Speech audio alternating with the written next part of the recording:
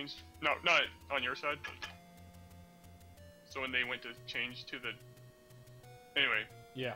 After that, they used the old one. So I don't have to do anything, I can just sit here and wait. Okay, real cool. Alright. Let's just... Yeah, give me a sec, I just want to make sure it's on. Okay. Or he said you can go, alright. Alright, cool, That's great. fine. Hey, everybody, welcome to The Legend of Zelda. I'm here with Cananophone. That's me. Yeah, oh, we didn't see, now everybody saw the password. Well, anyway, I gotta start the game by, I'm gonna enter the secret password and skip a bunch of content. Skip about like 29 minutes of the game. And so, if you ever, as a kid, like you played this game, you rented it, and then for your character's name, you decided that you were going to enter the big name on red letters on the cartridge. This is what you play the second quest, and it's a lot harder than the first quest. The first thing the first thing I'm gonna do here is I'm gonna kill a bunch of enemies, and this is only to set up global drops in this game. I got my first drop. Yeah, the global, the consecutive drop counter is used a lot more, but in terms of mandatory bomb drops, but, you know. Yeah. And here I'm hoping to get a couple bomb drops would be world record pace, but I just got I'm sorry. one. Never mind. Go ahead. No, go ahead. I shouldn't have said that. Okay. I'm gonna try to avoid killing a bat here. I'm still manipulating counts very exactly. And there's my 9th kill, which is perfect. Oh my goodness. Or it's not. Just kidding. Okay. It's still pretty good getting that, you want to get one of those random bomb drops? Yeah, I do. If I didn't get it, I'd lose 30 seconds in the first level. That'd be reset town. And now I've taken a small risk here. And great. Good job. Yeah, so now I don't have my money because I used my count for the bombs instead of the rupees. That wasn't a very good plan. Yeah, well... Well, anyway, we're just gonna get that money outside the level. You need 10 for the money-making game, right? I need 10, correct. So, yeah, I should be leaving this level with 10 rupees to set up playing the gambling game in Legend of Zelda called the money-making game. So first I need to kill some enemies here without getting hit so I can... Great.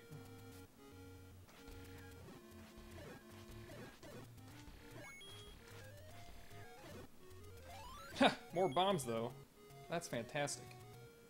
It's a funny story. I actually thought you were doing 100%. Oh, yeah. No, it's any percent.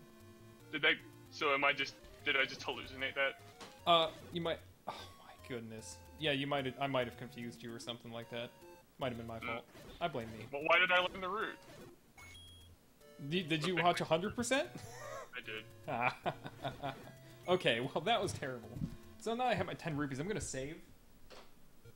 I'm gonna reset the game and try to get through these menus.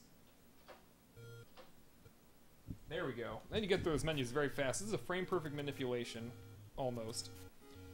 Mm-hmm. Right here, I'm gonna place that bomb basically exactly there, and I've got a 4-frame window that I can land on and get this 50 in the middle. And just for fun, I'm gonna win another 50 by walking that far out of the cave and doing a couple sword swings. This is an 8-frame window for this second 50 in the middle. So that's like gigantic. Yeah, that's huge. It's practically impossible to lose once you practice it. Mm-hmm. Seems like a scam. Yeah. I recently discovered that I couldn't figure out why I was messing up on the 3rd and the 4th wins a lot, but getting it the second so easily, and it's because the second's actually an 8-frame window, not a 4-frame window, and the rest are all 4-frame. Yeah, in general, because of how the grid works for movement, it's not that hard to do a few things frame perfectly, just getting to that room. Oh yeah, exactly. And because there's more ways to do frame-perfect movement inside the room to continue to run a frame-perfect manipulation. And if it wasn't for the darn screen wraps... Right, exactly. We can't... Doing that frame perfectly is not happening. No, that's never gonna happen. That would help First Quest a lot, though, being able to... Oh, yeah. So, in that first room of Gibdos, I'm I cleared it halfway because it was convenient to do it, and I'll come back the second time I'm through there and finish it out for the key that drops there. Now, the reason we did money-making game in second quest is because there's not a lot of money in the second quest. We do it in the first quest, but there's just so much money on the ground, it doesn't really save any time. Yeah. There's like instances in the first quest where you go through like an overworld area that has a 30 drop in it and you don't even get it. Right.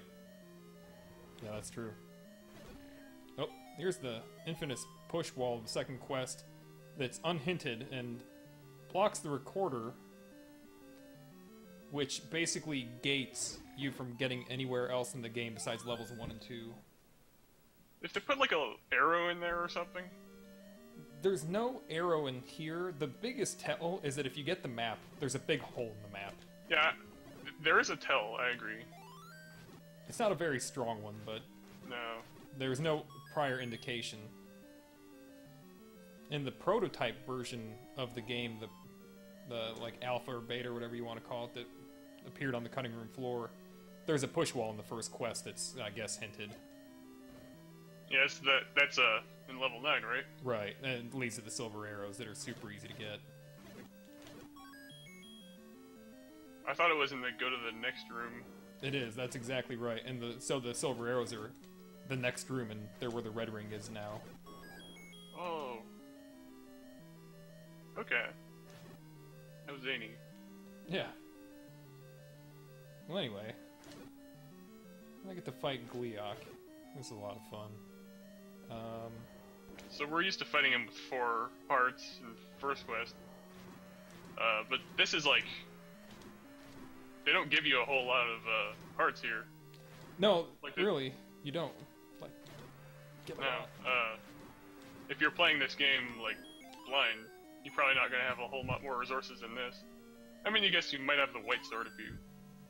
If you get the recorder and leave the level, then you can start to collect some resources, but you can't It's true. get a white sword until you have at least the recorder in this quest. Yeah. I guess... Yeah, and you can't do level 3 without the recorder. Right. Yeah, you can't do level 3, you can't get anywhere in 4, you can't get the ladder. So this is the only 100... This is the only overworld secret we're going to get, and it's 100, and basically the reason that I want to have that... What's really kind of an arduous bunch of RNG at the beginning of the game to get the run going at world record pace is because I want to buy the candle in order to get that secret the only time I pass it in this route. Yeah, trying to talk during the lag screen scroll. Yeah. All those arrows are not good for the old frame rate. No, and then that screen scroll's a big one. Skipping the Lost Woods maze, whatever you want to call it. Just go right past it. This is one of my favorite... Wow, well that's different. This is one of my favorite parts of this particular speed run. Entering into level 6 to steal the ladder, and having to kill nothing to do it. Just avoid enemies and take damage. Yeah. Oh, I know what messed it up. That missed screen scroll messed up the patterns. Okay. Well, that damage boost is Sure, cool. that would do it. Yeah. So you're doing the, no... Are you doing the no magic sword route? That's right. Yeah. I could tell, because you didn't get the heart before coming in here. Yeah, I'm gonna go and I'm gonna get the potion from that instead for marathon safety because Yeah, I think that's a good idea. Ooh, this... yeah, that doesn't work at all. In the next room, I have to be able to take a damage That's a tough key boost. to get. Right. I have to take a damage boost to avoid getting hit by a red bubble, and if I get hit by a red bubble, I'm just gonna be trying to run into the blue one. Here we go. Of course, the second time through, that room's a bit easier. Do they all... Is that spawn always like that? It's pretty... I remember it being pretty terrible doing no up and A. Yeah. I don't know actually what really happened there. I guess it might have been more pattern weirdness from the mist Yeah. scroll. Yeah, But and up-Aing. Yeah, and but normally, all I have to do when I up A is just watch for the oranges spawn, dodge around them, and then get into the next room and run into an orange whiz robe with my body, and walk through a red bubble to pick up the key. Alright, so where are we headed over here? Getting the bracelet? Yeah, we're gonna get the bracelet, because we're gonna use the Take Any Road, and I'm buying the arrows as well. Was that path more efficient, or is it because you want to buy the arrows here? Usually you would do that after. Yeah, we won't be passing by any other level arrow 1. shops conveniently. Yeah. Right, and in No Up and A, you would go from level 1 directly to level level 2. 2 and get the power bracelet on the way. Or, yeah, that's right.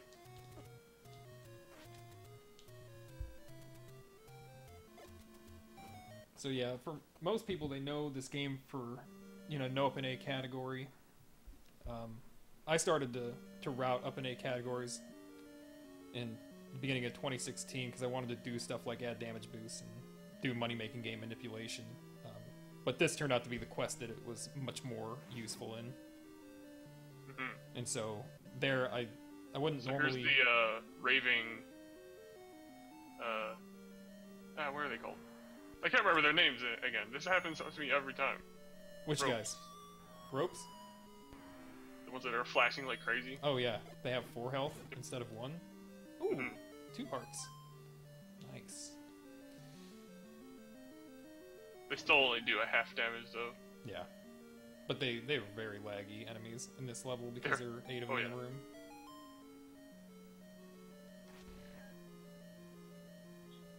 Okay. Dodging. Speedrun robot got timed out. For spamming. That guy. When will he ever learn? When will he ever machine learn? Ah. Okay, we're through that room. Of course I had all the hearts this time. This is a sweet level 8, no damage. Yeah, it's going great. There's an emergency bomb thing you can get back there. Oh, if I Really kill what all... I hate about... Yeah. What I hate about Second Quest is just all these 3 packs of Dodongos. Yeah, it's very annoying, and it makes Second Quest Extreme rules also. Especially when you get hit after stabbing them. So it, causes the bomb drop to stop. Yeah, so the way the bomb drop works is actually kind of, sort of a one-off. The way it works is if you smoke a Dodongo, they get stunned. Oh, if you place a bomb directly in front of them, they'll just eat it, and if they eat 2 of them, they die, and it takes a long time. If you just hit them with the smoke instead, they become stunned and then vulnerable to the sword. And there's special code that when you stab a Dodongo, it immediately sets the bomb, the code in, the value in code that makes it drop a bomb. Oh my goodness, please. Missed time to swing there. That's fine. Yeah. The main thing... The fireball is up in your grill. Yeah. It's really good to keep the white, or the beam sword here going into level 4 because of the first room that I have to deal with. And then it's really... Do you get that key on the left? Yeah, I do. I have to get a key on the left somewhere in the game. Second quest keys are awful. In first quest, any percent, we're routing keys. I'm routing out a key that takes 6 seconds to get, and in this quest, I'm routing in keys that take 15 seconds. Yeah, for any percent first quest, you don't even do the re-entry trick. Right, and that's 6 seconds to do that. It's so nice dark clip there. Yeah, it's like a half clip just so I could reach a little bit. Mm-hmm. It really just helps. That bomb is a little bit on the edge. I hate going this direction to try to bomb one of these guys because enemies come out, spawn on the top left corner of him. The dig doggers. Here's a great room. Come on. Well, if you had done some better counting, we could try to get a clock here. No, not really. When I did 3 first, though, I would be able to tell what the count was based on the wall masters. Yeah, it's very easy to tell where your count is when you're fighting wall masters. Mm-hmm. because they often drop and they have a pretty specific. You kill like 8 of them. Yeah, you kill 8 of them. If you don't know your drop after 8 of those.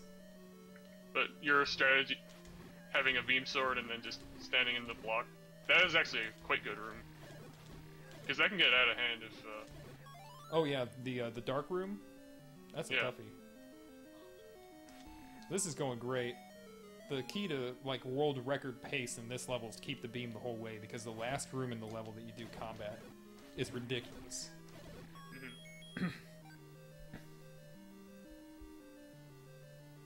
I have a we needed the ladder to get that key there.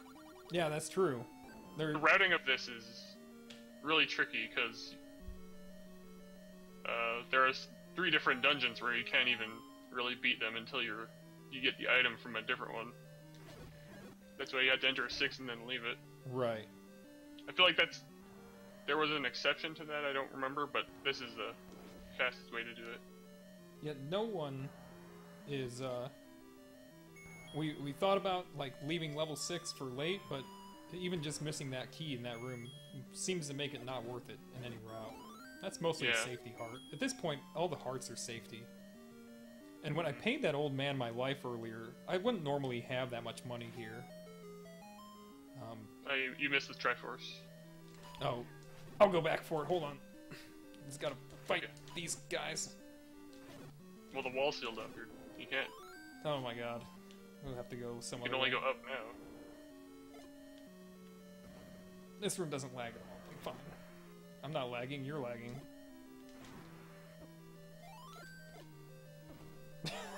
I didn't keep the beam, did I?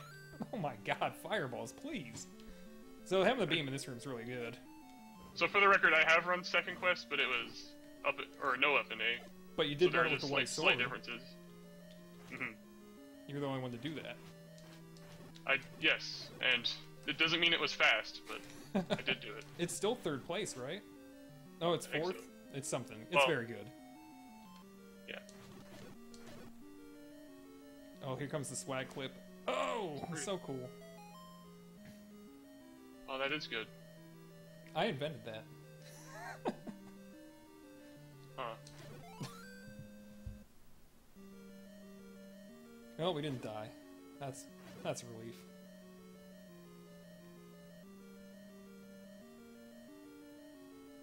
No, but that clip does. It's a good time-saving clip. Otherwise, you have to walk around blocks, and I think it saves a good, like, 0.6 seconds. It's very important in this game. That is a pretty good one. Like, of all the weird block clips, that one is one of the better ones. Yeah. Now, the problem is that we can't call everything swag. There's a swag arrow, probably a swag bomb or something. We're gonna wear it out. Yeah. The word swag is in danger of being worn out, so we gotta be a bit careful here. Okay, so... Oh, good start. Well, that guy's pretty hard, though. Octoroks are like one of the harder enemies. They are very annoying. He wasn't the fast one, but...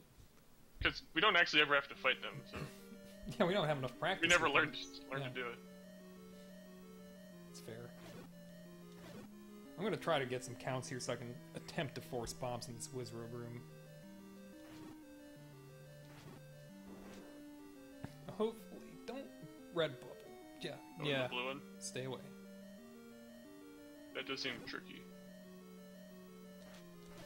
I don't know, sometimes it's like something goes wrong in there, and I really want these counts. I don't want to get into the last part of this level with low bombs.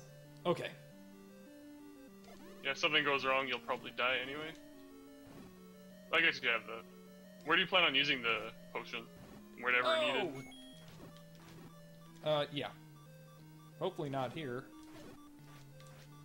Wow. How good's your reaction time? Alright. It's not a very hard room. It seems like it would be by looking at it. Because you're in a tight space with the Wizrobes, but they move very predictably. However, so that's a weird double clip you have to do. Well, you don't have to, but... Yeah, otherwise you could walk is... around normally, but definitely save a lot of time by doing that double clip there. Well, no, this that that red bubbling is not the biggest issue because, well, unless this happens. Yeah. Got some nice pause buffer and strats. I'm really inclined to go do something here. I don't want to go into that level without bombs. I just screwed up badly. So we're just going to go buy some bombs with our extra money. Haven't had to do this one yet, but... And that is fun because you can... I can't stab him. What am I doing? That's pretty good. Alright. Hey, might as well fill her up. Mm-hmm. Yeah, don't need to buy bait or anything in this. No. The bait only blocks a couple of items that we don't need. The magic boomerang and the magical key. Right. Yeah, 100% has a lot of money-making game. It does. I've got to win 6 of them. Yeah, because you have to spend money and you can't pay life anywhere. Right, can't pay life instead of hearts. You just buy bait twice, 2 upgrades. There's no hundreds anywhere. Yeah, I only buy the bait once because we use a glitch to store an up A. But yeah, it's still, we spend like almost 500 in that run. Okay, I gotta hit a blue bubble here. This is the last stop for a blue bubble in this whole level. Now, pause buffers, and walk on that exact row, and then hold upright in the... Okay, we're gonna do some health farming. Yeah, you got that key in level 4, so you don't need to get that one leaving level 5. I guess you wouldn't do that in no up A anyway, or in up A. Oh, the keys key. Yeah. Yeah. So that was one of that's like a fielder's choice in the quest to get that key. Yeah. I'm gonna pick this up. It's not how a fielder's choice works. Yeah, so I'd basically skip like the Gibdo in level 2, that jail bar room in level 2 with the Gibdos, or I'd skip the dark room in 4 to get the keys key. Or I'd skip the manhandle if I didn't want to deal with manhandle resets. Mm-hmm. I'm gonna put a bomb for health here. Yeah, that's actually a good call. That manhandle is... Yeah, I don't want to fight manhandle with the sword. So we got a nice 3-headed Gleeok.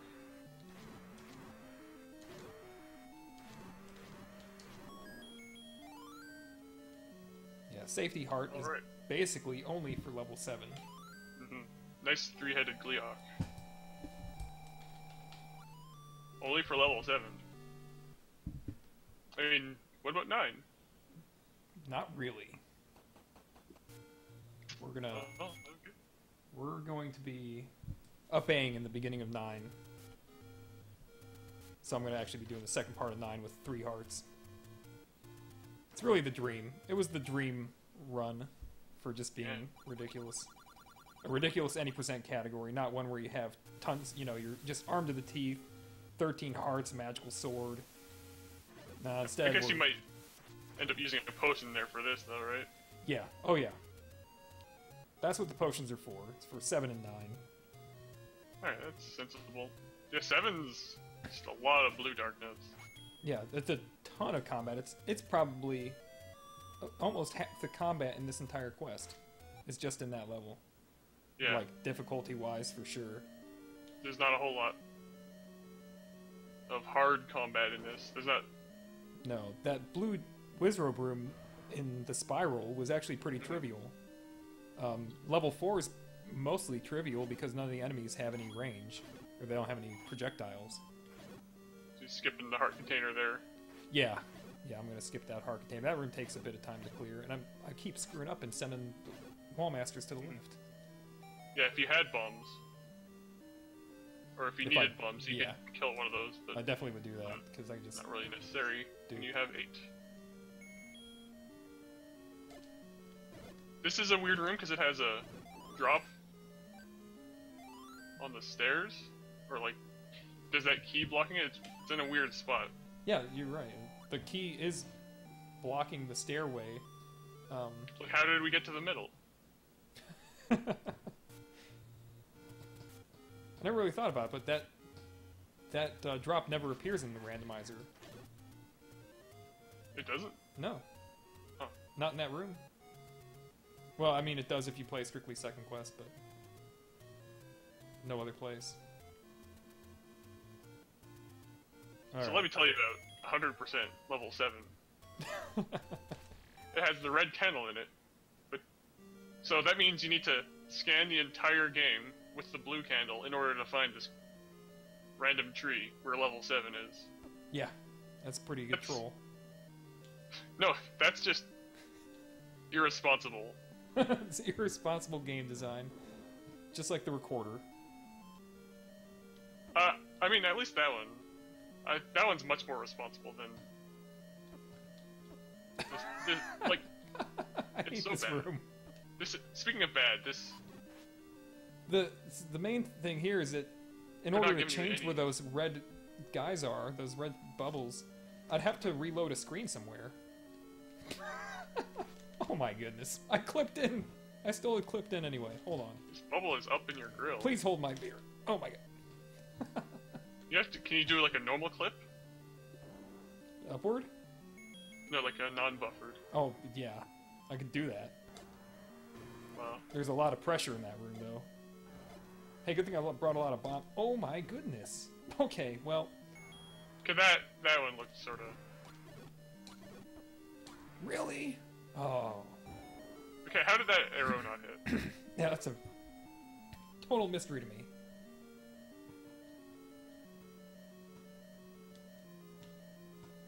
Oh my goodness.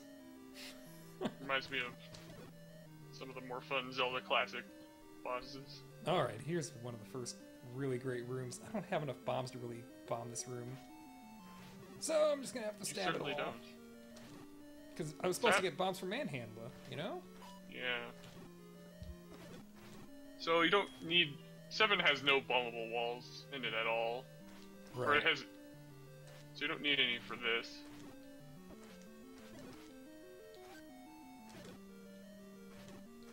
That's one of the good things. Actually, You need one for 6 though, right? I do. I need a couple for 6, I think. Yeah, 3, 5, and 7 in this quest, none of them have bombable walls. So, we know exactly how many bombs we get to spend on combat in many places. It's a little bit easier than first quest in terms of bomb management, especially since this level ends in a bomb dropping room that you have to clear. Alright. That's right. Now, gonna count up to 9 here. I've just gotten 5. Yeah, what is also quite hard is talking and counting.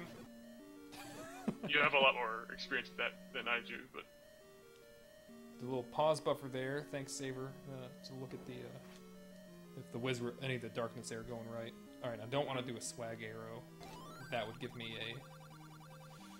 Well, this is a tough one. I'd like my ammo to be a little higher, but oh. Okay. Yeah. Yeah, you had a lot of money, didn't you?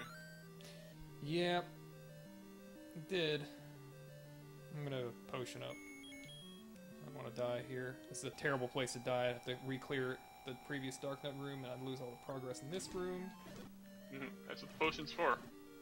Now, this room's actually, again, even though it seems tight, and there are a lot of enemies in it, it's very easy to exploit the way Darknuts move around these blocks by doing things like this, where I just wait at a corner for them to come around and just hit them.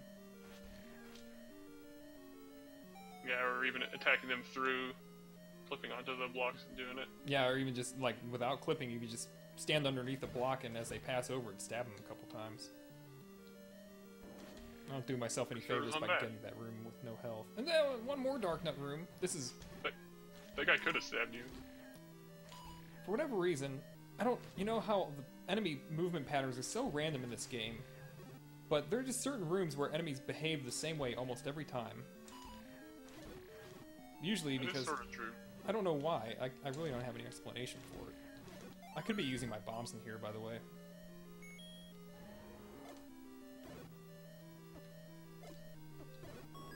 That was a good bomb. Oh, that was nice drops. Hmm. Alright. If you had taken more damage, it would have been more useful. That's why you always take damage.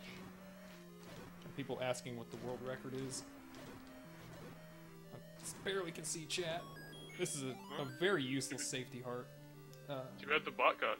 Lack has the world record in this category now. He ran it a couple weeks ago and spent a few days on it, which is about as much as I spent on it to get the time I had after doing the routing work. Yeah, the second quest ones, even though like obviously the record runs are good, like still relatively the first quest, the amount of time people have put on into it is basically none. Right. Yeah. There's no reason to think that, you know, possibly 45 seconds couldn't come off of this world record still. Yeah. Because, I mean, look at first quest. You know, when I started watching this game, the world record was like 31, and it's now 28, and the only routing changes that have been made in that time for, like, overall world routing is, like, 17 seconds of time saves. Mm-hmm. And it's dropped, you know, 2.5 minutes, 3 minutes, whatever. Yeah, and there are some, like, marginal things, like the key in level 4. Right, yeah. I mean, it's... And there's, like, not like there's any real new glitches. Yeah, there's barely been any changes. Oh my goodness. That's just there goes embarrassing. your shield. Well, I mean, it's one of the better things that could have hit you in that room. Yeah. Well, I'm gonna be brave here. It's not a really good idea. It's probably stupid, but... Yeah, so this room is sort of a nightmare with White Sword. Yeah. It's nice. Alright, not bad. Not bad. That's really good. The pattern, the initial pattern in that room is not great. You saw how they blocked over in front of me and then... Mm-hmm. Yeah, not ideal. Let's not take any more damage. Oh, you forgot that 5 rupee. Oh, you know that 5 rupee actually could be helpful. Because I do use my arrows for something coming up. Oh, damage boost. Oh, damage boost. Sweet. Oh man, the damage boosts. Yeah, we didn't really talk about damage boosts and how they affect time in this game, but... It's not efficient to damage boost when you're about to get a Triforce refill, unfortunately. That heart's not going to get used. The thing is, it's so on the fence. It's like, it's not worth it to damage boost, but it's also not worth it to avoid being damage boosted. Right. Because it's like right in the middle. Yeah, you're talking about a difference of 6 frames. A damage boost is going to save you 15 frames of movement if you go in the right direction, and it's going to cost you 21 frames to refill a half of a heart. So, it's 1/10 of a second. Unless you're going upstairs. If you're going on the way to level 2, that damage ladder, boost. yeah, that's a time-saving damage boost. Unless you value your beam sword. There's just a lot of things in this game that make damage boosts not worth it, which is why in second quest damage boosts are actually really cool. There's long sections without combat where I'm going to up an A at the end of that little piece and not have to worry about the refill. Yeah, that was probably not a good arrow to spend.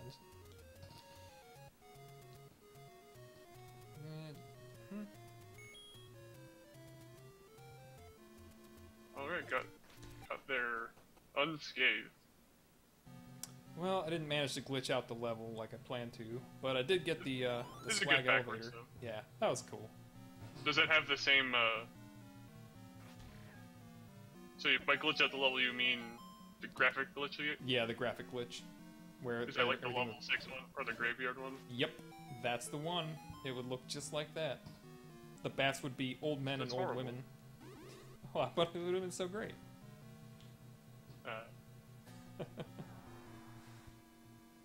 Don't. I don't know, it doesn't make me feel comfortable. So, imagine having to fight that Patra in the fireball room. Do all 4 of them shoot fireballs? That seems like a lot of lag. I don't know if there's any restriction to how often they can shoot based on like object overload with that Patra in the room, but they sure seem to shoot plenty. Did that come out right? Alright. So yeah, I'm gonna up an A here and go down to 3 hearts. And I'm not gonna spend all these arrows. Well, if I don't get hit, I'll get a 5er out of it, but... This is a dangerous room. This is a dangerous enemy. Usually they'll just hang around over there, but... Yeah, but... That guy wanted Once they want you, man. wanted a hug.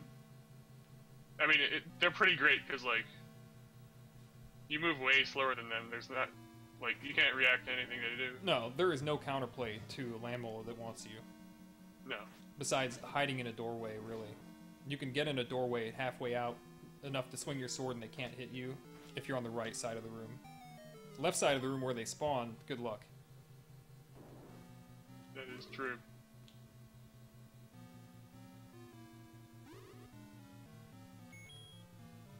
I have my safety potion, but I don't need it yet. I mean, I sure could use it. Because things do 2 damage. Right. Okay, a little pause buffering will get me through there. And I think I'll use it now. I'm not going to be fighting again. Yeah. It helps with Petra a good amount. Right, it's definitely going to help me clear the next Patra faster, and I shouldn't take any damage in any case. Before I would have definitely wanted it. Yeah, up and A is mentioned in the manual for this game. That is a fact. Alright, here we go. That's true. So, while I'm fighting this, right in the room to the left of me is where the red ring is found. That's true. Quarters damage, and is very overpowered. It is, especially in Randomizer. Yeah. So I could get that, but I shouldn't need it. We have the real boss of the run here is this last Patra. You mean Lag? Lagtra? And I'm going to do a trick here. When it fully extends, I'm going to stab... Oh my goodness. Well, I got 1 hit on it. There's a keystone. Oh, I did get 2 hits on it, but I'm taking a lot of damage. He's stuck. He's stuck in this form, in this contracted That's mode. nice. The first one you killed was it. Yeah. Were you actually keeping track? Yeah, when it extends, when it's fully extended, the leftmost orbital is the one that's the keystone. And if you kill it, it gets locked in whatever pattern it's in, so you don't want to do it when it's expanding. I see. So here's a more awkward Ganon. Yeah. It's hard to describe what Ganon does, because he's invisible. It takes, like, a lot of... What a mess. Wow. That was close. Yeah, I'm about to die here, man. Am I beeping? I can't hear. No, I'm not beeping, but I could be Hyrule drivered. Oh my god. He spawned on the right every single hit. And that happened in my old world record where he spawned right for like the first 5 or 6 hits. Okay, wow. That was 7 in a row. Dude. Pretty good. That's horrendous. I'm glad I allotted 38 minutes for this run. You didn't shoot the arrow. That's time. Good clutching that out. That was... Like, by the end, the pattern he was in is sort of reliable. Yeah. Because he doesn't, like, reset his, Yeah, he the spawns... way he wants to move while he's stunned. Right. I don't know why. I'm not gonna explain it. Yeah, I guess not. But once he spawns in the left or right corner in the bottom left or right, and we know what to do, but, yeah, that initial spawn, I've been trying to work on a way to get him locked up from that, and I haven't done it yet. Well, what can you do? Yep. Alright, well. Yeah, thanks for joining me on the commentary. Alright, that was solid. Because a lot of things could have gone wrong. Yeah. And only some of them did. Yeah, when I volunteered to do this, or offered up this category, I didn't really think about all the things that go wrong, because I hadn't played it in 9 months. So, yeah, got Simple Dudes up next. That'll be awesome. Zelda 2. It'll be great. Right on.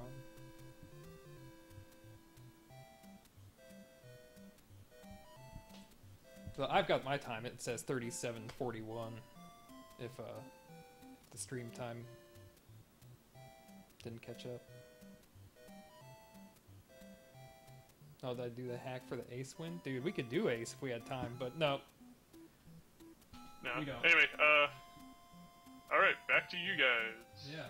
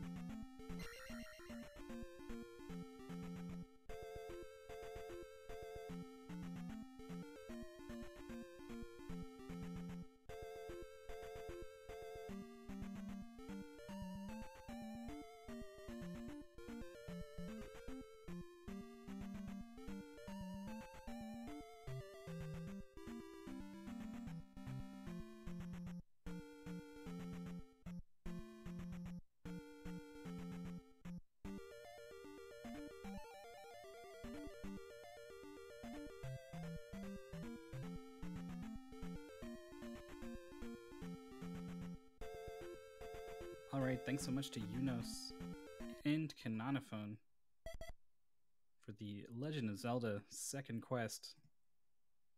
That was the first time I think I've seen a full second quest speedrun. There was a lot there that, yeah, I'm really glad we had the second quest category. In this year, speaking of second quests, we're moving on to the sequel of The Legend of Zelda. It's Zelda 2 Adventure of Link. It's the 100% all keys category. This was created because people kept skipping everything in this game, so they said, no, this is the one where you stop skipping things. And I think it's probably the most run category of them all. Boy, there are a lot of Zelda 2 categories. If you want to have some fun, head over to speedrun.com and type in Zelda 2. It's going to be run by Simple Dude. The record for this game went back and forth quite a bit between Simple Dude and Pro JN, and it's landed here on Simple Dude, so he's going to be running it for us today. Our commentator's running late, but he will join in later on.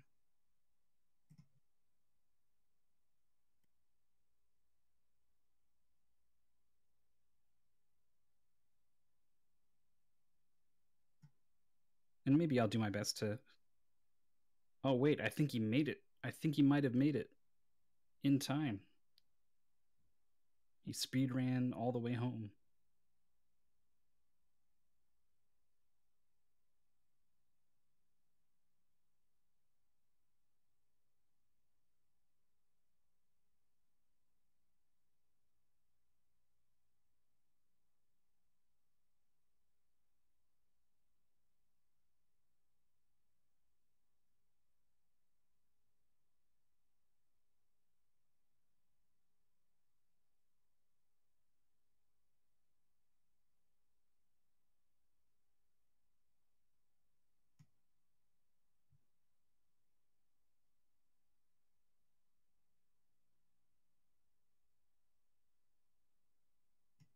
Oh, well, I guess the bot's already been updated, so I'll mention. It's going to be commentated by Cantaloupe. And I think he might be here. Yes, I'm here. Give me just 1 second. I am pulling up the stream. The restream as I speak. And it might give you an error about a source can't be found or something, if that's the case. That's what it's doing. It's that came up, so I opened Firefox. I'm trying to pull.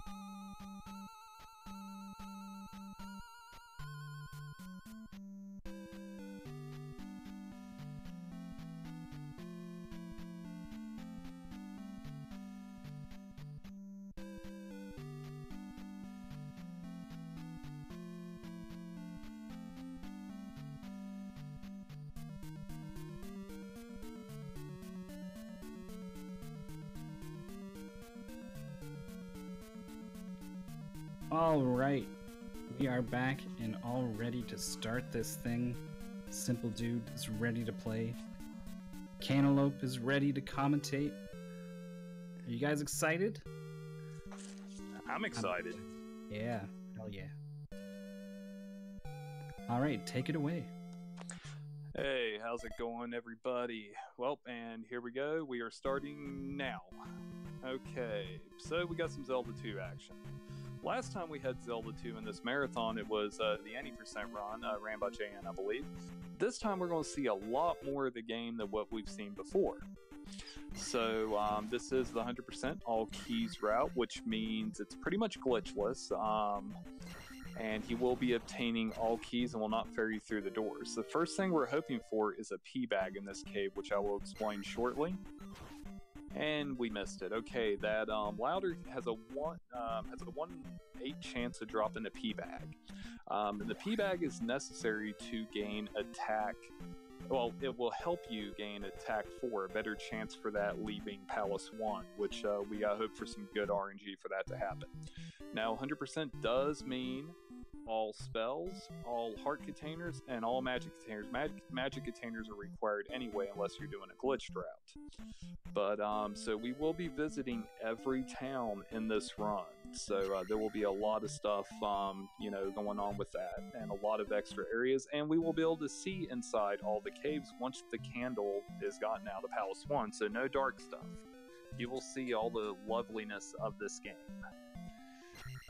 So, we got the shield spell acquired. Ignore sound of Pepsi can opening. Okay, good. So, shield.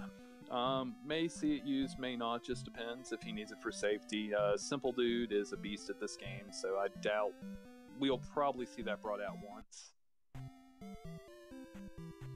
Against Guma and Palace 5. Yep. It is Pepsi Piesel, I assure you this late. But anyway, now this will be the last time we see a dark cave in the run, so enjoy not seeing stuff. Now, experience is key in this run. He's going to want to level up in a certain leveling order. This is routed for leveling. Now, this is an encounter skip. He's trying to skip a forced bubble screen by taking an encounter on it, and that he did. You'll see that on the way back. Down here is where our first heart container is of the run.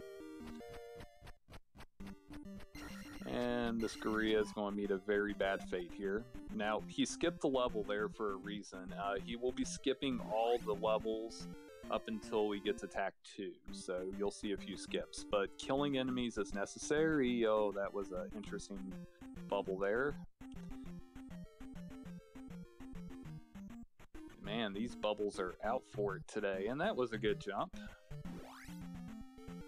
So we got through that. Now, the drawback with the delay there, that encounter can still nail you instead of the free walk practically, but he got lucky. If encounters are based on steps and timers, so that's how it's working.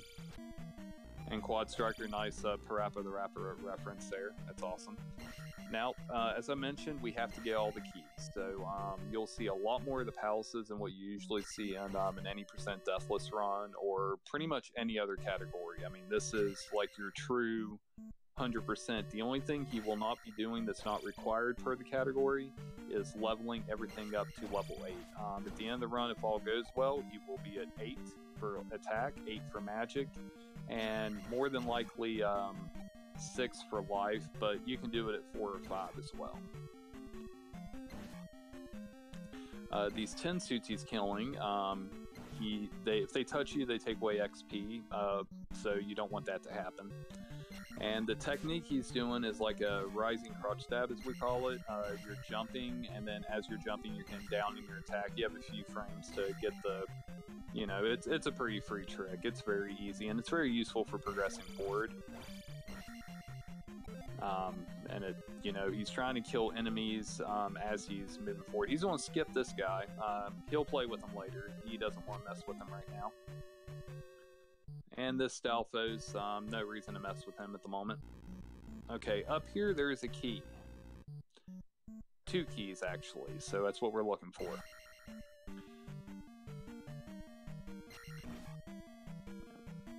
One key. Now this room's a pain. He didn't have to stop. If you have to stop, the hammer pattern over here will wreck you. So he's going to get through him pretty free, and it's going to take 8 hits at attack 1. Picked up the key as he killed him. Now if he would have got that 50 back, he would be at attack 2 already. But that's not much of an issue at the moment. What he is going to be hoping for, there's 2 types of drop counters in this game, your large enemies and your small enemies, and there's a third type that doesn't drop anything, but we're not going to talk about them. We're going to talk about the ones that matter. They all drop on the 6th enemy killed. You can get hit. It isn't like Zelda 1. You can definitely get hit. So it's not an issue, but the 6th enemy you kill in either a large or small group will either drop a jar or a P bag. The large enemies will drop the 200 P bag.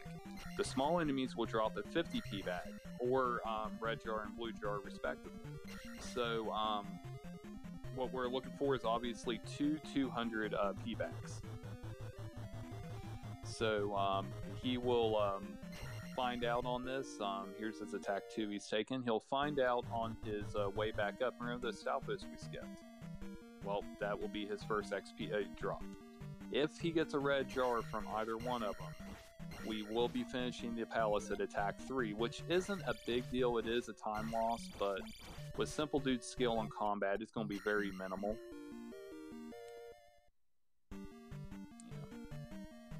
So we got the candle, so we'll be able to see in all the caves now, which is a plus. Yes, the word P is quite frequently in this run. I do not apologize.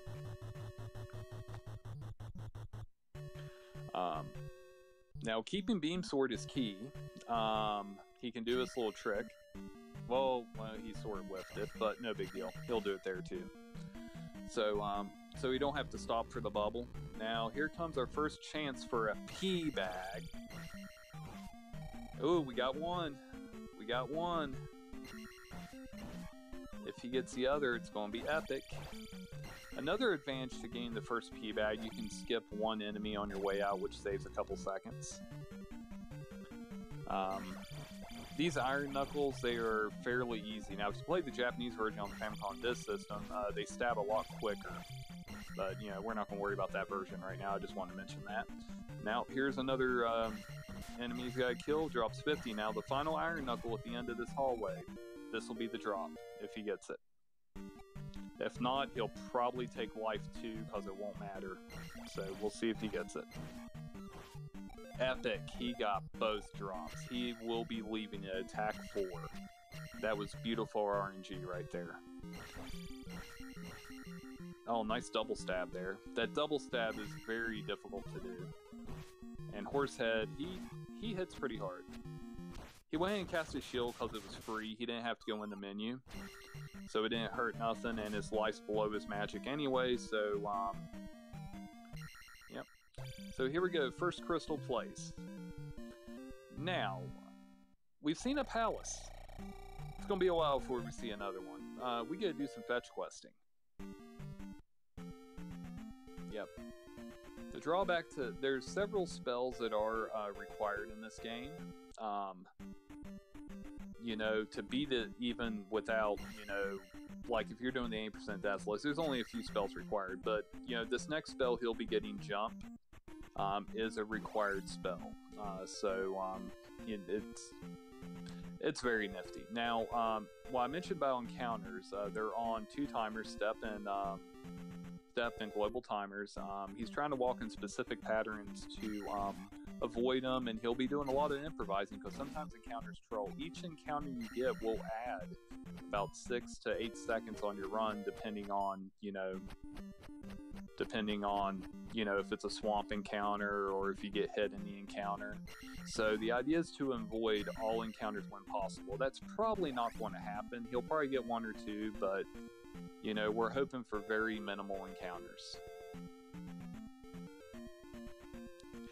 Now, I'm not going to mention all the original names of the town. We're just going to call this Jump Town, or affectionately known as Yump Town, where the jump spell is that's required. This is a southern accent, 9 Spade. I'm West Virginian. Anyway. Yep.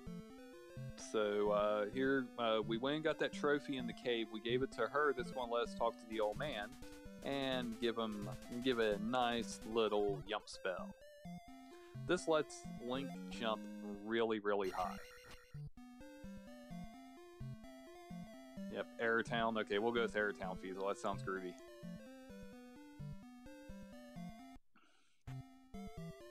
Okay, now since we have that, we're going to Jump Cave, which is the cave that will immediately use the jump spell. And while Link's walking down, it looks like he's scratching his butt. You'll never get that out of your head now. Anyway. Octorox. Now, he'll be probably taking Life 2 in this cave at some point. And then he will not level anything up for quite some time.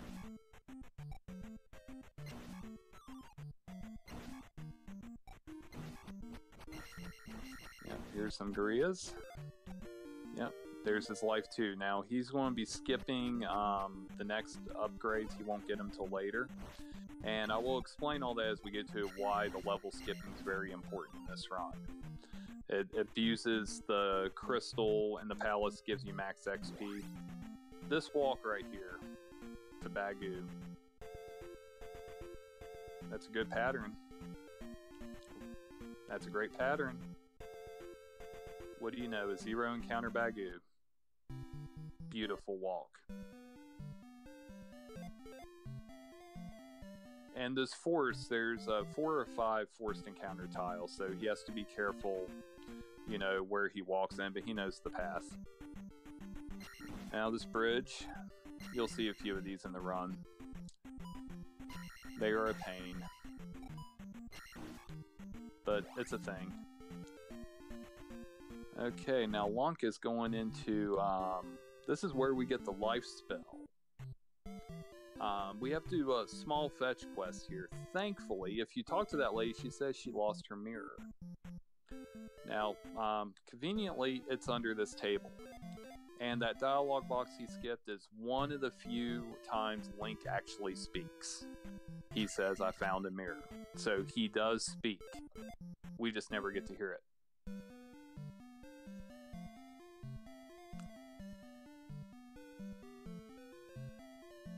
So down here, gave her the mirror. It's going to let you in and get the life spell. Now, the reason why we talk to Bagoo will, he knows the Riverman and also the Gingerbread Man. But thankfully, he will also let you, you know, cross the end of the town to go into Death Mountain, because you have to know Bagoo to advance without glitching.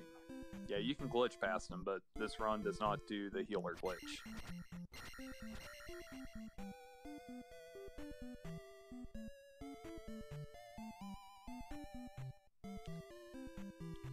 If you game over, you start at the beginning palace, but you retain everything but your experience Route 7-Eleven. Well, you know Bagoo's gonna let you cross. Now, this section of the game is very brutal for beginners. You know, casually playing it or newer speedrunners to this game. Death Mountain is very, and I do agree, Spork Dude is awesome, but this area, Death Mountain, pretty simple path, but difficult rooms. Really good pattern there. He's using the beam to hit enemies as much as he can to keep moving at all costs. Well, he does take Magic 2, okay, probably for marathon safety, but usually most people do not take Magic 2 in there. Good kills.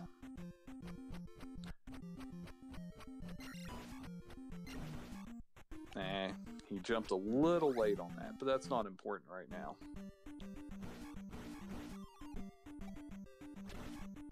Okay.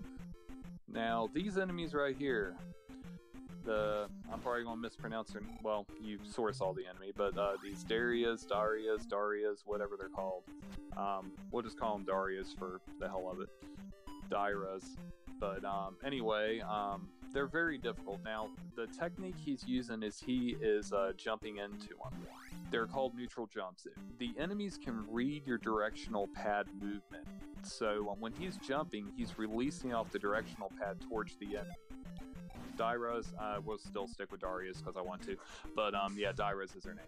But he's releasing off the directional pad towards the enemy, so they walk towards you. If you're holding towards the enemy, they will walk away from you. And that's common with a lot of enemies in this game.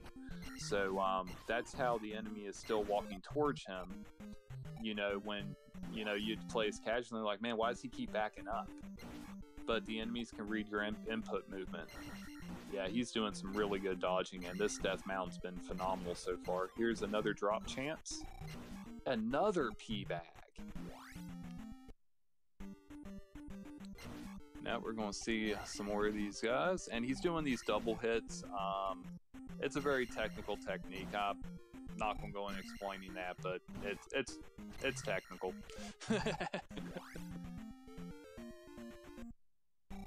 Now, Death Mount was complete. Now, this is the Hammer Cave. This is where the hammer is guarded. The whole reason for coming to Death Mountain is to get this little hammer. Oh, we got the beam wrap. That's awesome. And this is a fun little room. These double hits are just awesome.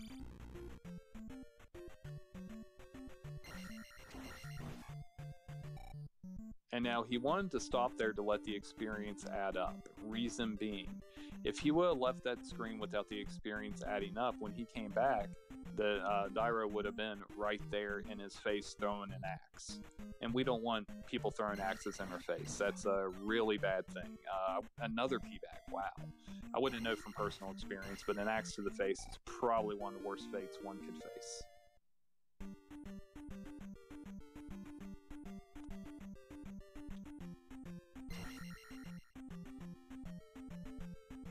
Yeah, the world record is it's a 1:14:52, I think, unless he's beaten that.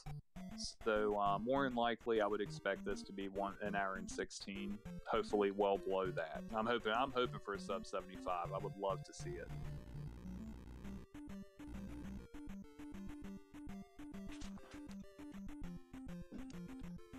Now he just has to exit this.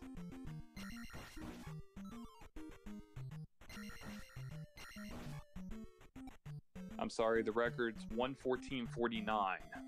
Yeah, that is the record. I do apologize. That's the record. 1:14:49.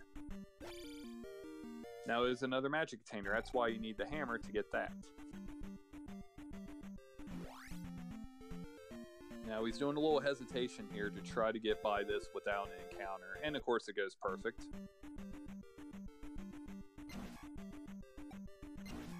This is the Octorok cave. Nice little fun cave.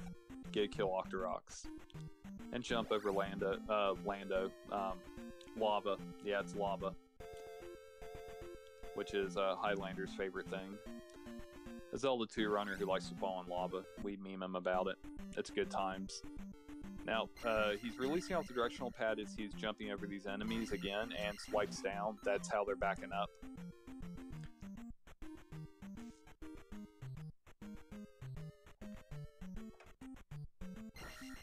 Now, he's killing these guys still for experience. He'll be killing enemies all run, because experience, like I said in the beginning, is very important. He doesn't really need any more P-bag drops in the entire run. He can get fine just without them. Oh, gets a little trolled there, but now, let's see if he does the safe one. No, okay, yeah. Now, what he's doing, he's taking an encounter on that square for a reason.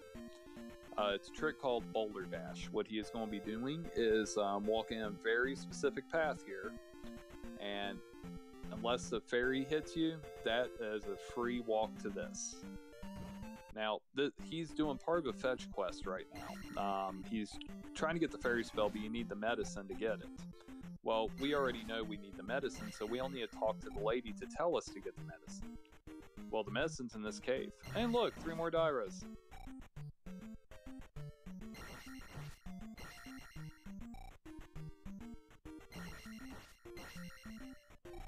Yep, there's the medicine. Oh look, lava.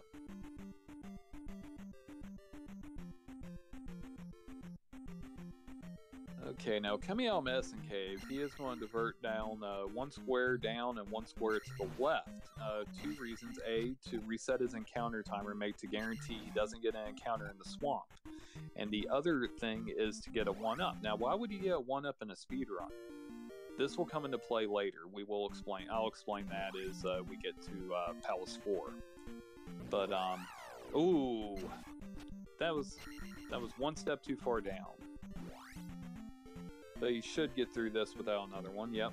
Now he'll probably get an encounter on the way to the town on the road here, but this happens pretty much all the time. Oh wow, what luck! That makes up for it a bit. A fairy behaving is very rare in this run. Now, the jump spell that we got does something pretty awesome here. It lets him get easily. You can fairy up there and through the door, but he doesn't have fairy yet. But it will let him get the down stab, another required item to beat the game. But at 100%, it's required anyway. But this item you would be getting regardless.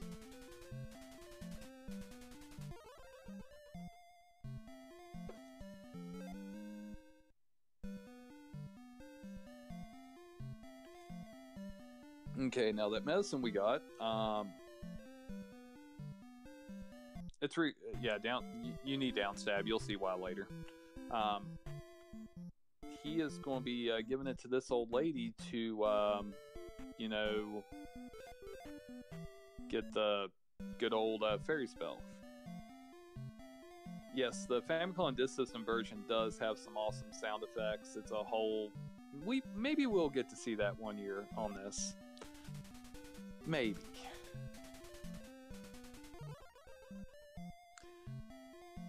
But yeah, the sound effects are glorious. Now, he went ahead and took a menu to, yes, he's giving it to the old lady. I said that correctly, Sheriff. But, he went ahead and menu to fairy because he was already on the menu. That saves time from menuing, which is key to. You want to be able to menu as well as you can, minimally as you can. Every time you get a spell, your menu comes up. So, you want to go to your spell when you can. Okay, gets by that encounter. Now, he's got to take a little side tour here, free walk here. Going into the cave. This has a heart in it. Normally would not be needed, but in this run, another P-bag. That's a very early attack 5. That is insane P-bag luck. Picks up the heart. Yeah, he's got too much XP. Because he'll probably take life 3 and Palace 2, and then he only needs to be at 200 XP by the time he ends, so he can skip a lot of enemies in here. Well, he knew the drop was coming on that. Oh, let's see how this walk goes. Yeah, he knew the drop was coming because the drops are on 6. He just didn't know if it was going to be a P-bag or a red jar. Okay, that encounter was unfortunate. The swamp is the worst place to get encounters at this part of the game. Let's see what he does here. Okay, good. He backed up, took the encounter on the road. Now we're inside another palace.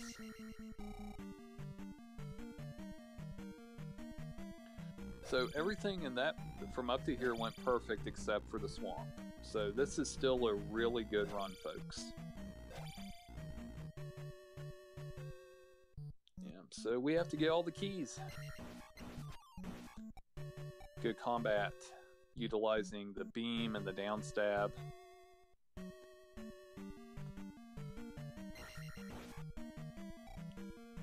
Good double hit there. Wow.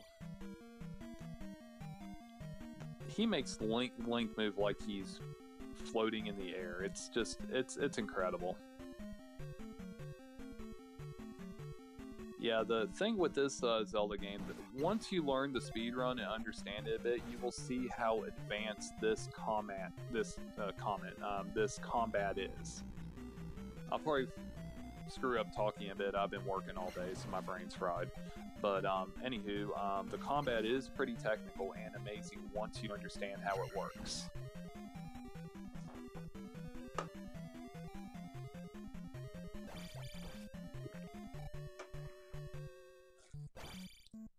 Yep, gets another key. Ooh, takes a hit. No big deal. We're going to take life 3.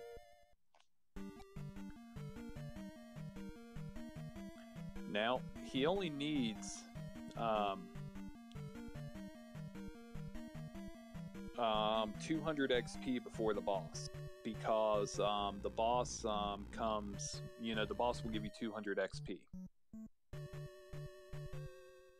Yes, everybody follows Simple Dude. He's a beast when it comes to Zelda 2. It's hard to compare to anybody his skill level. But anyway, back to the run.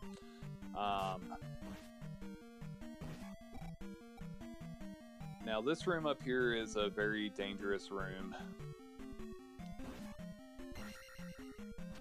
And he has Fairy queued up in case the unthinkable happens. Bots will kill you more than anything else in this game. They will knock you into the lava. Now he's going to be skipping a lot of these enemies because he doesn't need the XP. Will he get the swag jar? Yep.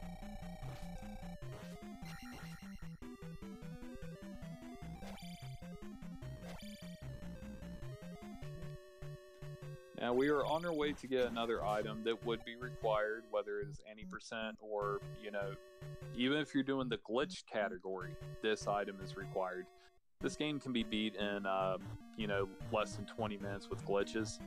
So, but you would still get this item. This is the glove. It lets us break blocks. Now he's going to do a little fairy dance here. You can fairy into doors, you just can't fairy through them. And we got the Michael Jackson Iron Knuckles. They like to moonwalk.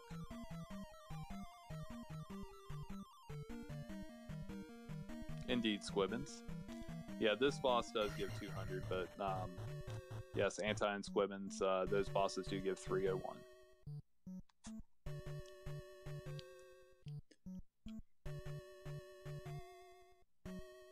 Okay, so we got some moonwalking out of the way. Now we got a little Moa here, and bye bye Moa. He doesn't have to dodge fireballs now.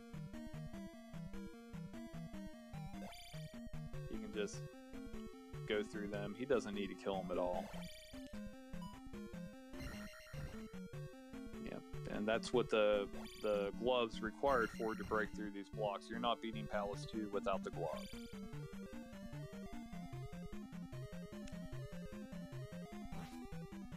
Now, there's a bubble at the far end. He can despawn okay, he didn't get the despawn. If that would have dropped sooner, the bot, that bubble would have despawned. Now, he's got to get another key.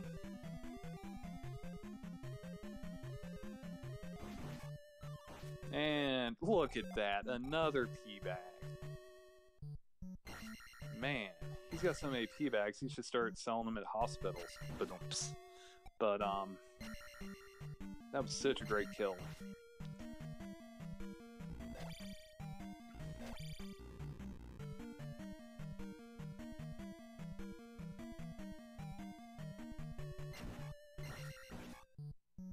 Gets through that enemy really well.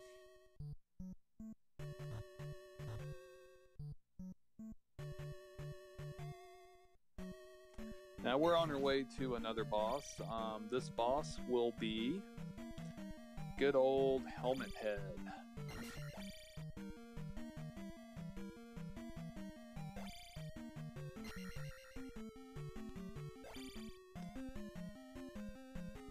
Now this is Helmet Head. knock his helmet off, jump over him, hit him a few times, and that was helmet head. Very good kill.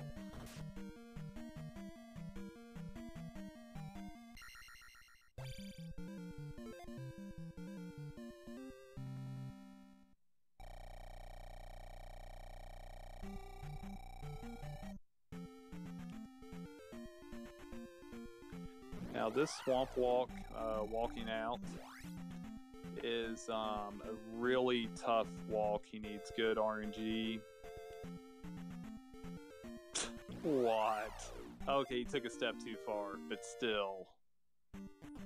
That was awesome. To slink through an attack in the swamp is, because you're moving half the speed, that's not easy to do. Now he's going to get an encounter after he breaks this boulder again.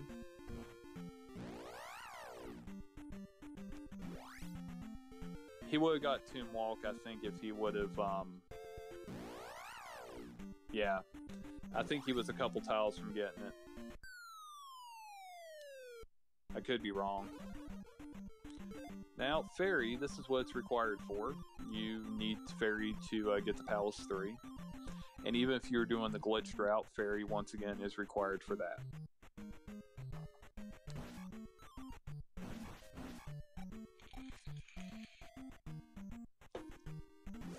Palace 3 is right there. We are in Palace 3. Now, one thing I will point out, Simple Dude is playing on an RGB NES that, you know, is using the Play Choice 10 palette, so the colors will be slightly different than what you're used to seeing. The quality's amazing, but the 10 of the screen might be a little different than what you guys are used to seeing, by the way.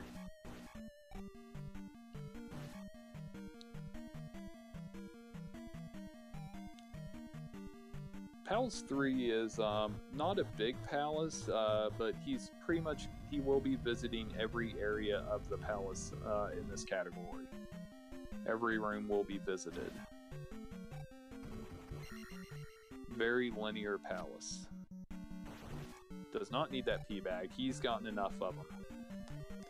You do not have to kill a lot of enemies in this palace either, just a few, because he will level up to Magic 3, and he will not take any more levels until he finishes palace to get attack 7.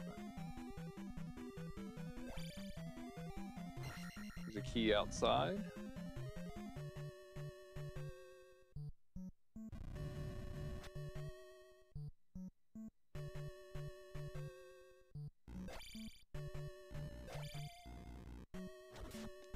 This way is to the raft. And this screen is another... There's lava and bots, so yes. He'll be taking his time a bit, make sure he doesn't die. That bot, he just decided to take a bath on his own. Bots love lava. Now, one thing I didn't point out in Palace 2, but he is ferrying as he goes into items. And the reason is... he doesn't have to stand through the animation of Link going, hey look, I found a raft. He can just pick it up and go. So that's what Simple Dude is doing there. He will do that for most of the items. I believe all the items except for the cross. Then P6.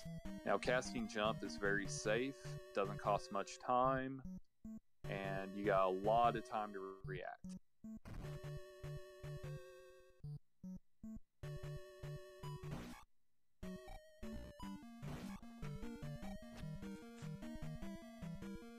He's got one more little side room to visit.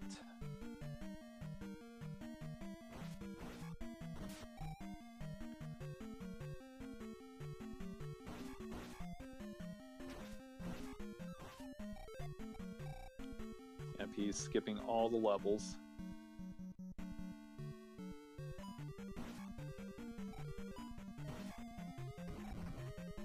Now this Minecraft room, he's getting the key.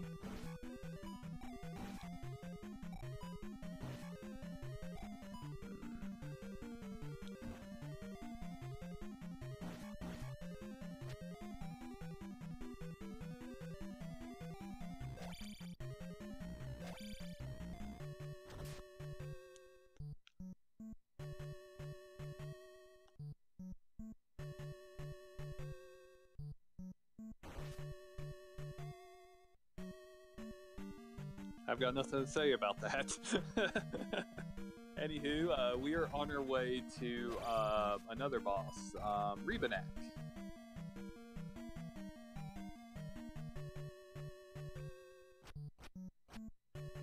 Now, Rebanak, there's a couple ways to kill him. We're going to see a quick kill here. I would almost bet on it. After he gives him a migraine. That's a good kill. It's not a quick kill, but it's a good kill. He wanted to give him a little bit of a migraine first to get him out of focus. Okay, Palace 3 completed.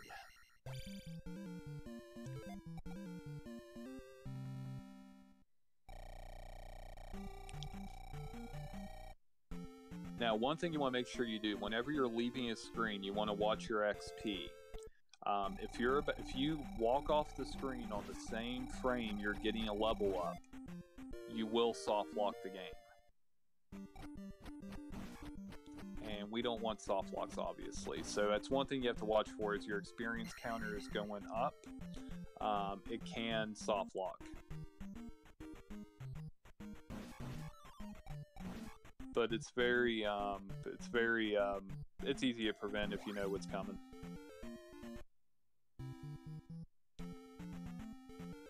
Now, soft lock is when the game is running but you can't do nothing.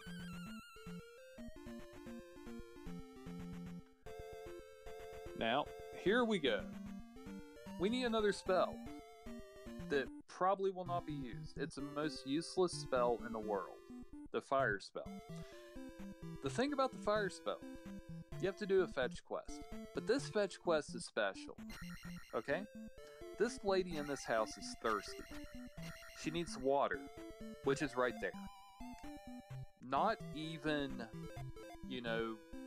not even 10 feet, maybe a 1/12 of a furlong, maybe a 100th of a fathom, and 1/1000th of life speed times whatever. She would not walk to get it. She makes Link goes to get it, and then lets him in the house, and you gotta talk to the old man again. It's a fire spell. Yeah, it kills a couple enemies. Switching back to the Famicom Disk System version temporarily, the fire spell is 100% useless because you can kill those enemies with your sword that you can't in this one. Which they fixed when they ported the NES version over from the Famicom Disk System. They changed a lot of things. But Fire Spell, it does have a use, but we probably won't see it. Now, this section right here is one of the hardest encounter sections until the very end of the game.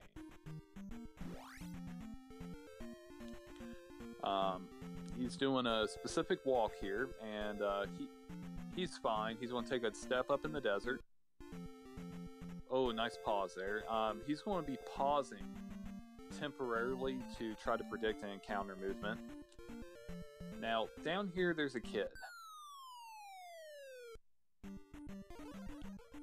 And he's going to ferry to pick it up. In the Famicom Disk System version, you actually get to stab this kid. Because you don't pick up items, you stab them to pick them up. So yeah, you get to stab the kid in the Famicom Disk System version. Now we're coming out of the maze. You'll see the maze again. That was Palace 4 up there. It's used later. Now another one up is here. Now this is setting up a strat called the Dazzle.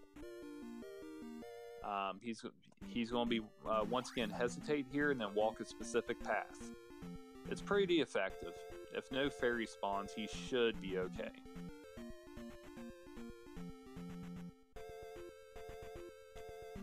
Ooh, he got lucky.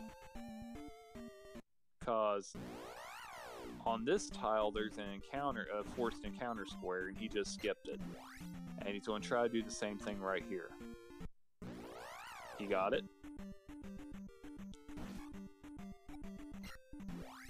Now, we are going into the Reflect Town, where we get the Reflect spell and an item rarely seen called the Upstab.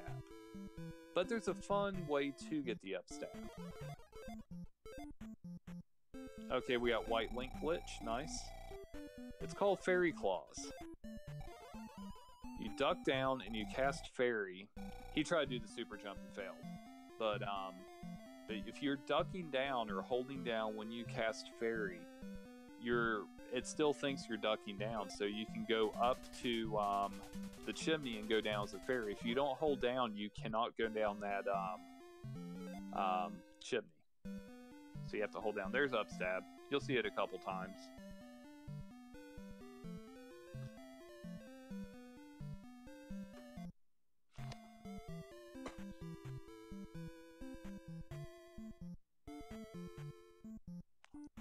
Not only do we kill bots in Zelda 2, we kill them in the chat too.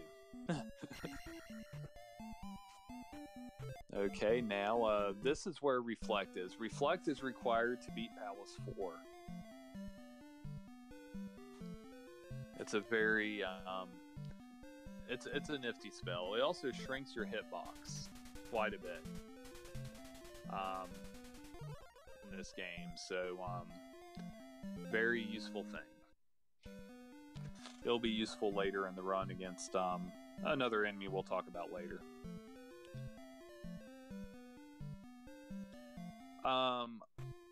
It's only if you hit it the first try, plate, yes, it will save time, I believe, but it's just a few frames, and it's much more consistent. Just do the Fairy Claws. Now, he's going to try to skip these encounters again. Nope. He's going to try it again, just for the heck of it. We got that one.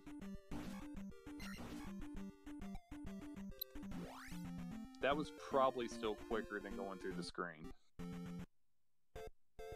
Oh, he's just going to have to take this one. Okay. That's unfortunate.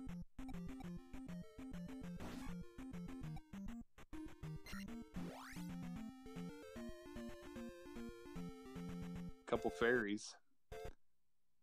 And nope. This walk back here is this will add so much time to your run if you get unlucky. Another fairy, and it went straight. Because in the forest, the encounters spawn one tile from you. If you're in the desert or the plains, there'll be several tiles away from you. But yeah, that section right there, that took away some time. Now this maze, it has another magic container which we need.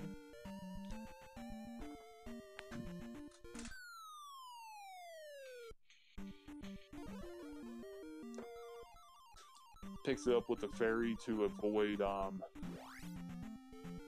the animation.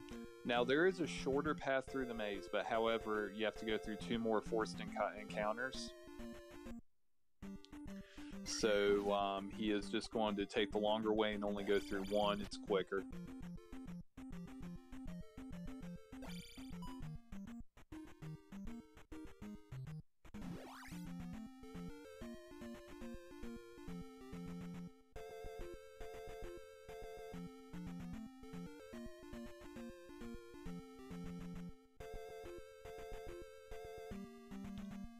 Turn on my heater. It's getting a little chilly in here.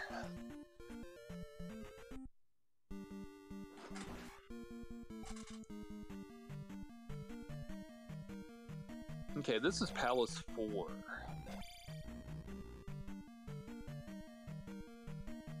Whiz Roads.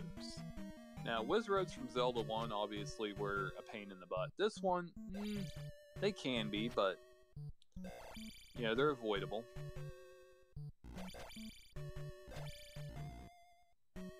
Now, this palace, there's a lot to do. He's going to be pretty much visiting the right side, then visiting the left side. Pretty tight jump there. Not really. Just looks scarier than what it is. He'll kill him on the way back. Now, this room right here, this lava is very dangerous. It does eat up a lot of links.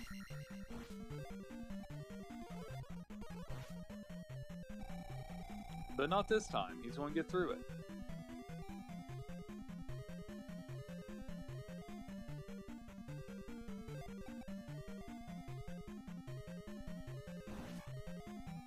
Killing him.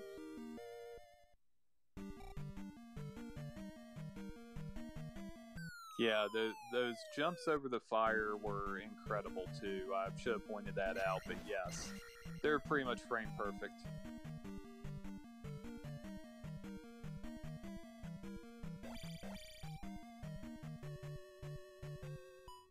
Well, he's going to ferry into this item.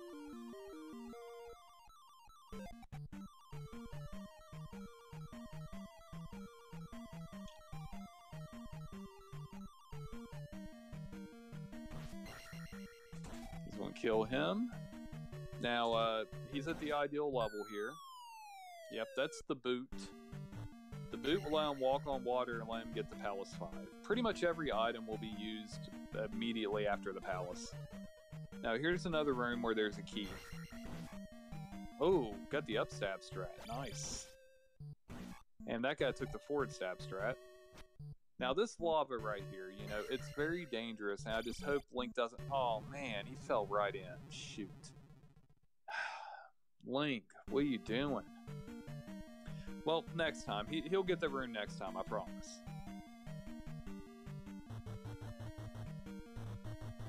So, yeah, you know, next time, he's got it, I promise.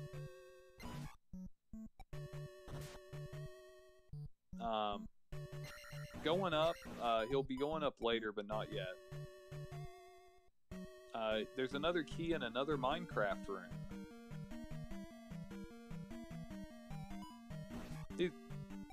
This looks trickier than what it is, but it's... Oh, we missed a block. No big deal. Oh, he got hit.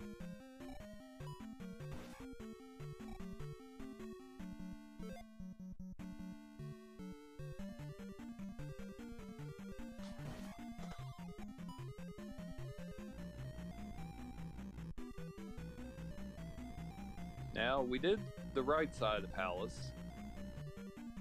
Excuse me, the boss is on the left side of the palace.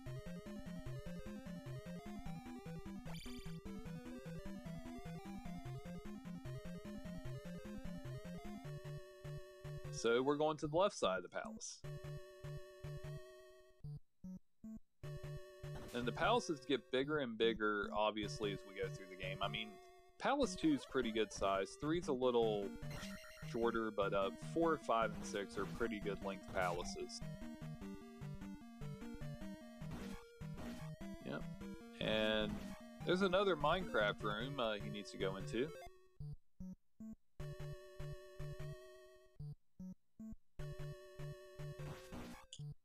This one, there's nothing chasing him, so that's the way that room's supposed to look. A nice little pattern.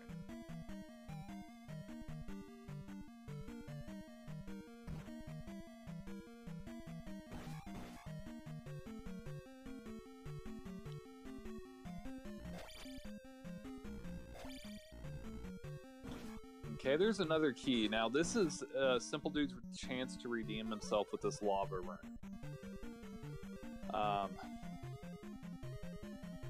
Yep, happy birthday, Chris, by the way. Now, this room right here, there is a key. Let's see if he redeems himself. Oh, man. He missed that jump. Well, obviously I was playing you all. Those deaths were intentional. Those 1-ups he got were used right there. To do two things. A, refill his magic, and B, to just go the other side of the screen. It saves a few seconds each one. But yeah, that's the reason why, you know, he was doing it. Mainly for the magic refill.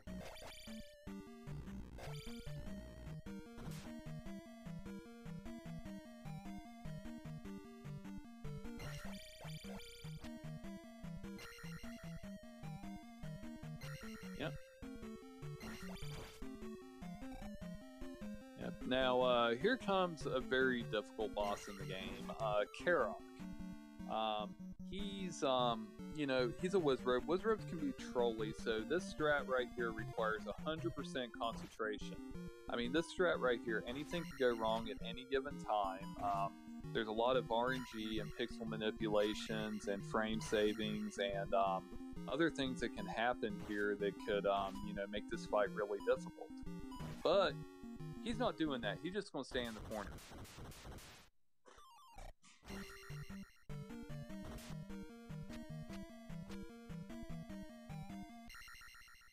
And that's Palace 4.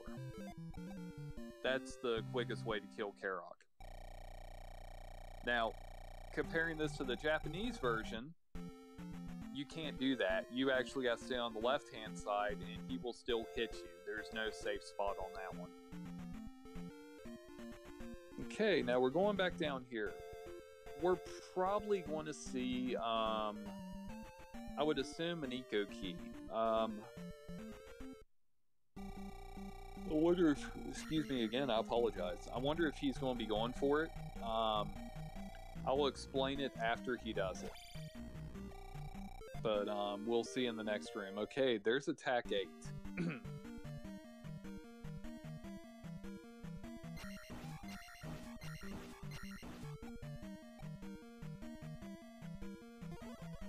Eco key coming. Let's see if he gets this damage boost. Eco key, more like Freako key. He paused there and got the bubble to appear where he wanted to, and boosted up there. Did not have to cast Fairy and did not have to go back and get it. Rhythm Song, we get the heart after. You'll see why. Yeah, that's a tough trick.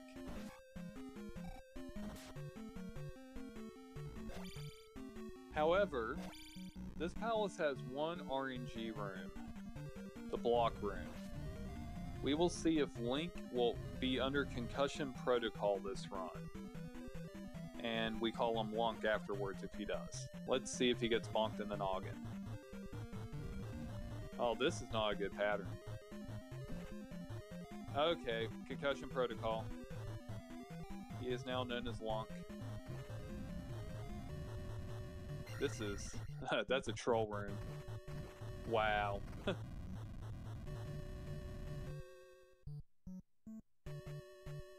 Yeah, that pattern was rough.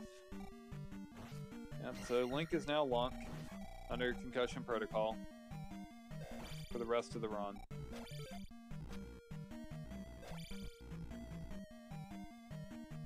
Yeah, nothing he could do about that. I mean, he made one small execution, but when you're playing that room, you don't see it while you're doing it. It's much easier to see it when you're not playing it. I know why I do that room and go back and look at a run. I'm like, oh, come on. I could have done that better. Okay.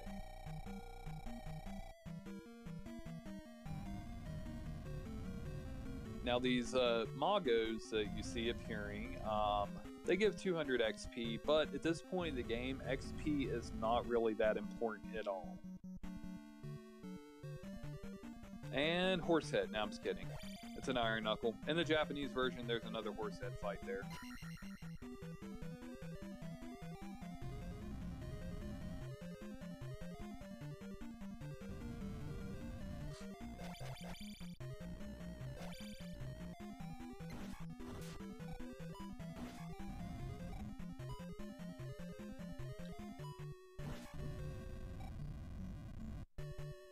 Now, he is going to get the next item. This is, looks like a plunger to me. I don't know about you guys, but, it looks like a plunger. May have to, do something with it later. But yeah, so he has a plunger. You know, he's got to do some things with it. Oh, look at those Mago kills. He only needs 700 XP before the boss, and yeah, he got 400 XP for doing nothing. Now, he has to go back right to get this key. Ooh, nice swag kill there.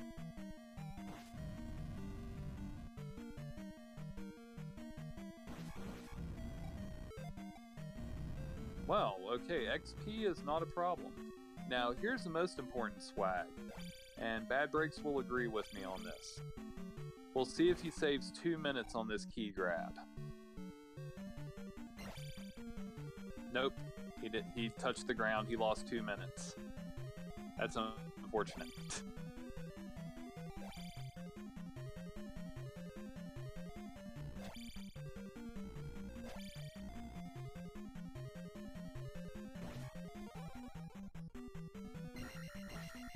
Hey, well, there's a magic jar up there. No, this is not serious. It's a meme.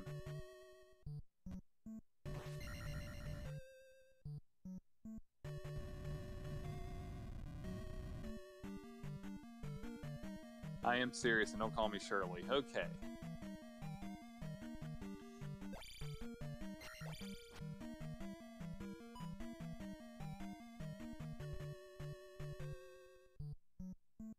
Now, we're heading,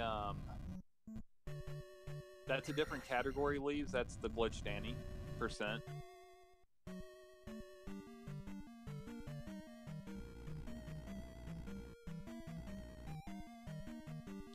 Now, we got to go to another key, and then after this key, we're going to see Guma.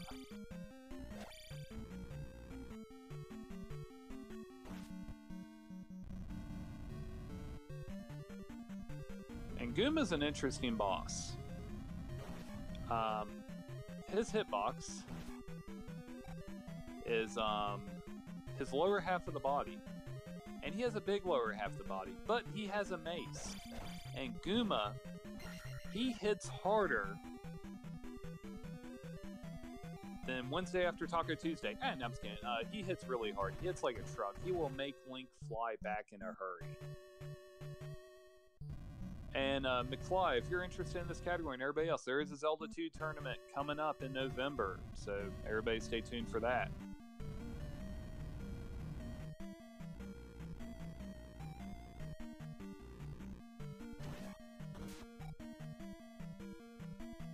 And now we have this Iron Knuckle, and here comes Guma. He's on cast shield here because Guma hits like a truck. And let's see what he does here. Yes, he does the strat. Oh, wow. He jackhammers through the hitbox, goes the other side, hits him twice, and hits him once. Dead. Beautiful fight.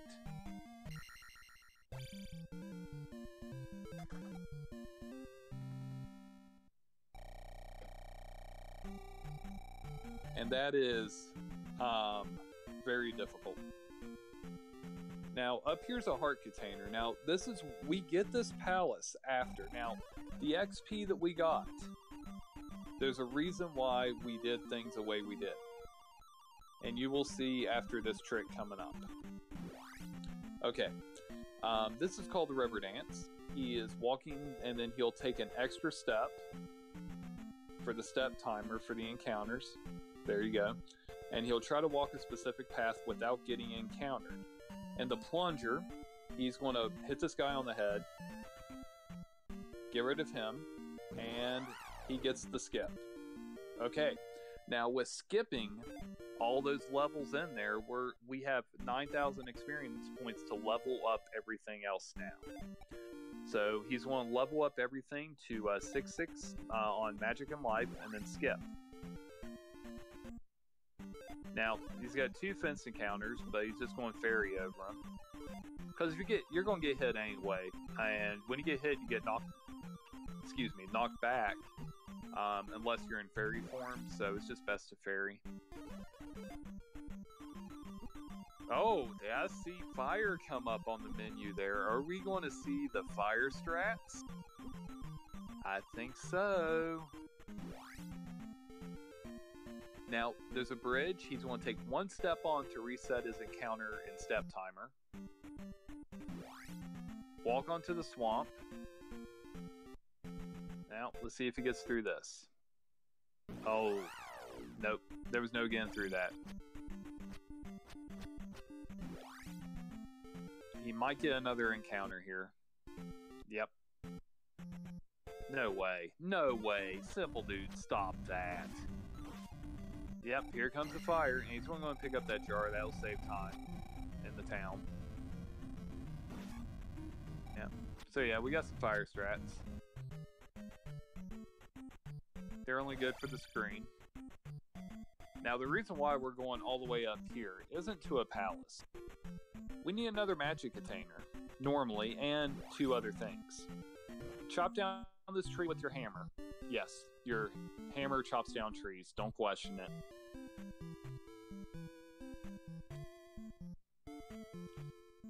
Since he got that jar, he does not have to talk to her. That's where the time save was.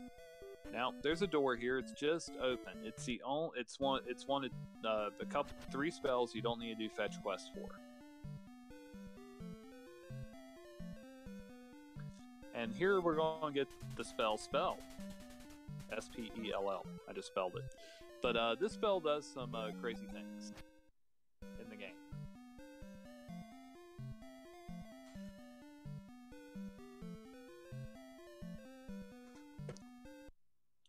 At the end of this town, he is going to make something pop out of the ground with spell. Oh, nice pose. Look at that pose. Beautiful pose.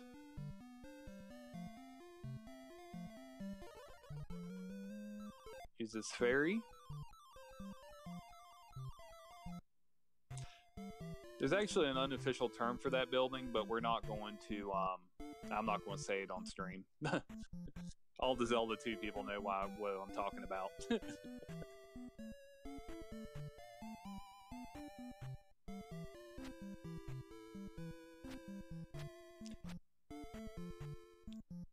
Okay, now there's one thing left to get. We get this last to refill the magic, and this is this is another magic container. Now he's going to use fairy again. This will be our last magic container, and if you were doing Deathless Annie, this item is still required.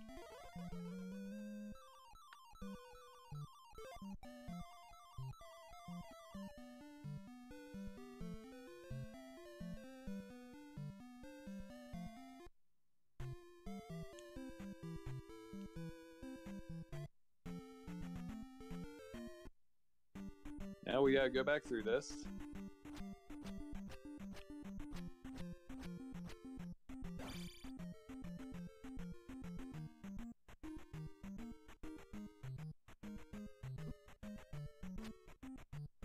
Doesn't want to cast any spells, and losing life's not a big deal because we got another heart container to get. Now let's see if he can do this slink. No, not with that. Oh my gosh, he surprised me. Simple, dude. Stop being so good. Wow. Look at that. That never happens.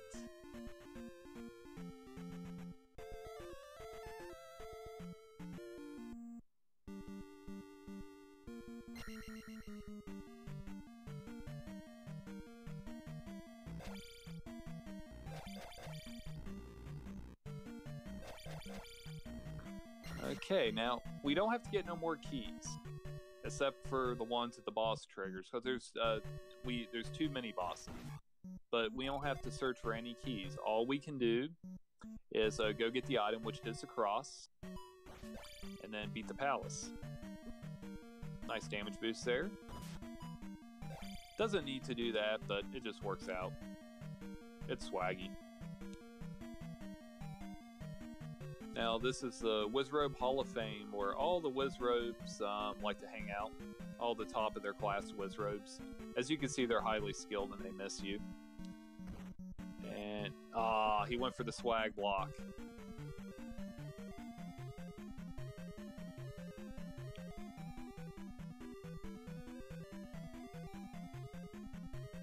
There are no keys in this palace, that's why I said that, Henroyd. Henroyd, I just got the name. Well played. Now this room has an invisible pit. It's called the Canadian Hole. A Canadian did name it the Canadian Hole, so it's perfectly fine. But, yeah. That's the Canadian Hole. We don't want to fall in that.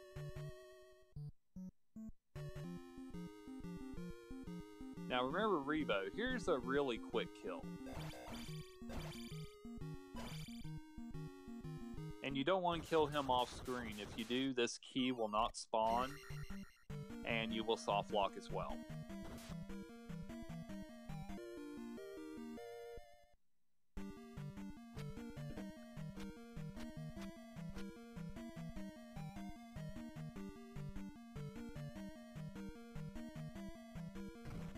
Now we're going to see that room again.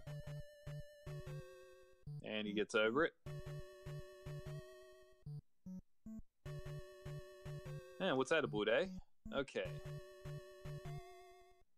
Now that invisible pit he jumped over is the same length as that. It's just safer to, you know, cast jump on there. You can make it without jump, but you know, you fall in it, you're going to lose about a minute. Now the Wizrobes up their game. And the FDS version of the Wizrobes are more aggressive. You can die in that room very easily, by the way. Now we're going to see if we get a small trick here. Nope, no ceiling walk. You can walk on that ceiling, it saves time. It's allowed, since you already have the magic key. And boop. Intended strat to kill these guys. Oh, supposed to be able to kill these guys quicker doing that.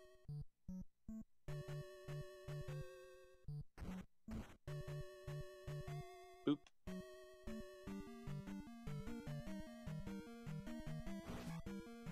Now, Fairy gets used twice in this palace. It is required to... You need to cast Fairy. Here is room number 1. Yeah, I would love to see a task one day where somebody attack 1 does a jackhammer on the bubbles to get over that. I would love to see a task do that. That would be beautiful.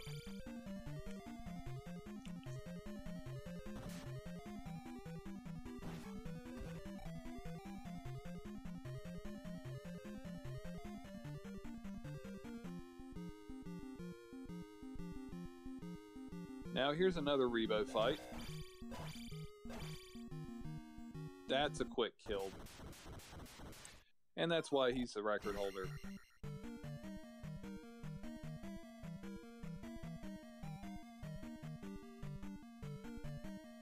Oh, he did? Not possible? Okay. I was hoping. Okay, here's the other fairy cast. Now this is Barba coming up. There's a jackhammer kill, or as we call the yak hammer. Let's see if we see the yumpless yak. It looks like it. That was perfect execution. He did not cast jump spell to do it. So that is a yumpless yak.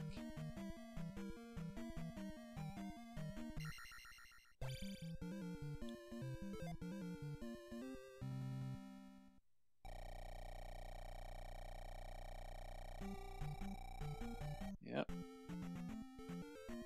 Now,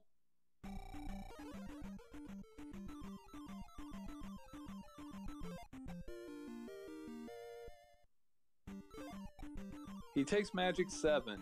Now he skips. He doesn't take life 7. There's a reason why. Now, that blue MOA would not be visible if he didn't get the cross.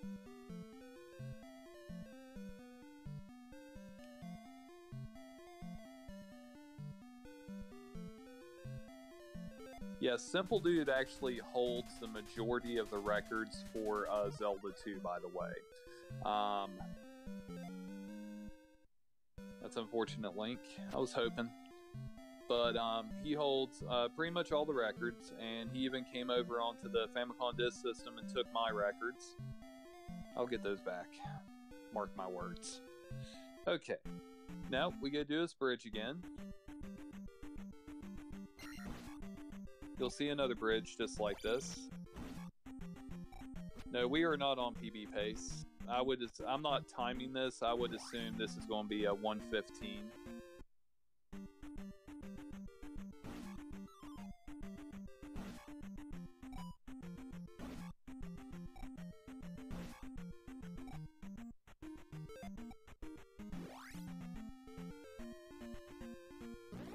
Now he's going to take an encounter here. Now, the encounter skips are very volatile here. Now, there's a red jar. Okay. Oh, no. That's not good. That red jar may not even be there now. Okay, he's not doing that strat. Okay. These encounters, he's skipping these tiles here. You do not want to see what's on those. You don't want to go through that screen. Yeah. He's getting trolled a bit here. To do this room without casting spell is a very difficult room to do. And Simple Dude is making it look easy. To think, he does this in the dark without a candle and without being able to see these MOAs. So doing it in the light and in all keys run is a treat for him. But yeah, he got really bad RNG on that first part. That probably took the 75 out of the question. I'm going to say it's going to be a low 76, which is still a respectable time for a marathon. And here's Scorpion Max. By Scorpion Max. That's the only Scorpion that has a name in this game. That is Max. He gets the last skip. And a really good VOD.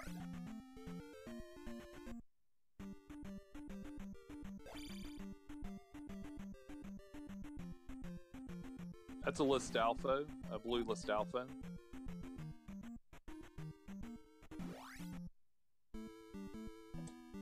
Okay, the crystals take down the barrier. Now we're in the final section of this game. Yes, Hangman, you should watch his record run. VOD is Valley of Death. Yeah, you should watch his record run. It's amazing. Okay, there's two paths you can take to get through this. One requires a sick damage boost on top of a wall, but we're not doing that. This is the free room. This is where the calm before the storm happens. Nothing at all in this room. In fact, I'll do a little toast with my Pepsi. Cheers.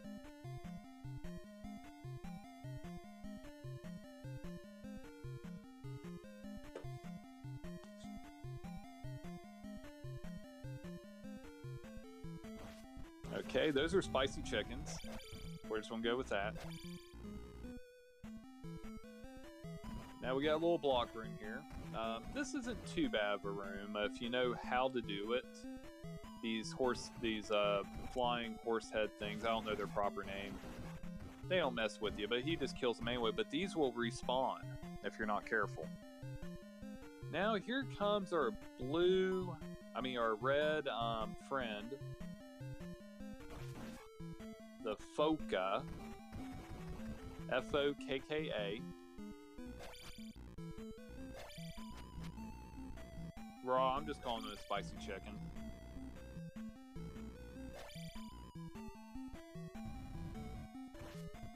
There's another one.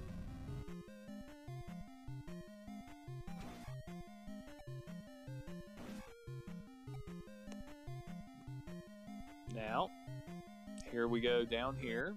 In this room, this is where we're going to see our friend, Scott Bicula.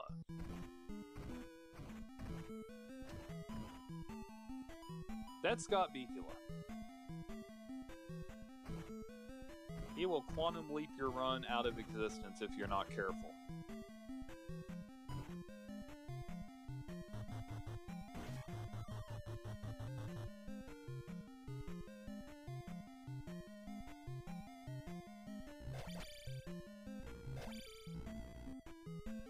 Okay, now,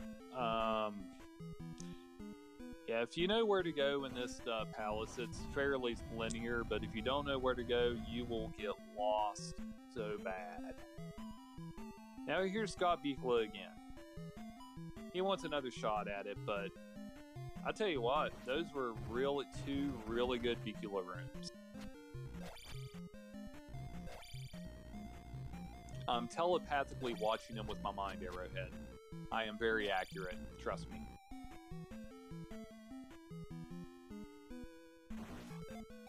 Okay, now he's just going to ferry over this one.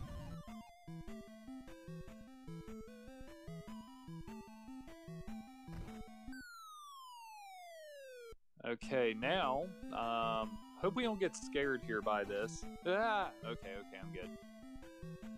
Hey, lava. Oh. Oh, I know what he's doing. He's doing the level up strat, okay. Some people take a level up there, but yeah, he's doing the setup. I was like, I thought he was going to do a lava bath. Okay, now.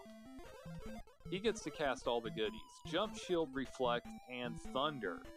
He's going to hesitate on thunder for Thunderbird. And let's watch what happens. That was a really clean Thunderbird. No hitting.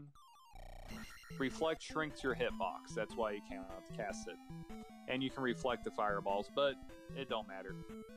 Now, the true final boss, and get ready on time. Time will be when, I will tell you when, but it's very close.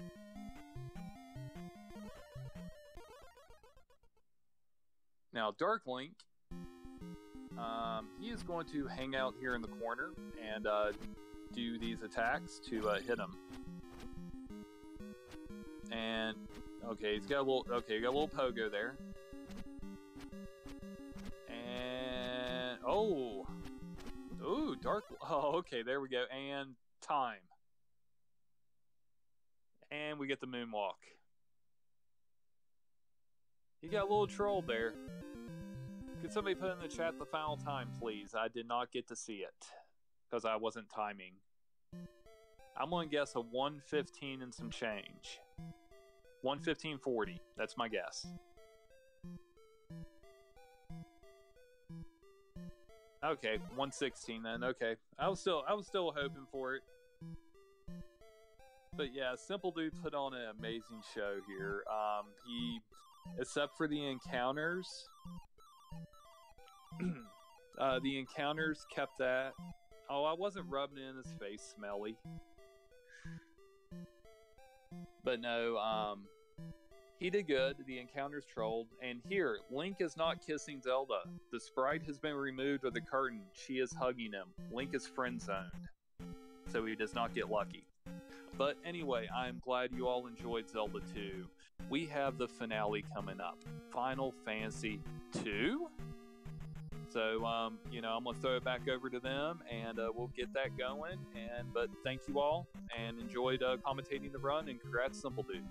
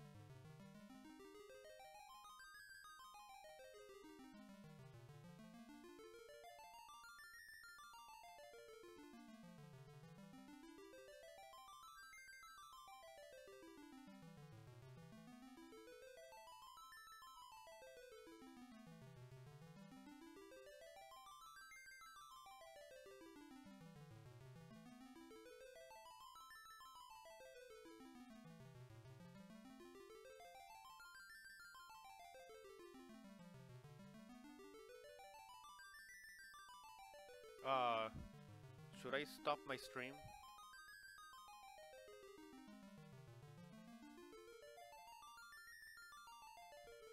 Oh.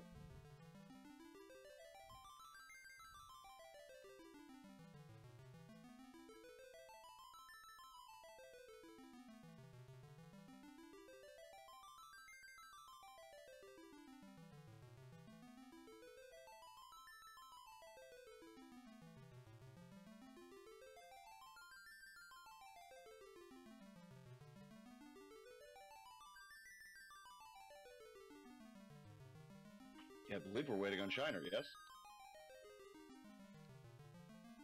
I believe so.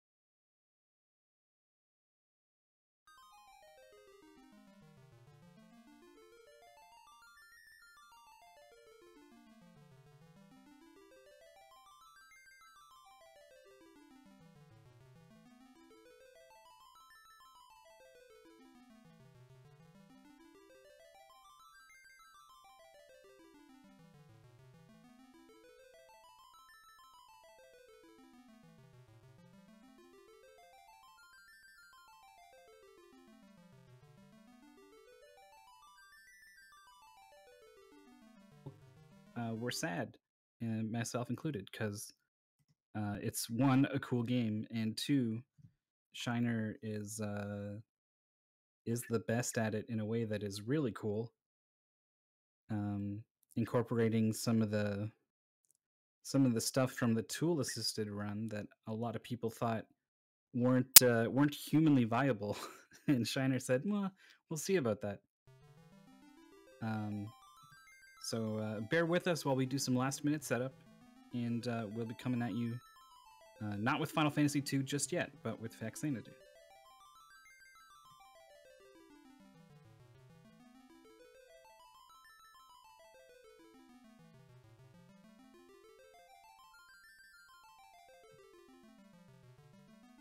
Oh, we had the wrong thing in.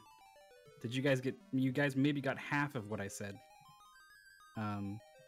There's been some, there's been a bit of a mix-up, a last-minute re-edition of Faxanadu into the schedule. We had to pass on it earlier, but Shiner CC is here at last to run some Faxanadu for us. It's a cool game. I'm glad we have it in the marathon. I'm glad we got Shiner running it. So ignore what you see on screen for a little bit, especially whatever that was with the, was that a pig? I don't know.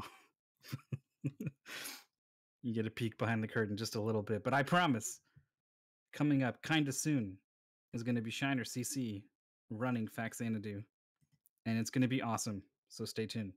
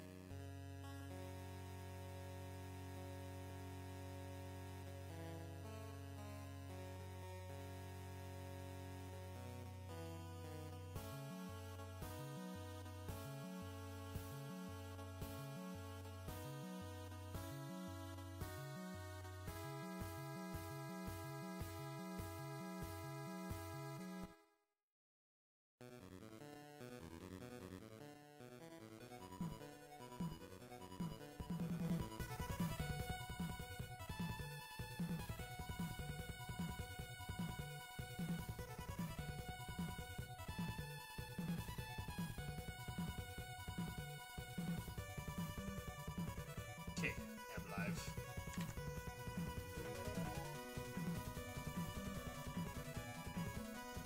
Not sure what levels are good for audio.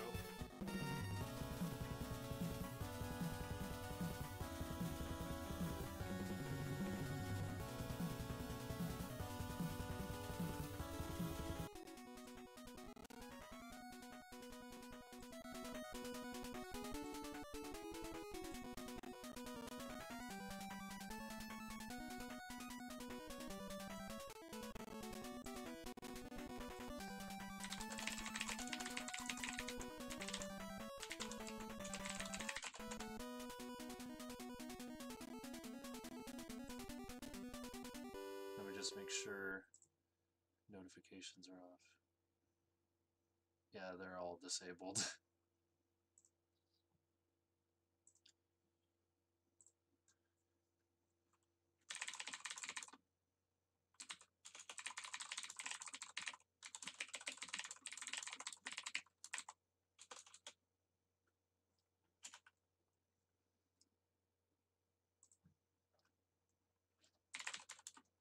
Okay, can you guys hear me?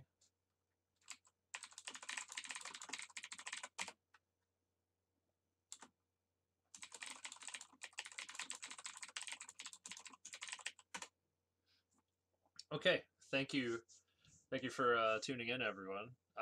Sorry I got to butt in like this, but I do work tomorrow morning, and I think I'll do better if I do this run now. I will just warn everybody that I'm pretty rusty. I haven't played Xanadu in about a year. But I know Toad is out there going after world record. So I better come back and get ready to defend world record. All right. I just want to get my timer up and I will start.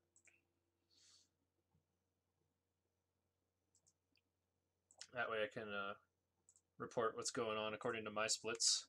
So I guess I'll just start in 3, 2, 1, go. So in Xanadu, you're a guy in a bathrobe who comes back from a long journey and finds his hometown is dried up.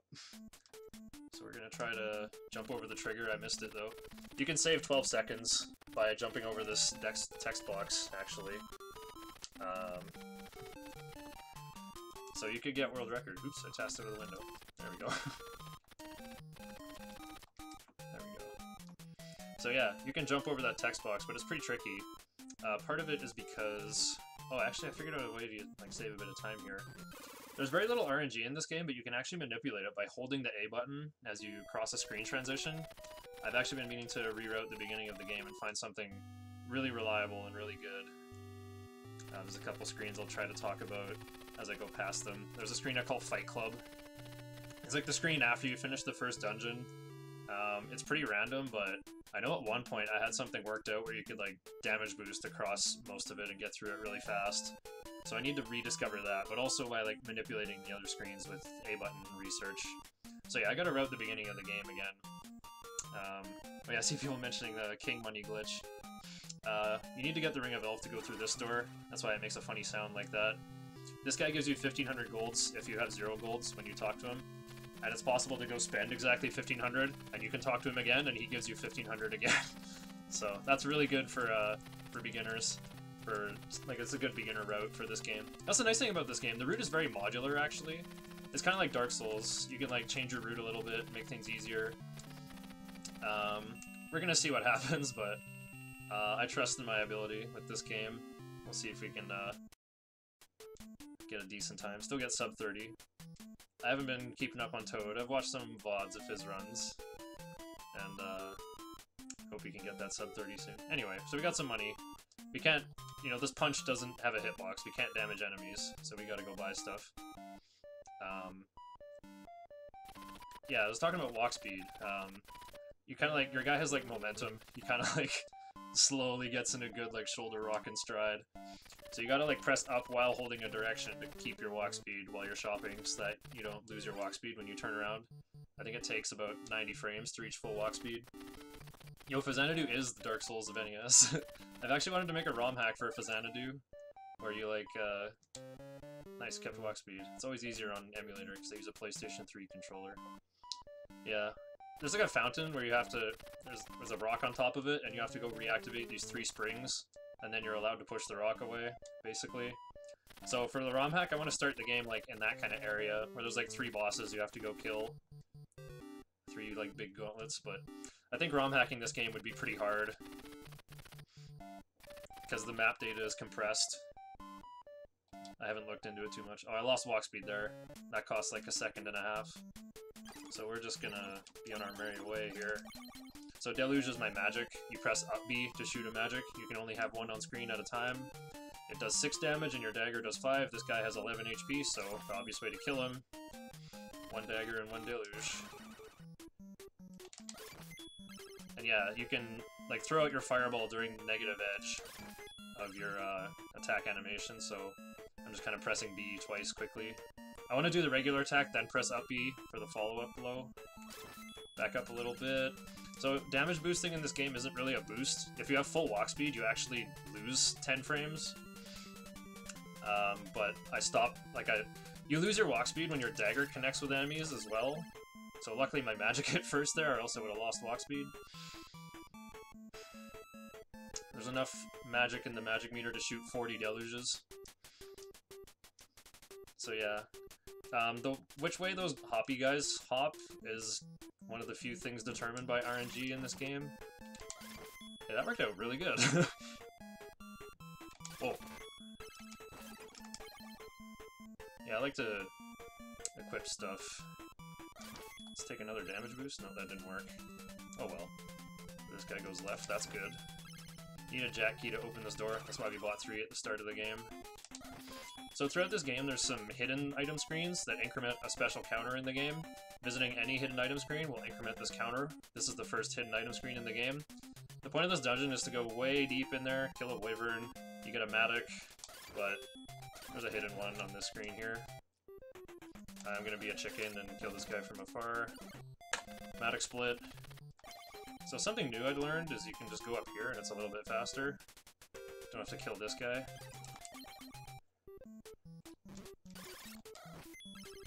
I don't know if that magic is justified, but oh well. Hopefully I'm not like one of these guys out of phase. Oh, that didn't work very well. Let's just go like that. That's what I like about this game, is you can improvise a little bit. So hopefully this guy goes left, if so I can save a lot of time. Nice.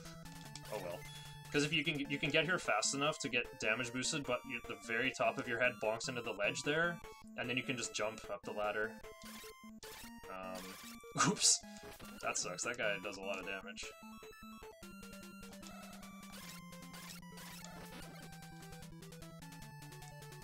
Probably could use my dagger there, actually. Yeah, I learned how to fight that guy from Street Fighter. Punish fireballs by doing a jump in, right? Oops. Okay, so now comes the grind, and this is pretty hard. Oops. Yeah, it is. Okay. So... Nice, that's what I want to do every time. It's harder to do than it looks, though. Because you have to... It's not max walk speed, it's actually like a particular walk speed that works best. You want your elbows sticking out behind the foreground there. And you have to...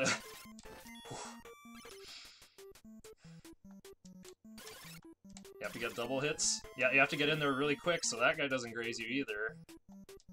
Oops. You gotta be careful to not get hit there. I have lots of different, like, contingency plans and situations here for, like... I can tell if I jump too... Oh, no, that's a huge setback. I don't like where this is going. Now my walk speed's a little off. Oops. I'm trying not to spend too much magic either.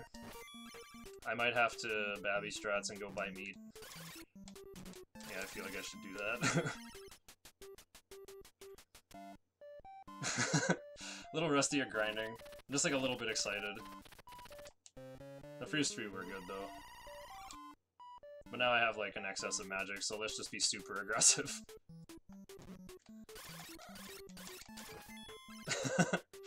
We got lots of health, too. Oops, that actually makes it worse, because that shot him backwards.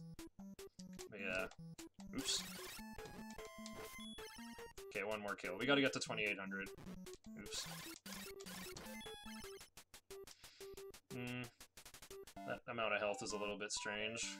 Oh well. This is gonna be a big red split, but it's fine. The colors are also emulator, so they don't look quite right.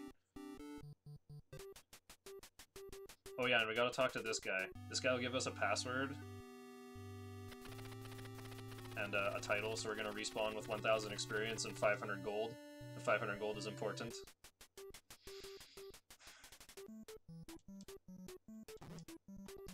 Let's cash in for some health. Oops. There. So now we're gonna do some wing boot pausing. Much like in Contra, where you can like pause and the global timer keeps going, the same thing exists in this game. So I should have lost 3 seconds, but I didn't. Or like 3 wing boot seconds. See how like my T is stuck at 37? It's because I'm pausing during those important frames. I am 49 seconds behind my splits. Let's go. Actually, my health is really low. I'm a little worried. The Potion! That's a Franker Phase Z emotes in my chat. Oh no. I do not have enough health. Well, actually I can just do things differently and I'll be fine. Also, you can re-jump up ladders with wing boots if you move the D-pad in certain ways. Why did I go up here? That's not the right way to do things. Oh well.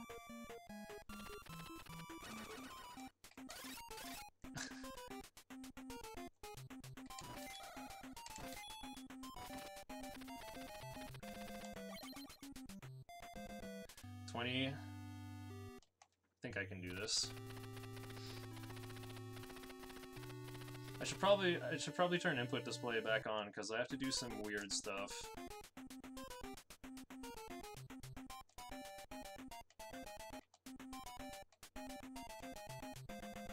Okay, yeah, we got enough health now. Yeah, I can time things based on like visual cues, kind of. When I cross that slit there, that little column in the background.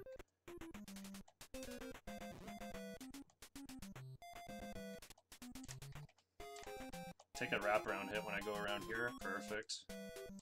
Get hit by bees. Nice, I think we got it. Oh, I missed that one. I lost 5 more seconds. We got 5 seconds left on the clock, so we'll die without getting the annoying, what the? I'm getting CPU lag. Weird. So yeah, the controls for flying is like you have to hold A to ascend, but you don't gain walk speed if you're moving up. You can glide downward and gain walk speed. So it's a little weird, like having to optimize optimize how to move in the air. So with that 500 gold we respawned with, we're just gonna buy a key we need later. The only queen key you need to finish the game.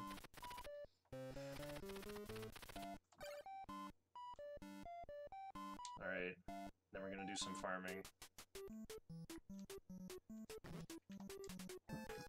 1, 2, oops.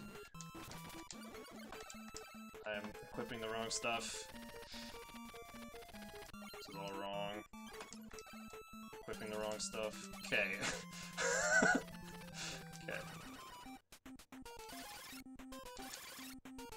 So these wyvern guys are easily the most dangerous enemy in the game. Luckily I'm completely invincible while I'm killing them here. They drop 720 golds each, which is good. I should barely have enough time to kill 5. Most runners are only killing 4 though. Yeah, they have exactly 75 HP, so the way I kill them is a double stab and 1 deluge, or a double stab and 2 deluges. Because a double stab does 10, a deluge does 6 more. Sometimes I do 2 deluges, so it's 16 plus 22 plus 16 plus 22 adds up to exactly 76, doesn't it? And I jumped over that guy. My ointment might run out, and if I do, I'm gonna lose a lot of health, and that could be bad. We'll see, though. Oh! I can finish him without getting hit. Nice. Oops! That's an embarrassing spot to get hit.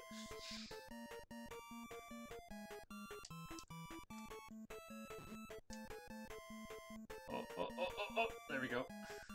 I'm just gonna kill this guy. Get some of that health back so I'm kinda on pace for health. It's a marathon run, guys. We can do stuff like that. Yeah, 44 plus 32. Sorry, a little distracted. We're also gonna buy the weapon we're gonna use for the entire rest of the game here. The game is part of the Dragon Slayer series. Kind of fits, it's supposed to fit between 3 and 4 or something like that. Legacy of the Wizard for the NES is actually Dragon Slayer 4. I'm supposed to equip that later to look funny, because it's like you go on the ladder and then you look different by the time you climb off it. There, Queen Key. So you can get a sub-13 fountain, but I'm not on pace for that. I'm at like a 1340 fountain. So I am about like 45, 50 seconds behind world record. That's fine though, right? As long as we don't screw up, we should be on pace for like a high 28. That'd be sweet. So the longsword not only has more reach, but it does 10 damage. Those little spiky things we saw crawling around, the hand dagger can't hit that, but the other swords in the game can. These guys walk up to you and stand within 1 pixel away from being able to instantly hit you, so... But you just like fully extend your sword, and you should get there. Jump into that guy, because it does a... Oops! Guess I walked too far forward there. A little behind for health, but we'll see what happens. This is so weird. Actually, you know what? I'm gonna take the safety meat, because it's a marathon run. This is another good thing to stop and grab if you're a new runner. We can grab more money on the way, it's fine. Yeah, it's loosely. I don't... It has to do with, like, a PC port and just weird stuff. Oh, why am I doing the... I can do the aggressive using magic strats because I bought meat. These guys have 35 HP, so I can finish them off with a deluge and save a few frames. Not this guy, though, because you need the extra time so those guys line up. If you jump at these guys, they sprint at you as well, so I jump at that guy to make him fall onto the ledge. Now coming up, I'm going to try to do something called the Ultimate Flight Plan. So, I'm gonna make this one pair of wing boots last a long time if I can. I meticulously studied, like, visual cues for when to pause on every screen along the way. Oh wait, we also need lots of money. Well, since we got the extra meat...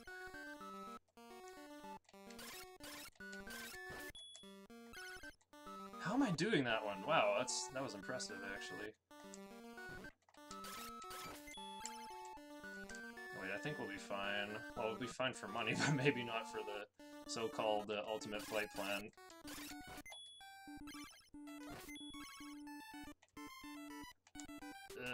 26, quite a stretch, but we'll see what happens.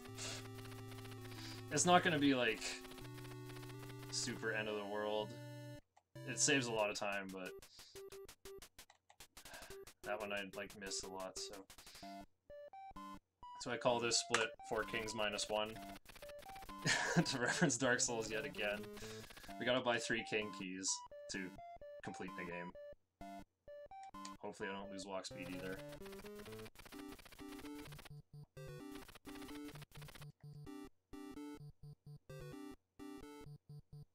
Yeah, the Mist level. Mist level has weird music. It's like... The middle voice is spelling out a... like a G minor major 7 chord, like do-da-da-da, kind of like B flat and F sharp in it. Very weird dissonant stuff. Oh nice, I got the big climb, but it's pretty much impossible to keep your wing boot pauses going while doing that, so it's like you have to give those up to save real time. And I'm trying to come up with a new route that is going to use even more wing boot pauses. It's just so silly. It probably like won't even be faster either, but we gotta research it. It's like my duty.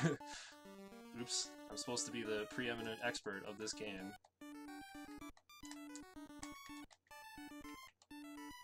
I gotta get these pauses. I gotta get the other one if I'm not gonna get, like, the important one.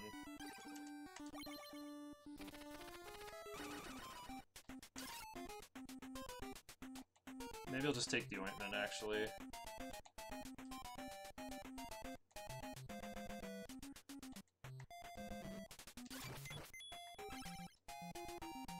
You know what? We're just gonna fight the wyvern. See if I remember how here. Uh-oh. Okay, we're gonna fight this one then. I've never gone down here before. I'm completely improvising. This is great. Oh, that's a humongous time loss. It's fine though. That's so funny. I've like never like lost going toe-to-toe with that guy. So, okay, what do we have to do? We have to farm for another king key, actually. So we gotta go here.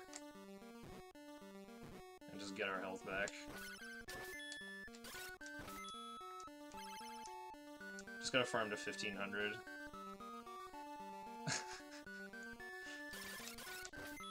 Yeah, I was greedy on that first jump. Okay, just farm this screen one more time and we'll be good. Don't need a lot of health for where we're going, so I'm not gonna buy meat. Oh, I need another wing boots too. Oh yeah, we gotta buy the king key. I've done this before, where I have a catastrophic death. I can show off what Ultimate Flight Plan is supposed to look like, though. So let's say I had a healthier wing boot timer.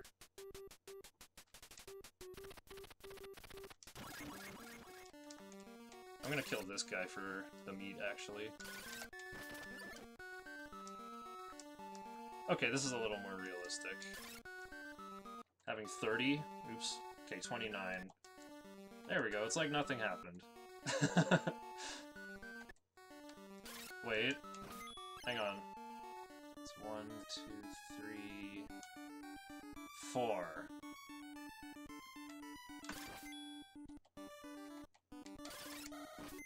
Okay, so we got the wing boots back.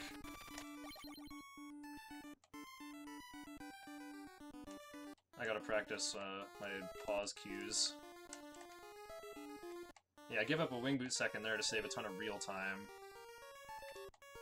Oops. That pause is actually pretty hard to hit because you have to, like, jump right when you unpause.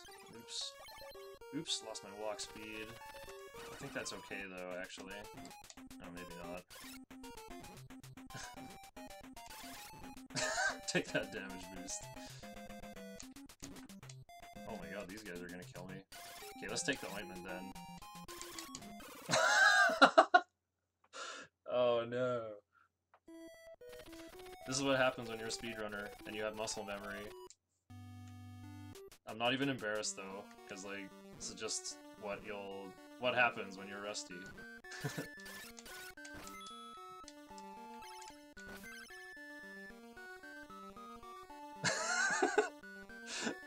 I'm enjoying chat's reaction, actually.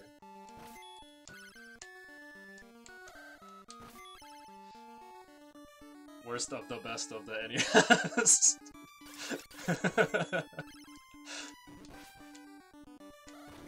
Yeah, that looked kind of cool. Alright. Luckily we got the wing boots, so we're not completely hosed.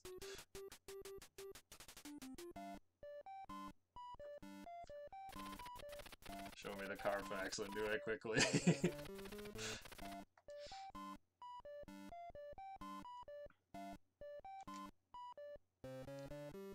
Yeah, the main reason why I like felt awkward there is because you have to jump to kill those guys well.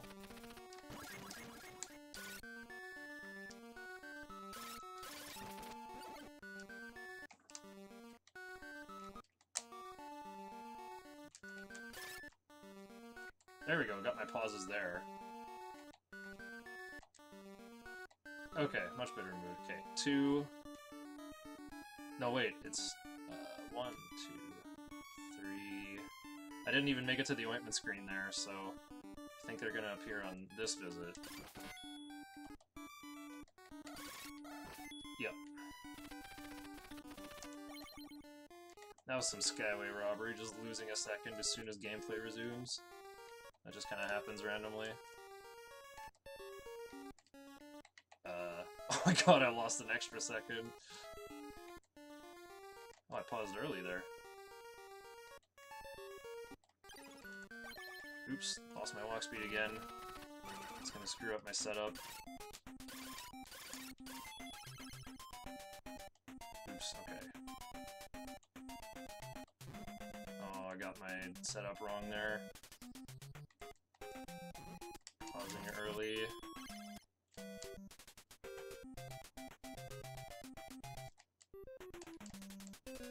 Okay, and then we're just gonna fly over this guy. Let's see if I can make it, actually. On 9 seconds. Show you what Ultimate Flight Plan is all about. So, oops. I'm really off sync there. Yeah, we can get in there with this many seconds. So we want to try to kill the boss.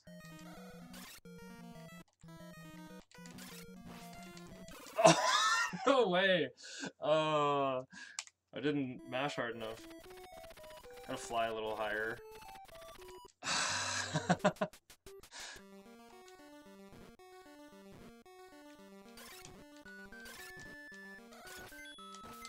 Okay, no one should die to that boss.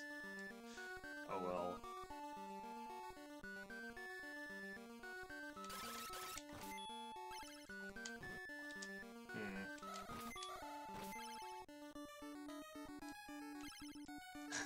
Oops.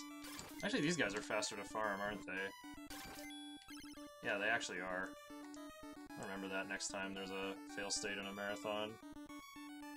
I actually do have passwords memorized for practice that I could be using.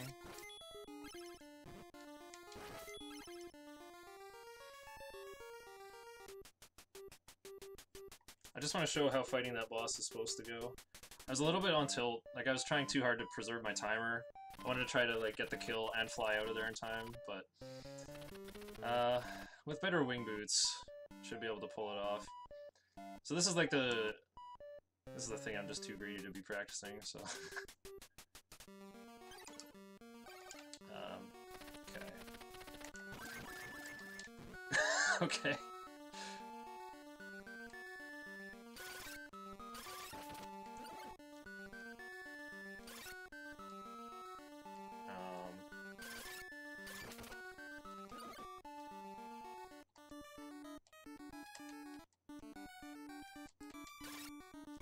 If anything, I feel a bit guilty because I think it was Mythical was introducing me, saying like, "Shiner's the best in a special way," in a rusty way, but maybe a bit too ambitious. Oh yeah, we got a okay, 3, 4. No, that's not gonna be right. No wait, that is right. Alright, so let's just do, like, the beginner-friendly route. Let's get the ointment.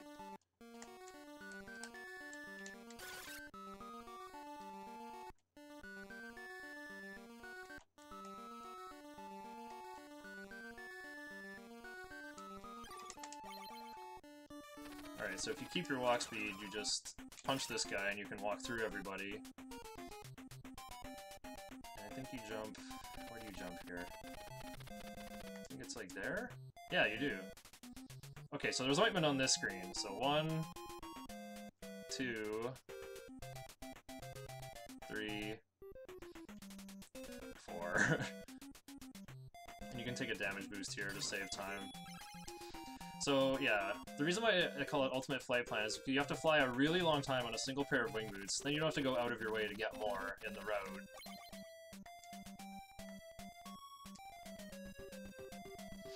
But with ointment, you don't have to be good at pausing wing boots here. You can just go through this guy, it's helpful because you can get in and out of the boss arena really quickly, right?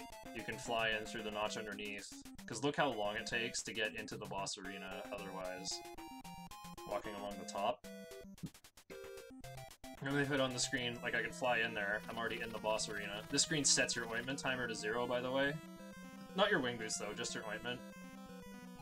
Either way, you just want to like get this guy in the corner and just like be abusive like that. Alright, Black Onyx split, only 10 minutes behind. 3 deaths later. And then you can fly out of there, out of that notch, instead of climbing all the way back up this ladder, and then back out here. It saves a good like 20 or 25 seconds. So that's what I was trying to bring back. Unfortunately, I was pretty rusty at it in general, it looks like. Anyway, rest of the run should go good, I promise. So yeah, we have the Black Onyx. Much like in Tales of Symphonia, it gives you more health. Or rather, it increases your defense. Okay, so we don't need to Wing Boot pause here for all this stuff. This is like a premeditated route, pretty much. That's a double stab, and then I send a Deluge on the way out. Nice. Keeping walk speed is really hard there, because if you you can move in the air. Like when you don't have wing boots, you have like a fixed jump arc like Castlevania, but with wing boots you can actually jump and like control your movement in the air, but you lose walk speed. So if you like you need a frame perfect turnaround like a Super Metroid short charge in order to not lose walk speed there. Oops, I jumped too late.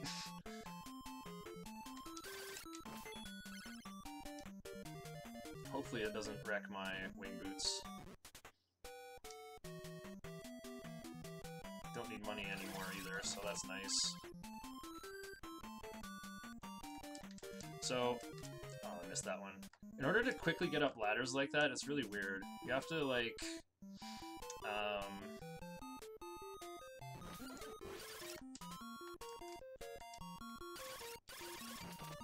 and there, you flew over the poison. That poison is very nearly impossible to jump over otherwise. We should fit underneath that guy. Yup. We can get damage boosted. Nice. And because we don't have enough experience to gain a level, this guy just wants to give us a password, so we press B to skip his dialogue. We're gonna respawn there next time we die, though, which is good. We need one of these king keys again to beat the game. You can jump on that screen, unlike Mega Man games where like you have to like climb into the screen instead of just jumping into it. Not in this game. There's ointment on this screen, but you don't need it. It's just slower, honestly. The fast way to get through this screen is kill that guy, let that flying thing damage boost you forward, jump and get damage boosted to the right, get damage boosted by this guy, he doesn't even do that much damage. Getting low on health, but it's fine. Take the B hit. Then you gotta stab with perfect timing here, or this guy kills you. You can do a double damage boost here as well, but uh-oh. That was scary.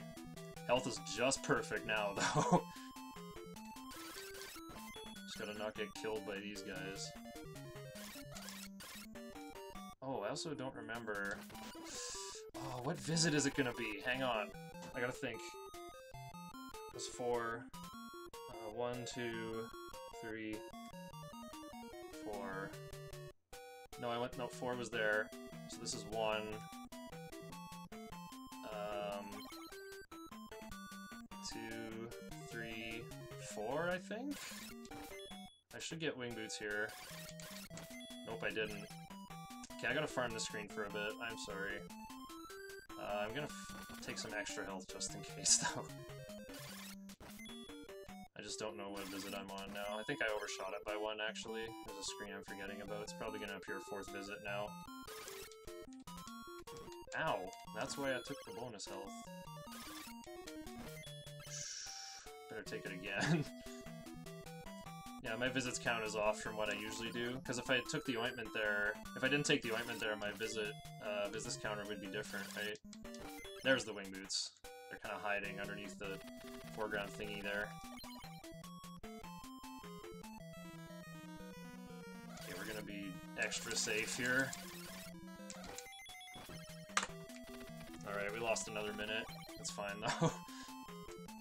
So much for sub 30, guys.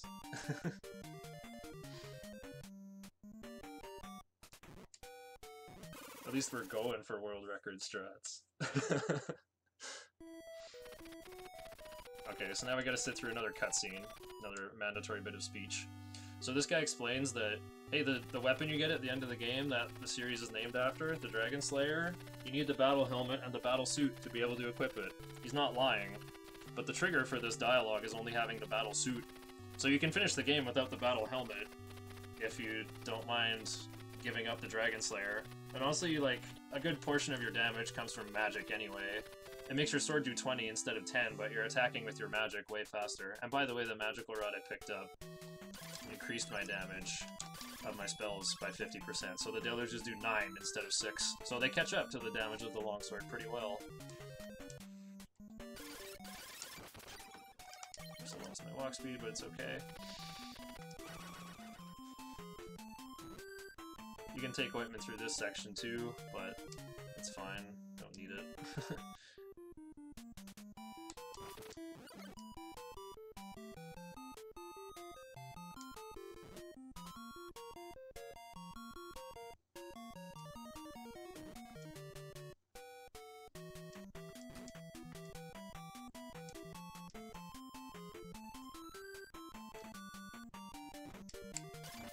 It's also faster to go up here.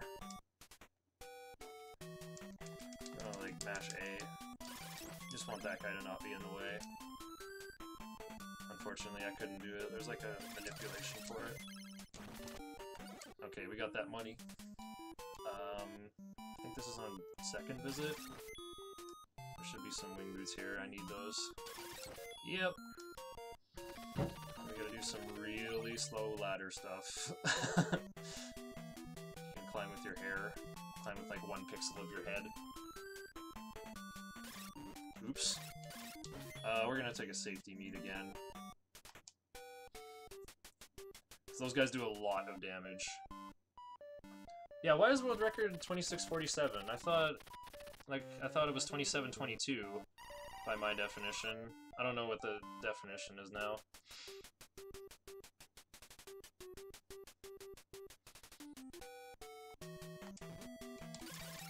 Like, that's not the right way to do that, but oh well. I'm supposed to like climb into the pit. Well, that's why we take that extra health, I guess. Got lots of magic to throw around too. Yeah, we're in the last quarter of the game. Should get a sub 40 at least. Oops, I was supposed to be all double hits. Notice I like got 2 shots off in 1 stab, 1 follow through. That's important. Also go in here to set a new respawn point. Hey, Toad is watching. Toad's 4th now. Good stuff. Yeah, when you get hit into a ladder and get like pushed into a wall, like you get set into a standing state. I'll take a damage boost there though, against my better judgment. I gotta use wing boots way back here for optimal speed.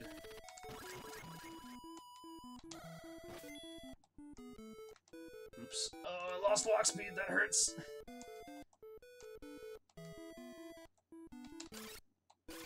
I don't know where the pause points are now. Okay, here we go. Pause.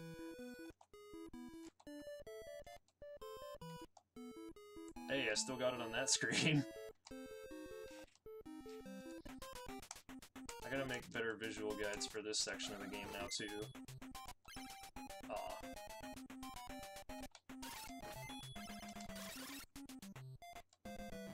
Ow.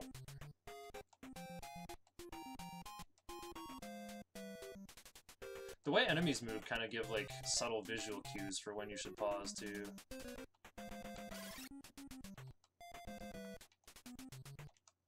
Ah, god darn it! I actually should go kill that guy again. It's not a big deal if the wing boots run out. Like, they won't.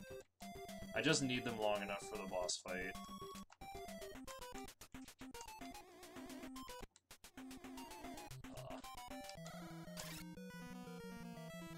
This guy has 250 HP. You want to get about this close.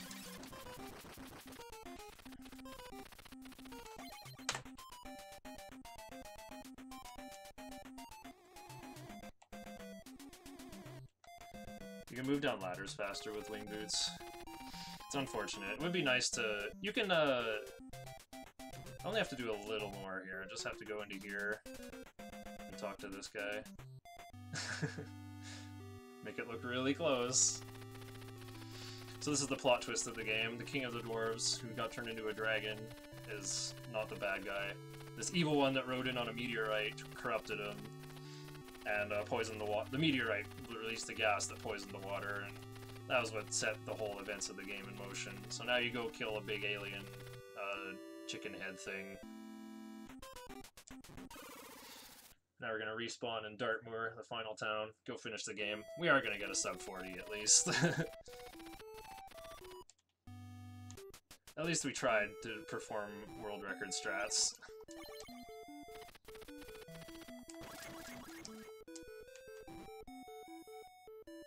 Take the damage boost again, health is not gonna matter soon.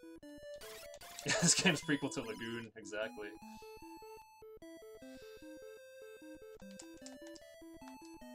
So yeah, to do the ladder rejump thing, you have to like hold A and like press up, let go of up, and while you're still holding that same A press. Like I made like a wacky looking like edge case diagram showing how to do it. Okay, this is a really tricky jump. Oops, I did it wrong. Whatever. It's supposed to get damage boosted forward, and then you can get hit by another B and damage boosted into this screen, which saves a ton of time because the extra sprite on screen causes a lot of slowdown.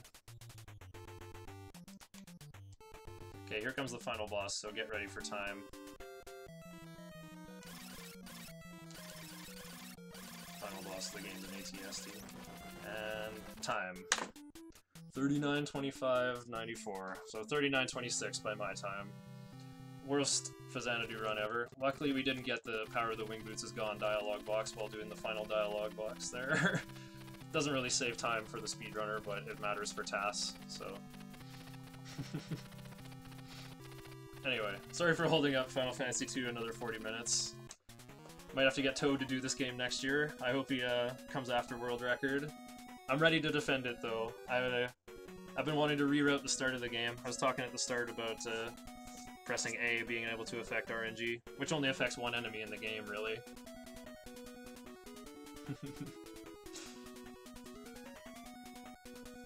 So yeah, we actually recovered a minute in the final... Or recovered like 40 seconds in the final few splits. Yeah. So yeah, thanks to everyone who saw that. Bit of a train wreck with 3 extremely unnecessary deaths in the most stressful part of the game. It's funny because the wing boot pausing was okay, but I guess the stress got to me. I guess I just flubbed. Classic controller flubs. And then you don't even have to soft reset the game. You get to play it again.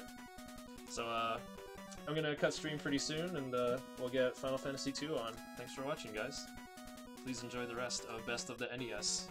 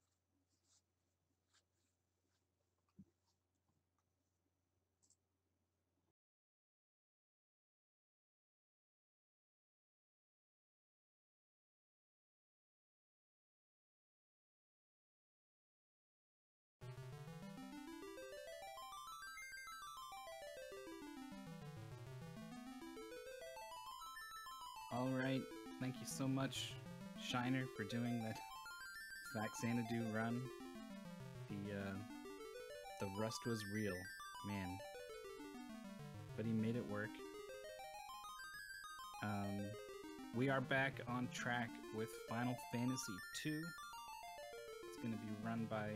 Actually, I never asked how to pronounce your name. It's pronounced Meowth. Meowth, that's what I would have said. I promise.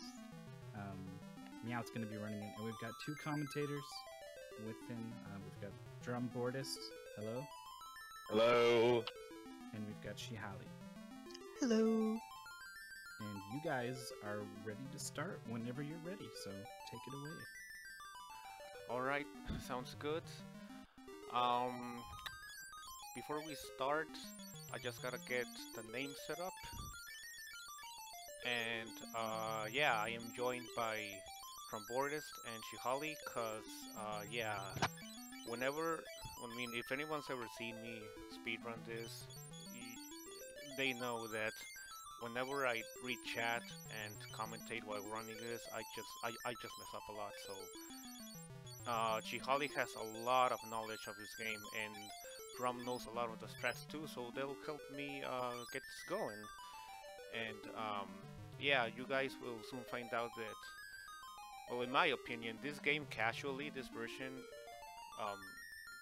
not wanting to overuse the joke, this is I consider this the Dark Souls of the Final Fantasy. And yeah, so we are going to start, and I'm gonna count down.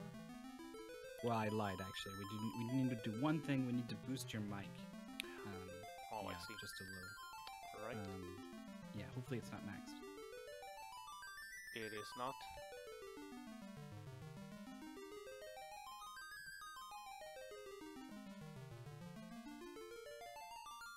Alright, how's that?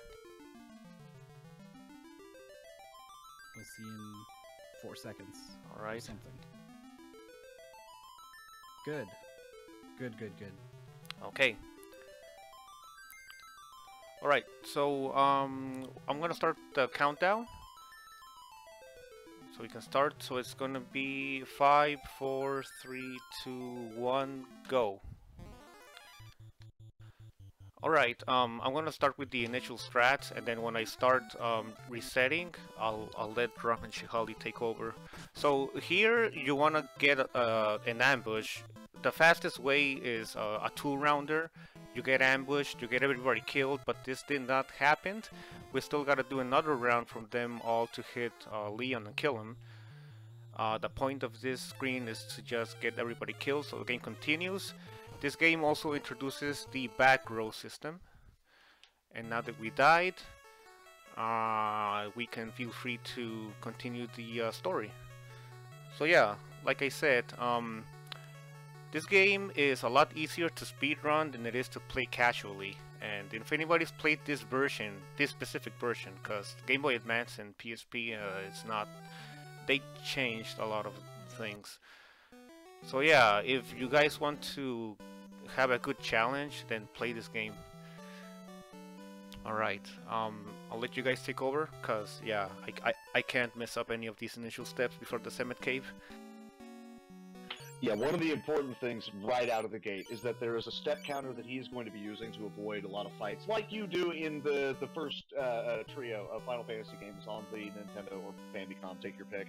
But the step count actually factors in when you're in towns, too. It does not shut off like it does in FF1, and I think it shuts off in FF3 as well. So he actually needs to make sure he is going by a specific series of steps right now to make sure he doesn't immediately wreck the run. Yep, there are a few areas in Final Fantasy II where the step counter is frozen, and none of them are anywhere close to here. So it's a fine way to start the game. You hit start, you're in combat, you immediately see everyone dead, and now you're counting where you're walking. Great, fantastic job. It gives you a good idea of what to expect from Final Fantasy II in general. So Shihali, would you like to explain why it is that Meowth went out of his way to buy a bolt book and then equip it?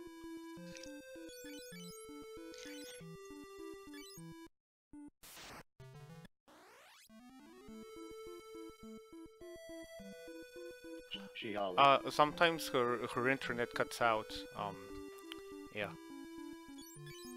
Alright, well then I will do so. Oh, no, there she is. Sorry about that, my internet likes to cut out frequently. So, anyhow, there is a glitch that allows you to equip books as weapons. You can always equip them as items and use them as battle items, but you can also equip them as weapons, and they have values that were never intended for weapons and go some very, very strange directions. So, I mean, really, imagine you're equipping a shield, but it has pages. Well, that would actually make sense compared to some of the things that actually happen in this game. So the Bolt Book is equipped because it sets your evasion percentage to 99.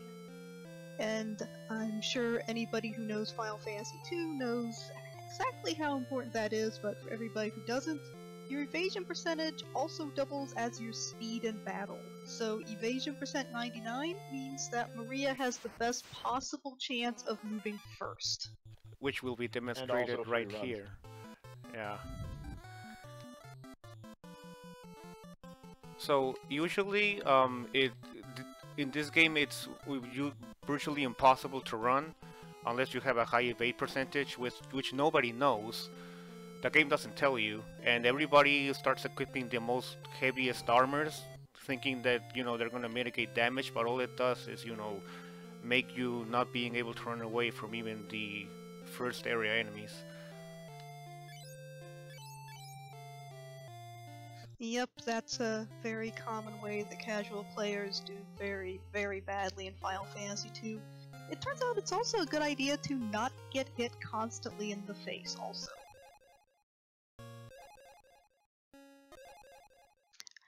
Yeah, I'm looking at chats. Evade is actually not bugged, it's simply overpowered. It works exactly as it was designed to work, it just was designed to work in some not very well thought out ways. So to get all y'all caught up on the plot real quick, after dying, we can't find our fourth party member who was from the start of the game, and we were immediately recruited by the Rebellion to go find this guy in the castle town here of Finn. And the guy that we just ran into there, a fella named Scott, immediately passed on, but before that happened, he gave us a ring that will allow us to, I don't know, it's a quest item. It's like, here, this is what you need to be able to progress further. It's the MacGuffin! Yeah, you give this ring to Hilda, indicating that you alone went into the enemy camp, and then you met, Scott is actually her fiance, and he died, and then when you give her the ring, she allows you to join the rebel army. We also picked up 3 potions in there, which are going to be used in one of the first dungeon of the game, and we'll explain the strats when we get there.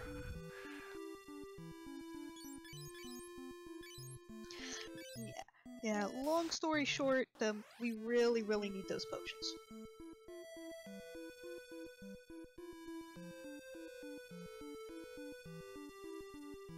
Alright, if I mess up on one of these steps, it's not going to be the end of the world, but it's not something I want to do, because it throws me off really bad. More than it sets me back, it throws me off, and if I get this on a world record attempt, then yeah, that's GG.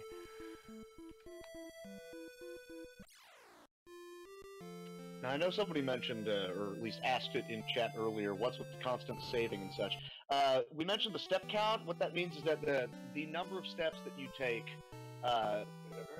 before you get into a fight are predetermined based off of, well, the hard reset of the game. Like, when you power on, you will take the exact same number of steps, including those in town, surprisingly, before you get into a fight. So, if you go right up to the step prior to getting into a fight, you can save the game, walk over, you're in the fight, and then hit reset on the console, or emulator, or whichever, and then the fight is, the game considers the fight as having taken place. So, whatever the next amount of steps required to go into combat, that's gone now. You can then progress onwards. So you can continually save and continue moving past that just to get to the next progression point of the game without having to run through all those fights. Now it gets interesting when you're in dungeons, because you can't save in there. So that's why he needs those potions. That's why we start seeing, oh, you're gonna love the sound. Oh yeah, that's gonna be a thing. You're gonna love, learn to love the poison sound this game.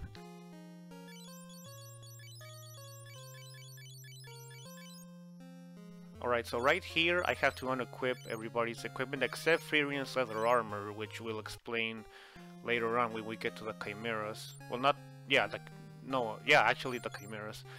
And it is for a good reason. So right now we need to buy 13 potions to be able to skip all the encounters in the first dungeon, which is the Summit Cape. And you will see why we need them. Well, you'll have a clear understanding to why we need those potions. So Shihali, is Minwu a white mage? Yes, Minwu's very much a white mage. I mean, in what way is he not a white mage? His mission in life is healing people. I mean, you say that, but he also commands clearly very powerful offensive abilities, and he's a hoss. He walks around carrying a canoe. I'm afraid of the guy, that's all I'm saying. Well, why would you be afraid of Minwu? Holy is white magic. I mean, just because he's a white mage doesn't mean he cannot, in fact, kill you if he really needs to do so. I mean, by your metric, so's Ultima, and I disagree with that. Well, no, Ultima is demonstrably white magic in Final Fantasy II. It raises your spirit stat when you cast it. There's a difference. It doesn't It can be work. both. It cannot work and also be white magic. Actually, Minwu right here. It's like half of the spells in FF1. Minwu right here is completely overpowered for this stage of the game. Well, yes, he's the team babysitter. If my metric for really bad Final Fantasy II trouble is Minwu can't get you out of it. I mean, this is the only place where you get an overpowered character. Everybody else is just completely useless, except for maybe Richard. But yeah, that's really late in the game. I kind of feel like Minwu gets a little bit of an extra bump because right after him is Joseph. So, I mean, he feels that much better because this is the next guy. Mythical's mentioning an Ultima legend. I think we'll get to that when we actually get our hands on Ultima. And then never use it. Because it's garbage. Well, okay, it's not garbage, it's just bugged, which is correct.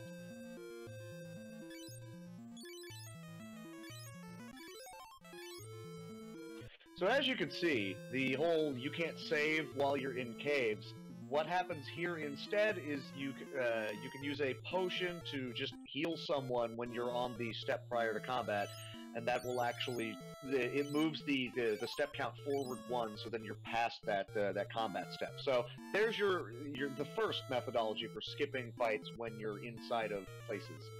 There's a second methodology. You guys are gonna love it. Yep. But yeah, by the way, if any of you are familiar with Final Fantasy III, this healing exploit exists in Final Fantasy III as well, and it works exactly the same way, except you handle it a little bit differently for inventory reasons. Also true. Well, in FF3, you don't require special circumstances to just cast Cure on somebody and then skip a fight. Right, and potion stack. Also true. Yeah, one of the real fun things about this is you see his inventory every time he opens it up to go to a potion. That's it. Each singular potion, for some odd reason, is its own item slot. In FF1, you can stack them. You can stack a whole bunch of stuff. You can have 99 houses. Here, that one potion takes up the same room in your inventory as a canoe. Yep, that was actually the normal inventory system for RPGs in this period. You had individual items that didn't stack. I mean, look at any of the Dragon Warriors. I mean, I'd like to, but, you know, again, FF1 stacked them. FF2, they regressed. Why would you do this? Because in FF2, you equip items to determine which ones are available in battle to you. In FF1, you don't have the option. It's true. And in FF3, you can underflow the mechanics and beat the game in about 7 minutes. We got the old powerful fire book. Ah, the fire book. Remember what we said about equipping a bolt book and suddenly having a great amount of agility? Well, the fire book's a little bit different for a couple of reasons. Holly, explain how.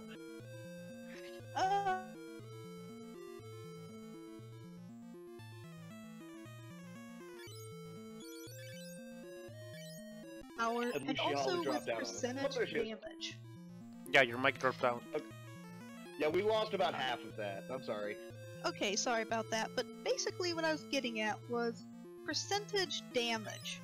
Firebook does percentage damage, and it does a lot of it. And long story short, the number of hits varies depending on exactly how you equip it, but basically the Firebook will one-shot any monster in the game. This does include the final boss. And we will do the first demonstration very soon. Also, those potions that we got, you need to get, the specific amount of potions, which is 17 in total. You buy 13, you get 3 in the, when you talk to Scott, and then you pick one up right here, in this dungeon. And then if we get lucky, we're gonna get 200 more gold or gil, what it's called here. So we can buy a warp book later on. If we don't, I'm gonna have to sell that exit book. And suddenly a monster appeared. Yeah, this game sticks monsters in treasure chests. Yeah, the first occurrence of congratulations, you open a chest, have a fight. Thanks to Final Fantasy games. And that enemy is completely stupidly strong. Yeah. Yeah, the Adamantoise, I think someone somewhere says you should be using ice spells against this particular creature, but rather than do that, we're gonna have Minwu be the first instance of a scholar in the Final Fantasy games who punches things with books. And as you saw, those books hit hard. Now, interestingly, you can only have the person that is in the 4th slot of your party be the one that is using the book glitch. If you try to have anybody else do it, you will soft lock. I believe even using it anyways, it causes your first save file in the game to just be deleted. So, for those of you looking for the easy out towards playing this game, it is, but there are some things you need to remember before you start trying to mess with FF2.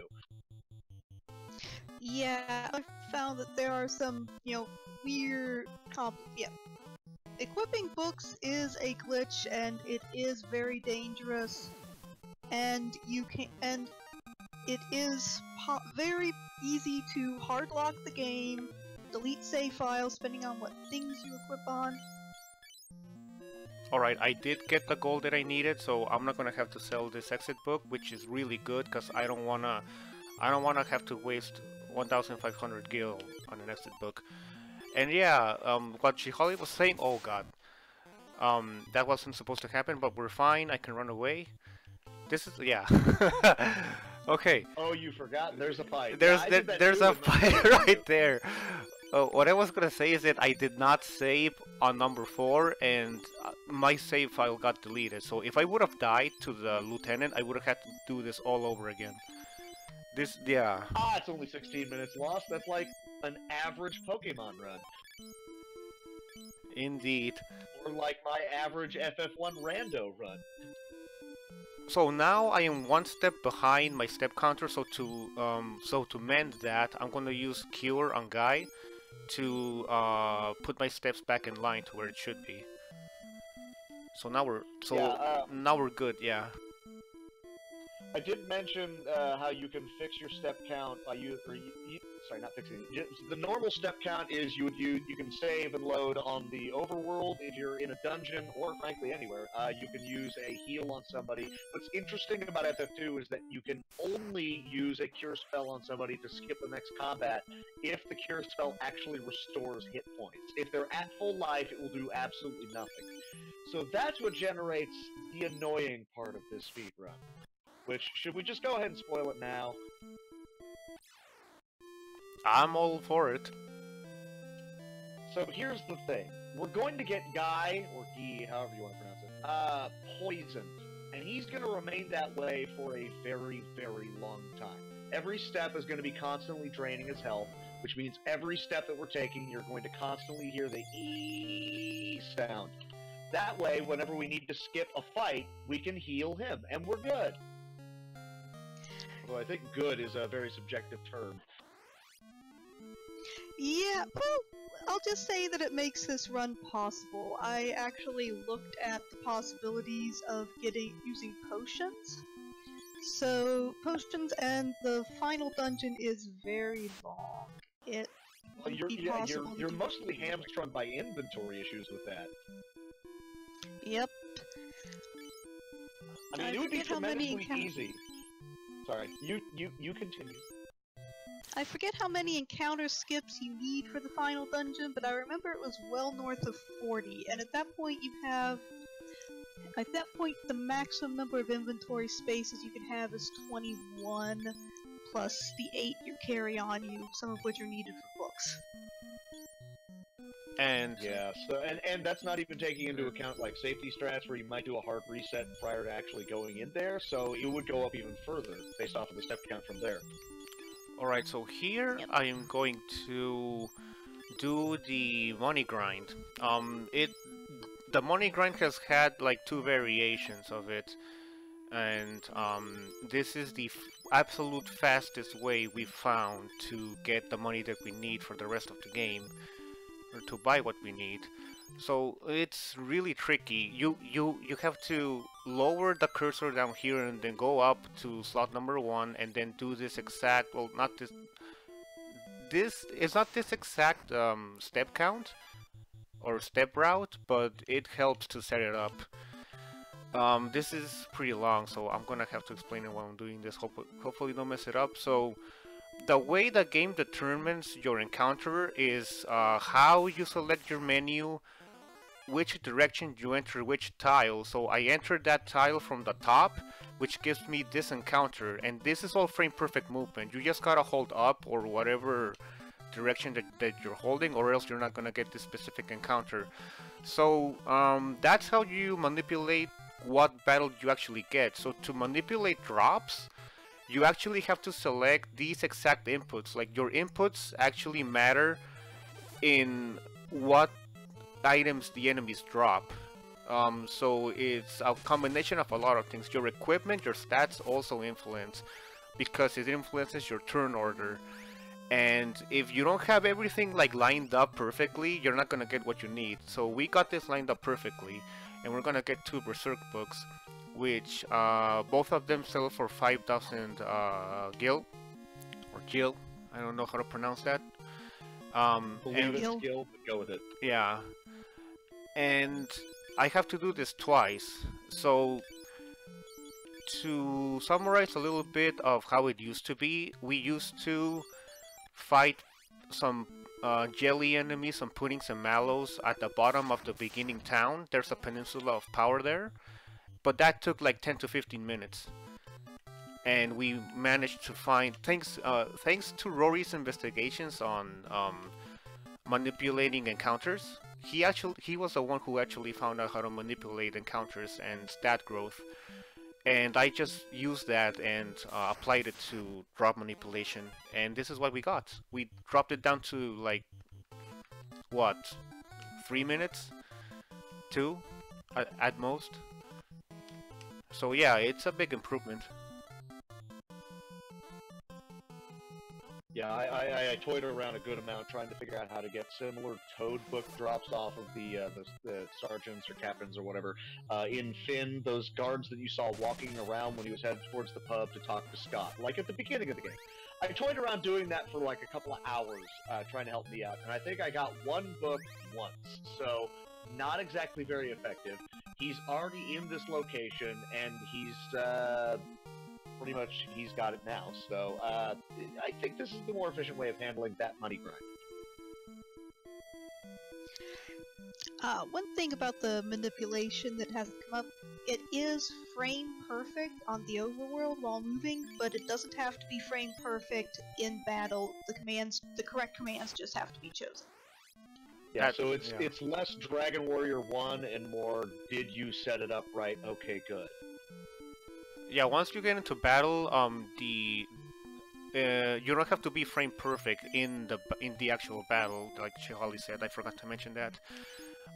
You just gotta make sure that you input the correct commands on your party.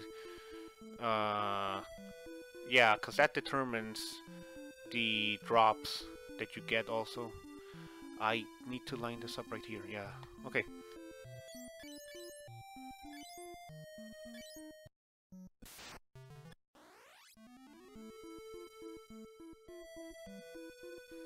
Alright, so... But no, really, I just want to state my case real quick. Minwoo is not a light mage, alright? I think he's a time mage. That is my stance on the issue. In what way is he a time mage? I mean, there is one character in this game who has something of an argument for being a space-time mage due to having haste, slow, and meteor, and that character is not Minwoo. I feel like that's the direction that Minwoo is trying to go, alright? He's mostly support, a couple of white magic spells which just kind of fall into his general purview of how he's going to handle things in the game, and the rest is a fairly decent amount of just great power, like Medio. Look, they might call him a white mage because he's dressed all in white. I will acquiesce that argument. That is totally fair.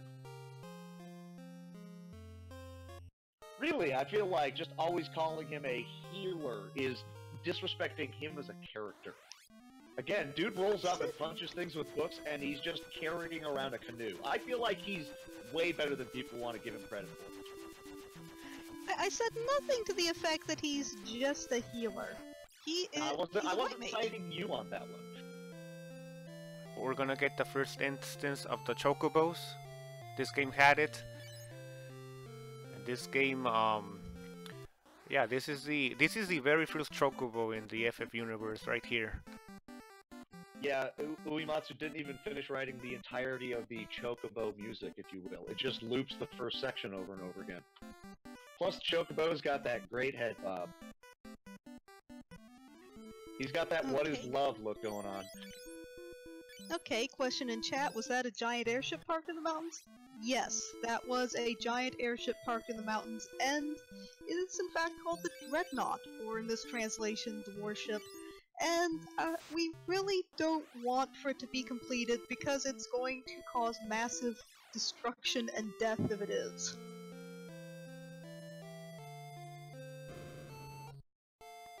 Also, Reiska's commenting that in Record Keeper, Minwoo was spec'd as an offensive white mage, and Drumbordis, isn't that exactly what he is?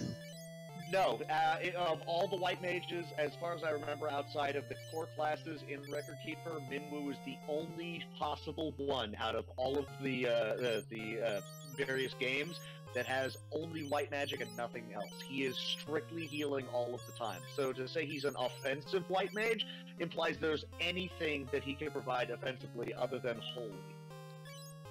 So really, I'm offended by that. Oh, I'm so sorry.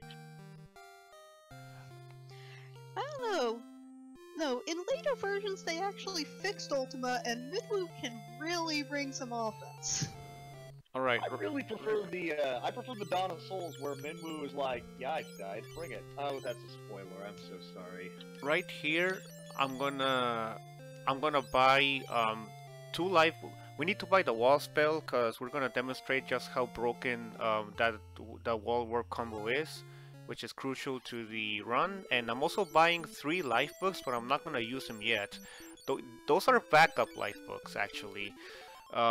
When we get later on in the game, it's possible that you can just completely fail a run because there's nobody. Everybody dies, especially Guy, and nobody's there to resurrect him, and that just kills the run. So we got 3 backup life books, 2 fire books for the rest of the characters, and the most crucial wall spell. So yeah, and 1 ether. Yep, we'll probably end up seeing what the backup life books are for later. I certainly hope I don't have to use them as backup.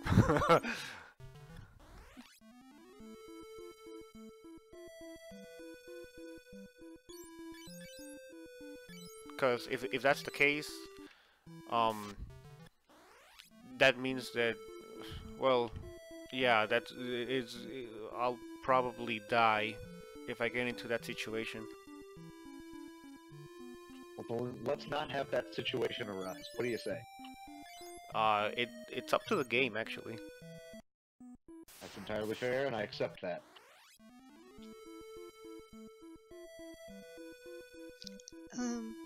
Not sure anybody has mentioned it yet, but if you've watched streams of other versions of Final Fantasy II, you know that it has a certain opinion of speedrunners.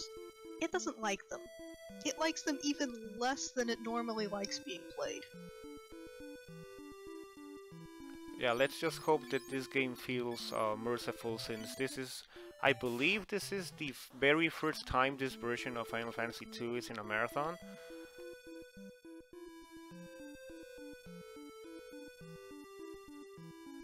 Well, okay, FF2 NES, I'm pretty sure you're correct. Because, I mean, there's usually those, the FF Relay races on Limit Break, but they're always playing the PSP or maybe Dawn of Souls. Yeah, I'm pretty sure this is the first time NES has ever been shown in a marathon. Meow, Will Bloodworth would like to know, when is the Agama grind? Oh, the grind is coming up pretty soon. Are you sure you don't want to suss out whether or not the Eye, or maybe Fires, or the Red Dragon are going to be better? I think that everyone's gonna be a little bit confused slash happy or disappointed, depending on if they want this to be fast or they want action. As far as I'm concerned, it's FF2 on the NES. Anyone that's ever casually played it, their reaction is probably, wait, 3.5 for your estimate? No, that's a lie. That's why people are here. And that's why I love the fact that we're sitting here going, yeah, just watch. Yeah, and usually the strats that everybody knew before, well, probably just in the West. Like there's a lot of information of this game in Japanese, right, Shihali? I wouldn't say a lot of information. There's definitely a lot more information than in English, which is part of why I am commentating this, but you still have to dig a good bit for it. And as for what I meant, I'm basically here because I am one of the very few people who can somewhat read Japanese, likes FF2, and is willing to throw a bunch of numbers into an Excel spreadsheet to see what comes out. Yeah, right now, these guys were usually the ones that we grinded for money, but not anymore. And right now we need to get Guy poisoned. I think he did get poisoned. I'm not sure. I think it's the puddings that poison, not the mallows. But let's take a look. Hopefully he is poisoned. And yeah, he is. So yeah, prepare your ears, everyone, because you're gonna be hearing this for the rest of the run. I'm sorry, but it is unnecessary evil. Yeah, apologies to Guy and his general overall health, but he's gonna be eating the poison for the next, like, 3 hours. Yep, we are sorry, but really, any other way is going to lead to us getting eaten by Death Riders, and if you've played Final Fantasy II casually, you know exactly what that means. Alright, so now this is the actual grind for everybody who is wondering. Oh, wait a second, I need to... No, I did set up right, yeah. Okay, this is also frame perfect movement on the overworld. For me to get this stat manipulation and the encounter manipulation. Wait, no, it's not like this. No, this is really tricky to set up sometimes. Okay, hold on. It's not that easy to set it up, so I think we should be fine now. Okay. Okay, sounds good. And let's see what happens now. So there are some situations in this game where the book glitch, the fire book Alright, we glitch got is it. not going to get all of it done for you. So we do still have to grind in this game, and what that means is that in addition to getting Guy poisoned, we do need to level up the wall spell. Shihali, please explain why. Okay, this is a little glitch we call... Well, I don't know what we call it, but I call it wall death, because that's what the Japanese call it. The premise is very simple, as weird as it sounds.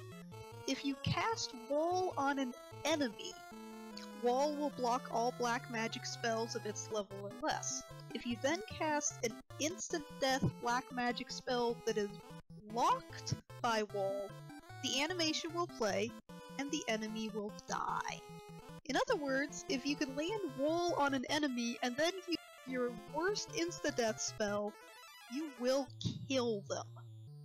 Through any sort of resistance, any sort of absorption, works on everything. So for those of you who are familiar with the PSP versions and you're used to seeing people buy a bunch of warp books and use those on enemies, it's pretty much the same as it is in those that it works here. However, you cast Wall on them first and then use Warp. Although it doesn't have to be just Warp. It can be Warp, Toad, Death, and there's a fourth one, but I can't remember what it is. Well, there are plenty of other possible ones. I don't know, Mini wouldn't work. It's white. Exit is white. I'll think it over. So here, I have to do this 100 times to level up the wall spell to level 2, and we're gonna do this one more time. Like, I would probably go to level 5 to be safer, but I think, I mean, the place where you need to decide whether you want level 5 wall or level 4 wall actually depends more on if the enemy decides to ambush you. So I'm just gonna go to level 3 to make this faster. And yeah, not have you guys just watch this 4 times. So yeah, this is the actual grind of this game. You don't have experience points in this game. You don't level up your actual, you don't have experience to level up. You actually level up individual stats by either getting hit, using them a lot, or wasting a lot of MP. And yeah, this got a lot faster than it used to be, because we had to do this before. We had to do this, get level 5 wall, and then grind shields to level 5 also on both Firion and Maria, which took probably 7 to 9 minutes. So now we just do this twice and that's it. But yeah, this is why I say that I like to call this section of the game Lose Viewers, because everybody leaves when I'm in this section, because it's incredibly boring. It's not like an Agama grind where you're actually killing things and watching your characters get experience and progress. You're just watching me cast Wall over and over in Firion, which is not the best thing to watch. For those of you who are completely unawares, wait, we actually watch Yali? What you were going to say, did we actually explain the select cancel glitch? Yeah, that's exactly what I was going to start talking about. Yeah, it amounts to, You have any one of your given weapons or spells that you're building up. You have to, in theory, do it 100 times in combat, and that's going to be based a little bit more or less around like a hard cap that you can hit on your, well, I guess a soft cap that your characters are able to hit at any given point of time, and it's based off of like general character ability, stats, whatever, blah blah blah, but also the enemies you're fighting against. I'm sure Shahali knows more about that than me, and she'll correct me shortly. But anyways, by and large, you got to do something like 100 times in a fight, and it goes up a level or rank, if you will. So if you have fisticuffs, you're barehanded and you're punching things, you do it 100 times, you go up to 2. So now you can punch an enemy twice, and then usually relevant stats will go up along with that. So you have to do wall, I believe it is, 100 times, and he's going to do that a few times to get it up to the proper level where it is. Now, that makes it cost more mana-wise, but it also makes it more effective. But the quick way to cheese it in-game is you don't actually have to do it 100 times and then go through that round of combat and then back and forth and back and forth. You can select the attack or spell or whatever, and then cancel back to that person and do it again, and that counts as one round of it. So you can do it 100 times right here. At the end of the fight, the game goes, oh, you cast wall 100 times. All right, here's your level up. Okay, so yeah, okay, I do have a few, I guess, details, quibbles. You need Please 100 do. points to gain a level. That Okay, is that's not fair. the same as 100 uses. So the game's intended balancing mechanism for this was that every fight you get a number of points equal to the enemy rank, which is basically a difficulty parameter, minus your existing level, plus a number that's basically a fudge factor for the difficulty of the difficulty. It's 2 for magic, plus the number of uses. So in a normal battle, those other balancing factors are very important.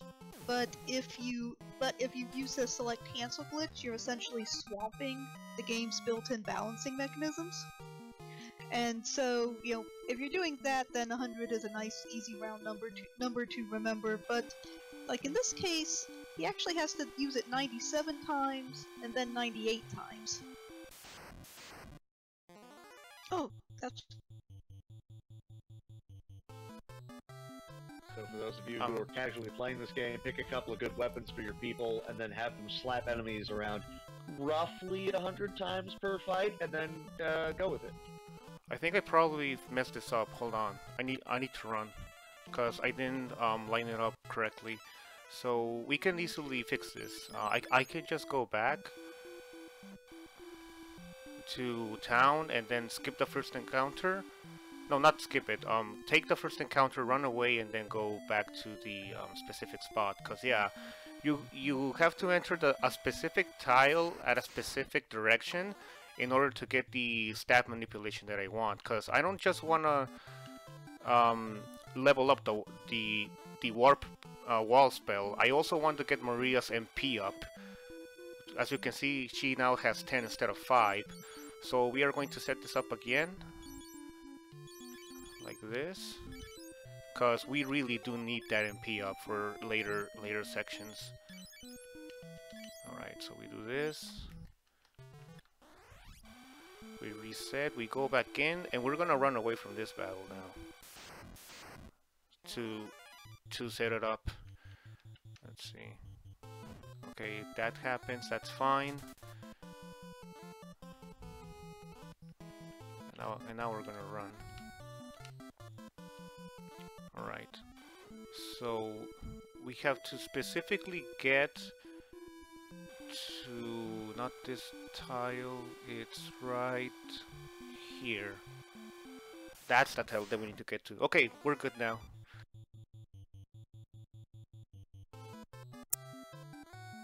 Alright, so we're back on track, and that's good news.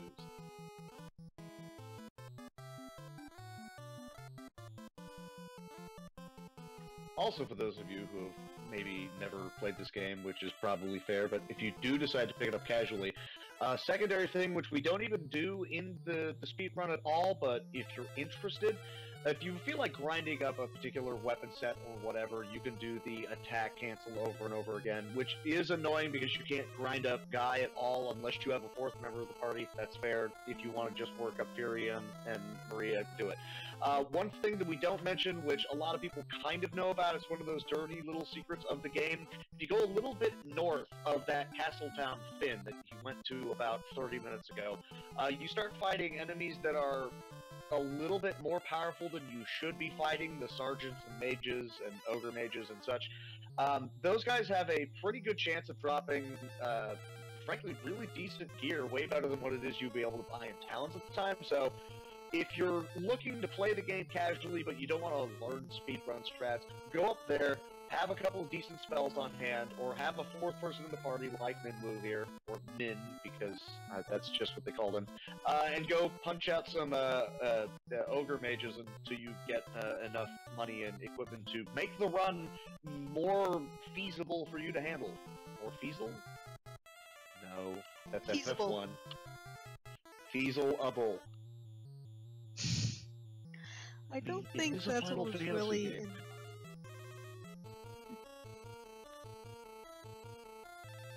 But yeah, I would say, yeah, grind up there, don't grind down by Mysidia, because even Minwoo can't really get you out of that level of trouble. Yeah, no. Going all the way to Mysidia, like, hey, I have a canoe, let's go to the magic town. No. The moment you take about 3 steps in the wrong direction, you're fighting vampires and werewolves, and you very quickly realize, this is not Underworld, you're dead. You are not clad in full body leather, you're done. I hope you saved. Pretty much, and it is possible to do the early Mysidia run, especially if you know how to get the Chocobo, but let's just say that the way back was at one point dubbed the Great Mysidia Massacre. Yeah, I just went there when I got the Chocobo. We were actually there about the wall book, but yeah, this game allows you to head over to that section at the very beginning of the game. It doesn't tell you that there's going to be late game monsters that are going to destroy you in one hit. That's just how this game is. It doesn't tell you anything, and it lets you go anywhere. Oh, it's not just late game monsters, it's the fact that there's 8 of them. Each one of them hitting you for about 400 plus damage. And that's with good equipment at this point. And it's not even that they're late game monsters, it's that they're directly adjacent to the easiest overworld zone in the game. Not even late game, it's the hardest zone on the entire overworld at this point. Right next to the easiest one. You can open up the game and walk, I think it's 14 steps in the wrong direction, and it's not even the slimes and puddings that you would be grinding on and you're kind of okay, maybe it'll run away. No, it's I hope you saved because your game is done. Yep, start new game, enter character names again, get killed again. The fine way to start the game and end the game. I died, and then I went through some plot, and I walked in the wrong direction and died again. Good thing I'm working for the Resistance. I don't think Mateus wants anything to do with me. Good point. Mateus likes more competence in his men. He'll forgive a lot. Well, actually no. He employs Borgin, doesn't he?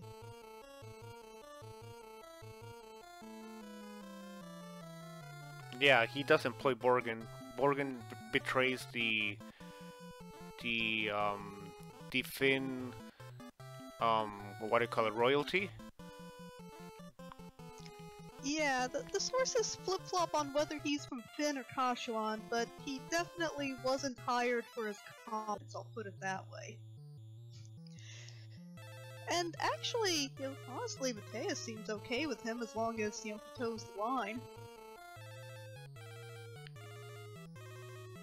Yeah, and when we kill him, we get to meet Zombie Borgin in the last dungeon, so that's pretty fun. I mean, somebody had to do something to make Zombie Borgin. I think that's a vote of confidence in his loyalty.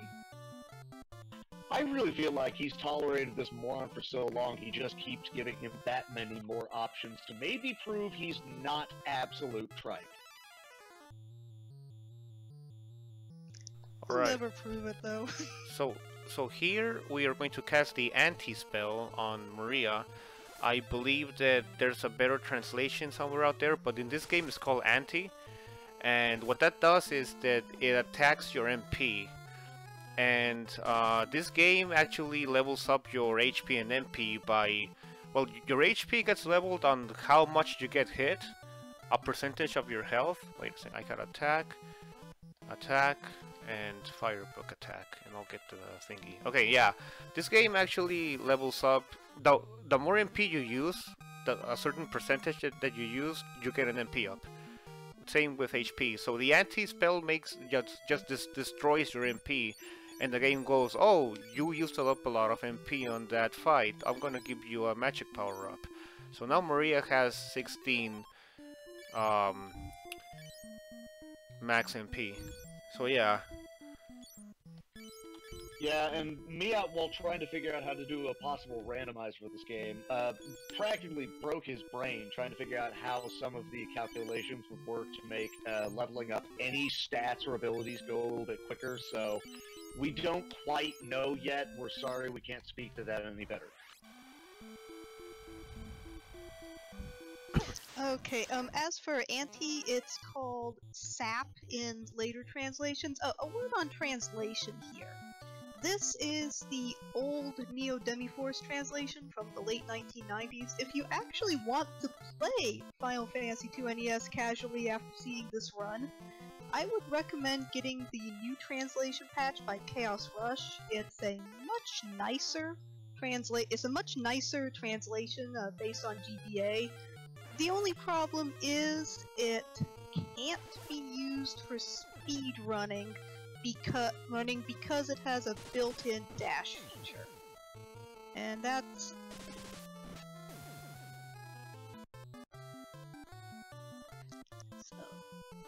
Okay, so we have some more questions about how Wall insta-kills bosses. I'll go over... I know I've said it before, but I'll go over it again.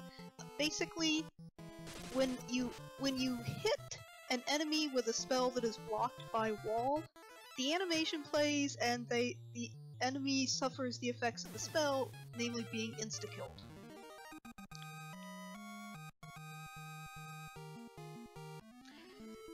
So, oh, one other thing I realized we kind of forgot to explain who this mysterious Mateus character is. He is the evil emperor who we are fighting at the beginning of the game. And, you know, the Final Fantasy boss that, you know, is never the real boss, except when he is. Mateus is actually an unofficial name.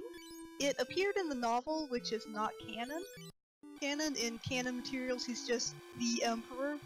But that makes it really hard to, you know, distinguish him from all the other evil Emperors. So, you know, and also Square keeps alluding to the novel name, so pretty much everybody takes it as effectively canon. At least there's no good argument against it. Alright, so we are done with the grind section. It's supposed to be a lot faster, but I messed it up. And I took that extra goblin battle to level up Maria's MP to 23 instead of 16. Just to be really safe, cause yeah, 16 MP on Maria is like borderline barely enough to get through Kashuan and Worship.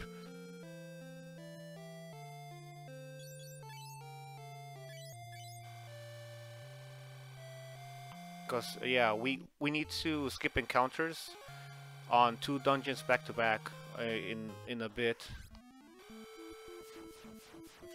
Yeah, that's a lot of the reason for grinding things up, because we have a lot of places where we do dungeons back to back.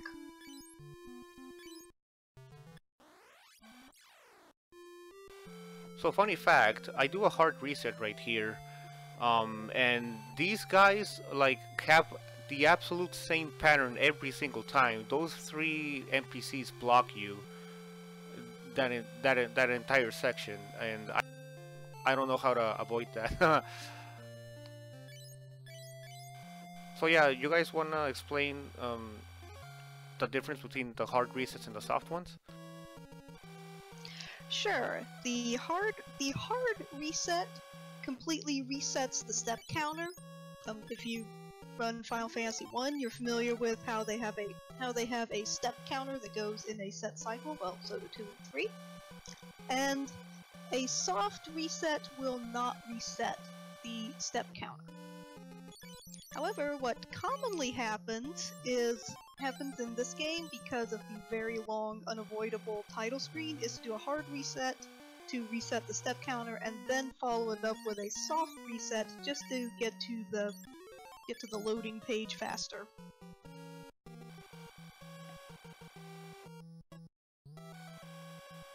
Yeah, if you do a hard reset and you don't soft reset, then you have to wait through the entire main screen, and it takes a while, and you don't want to wait through that if you're doing runs.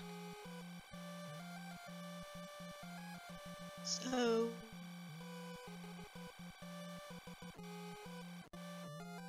Your mic cut out again.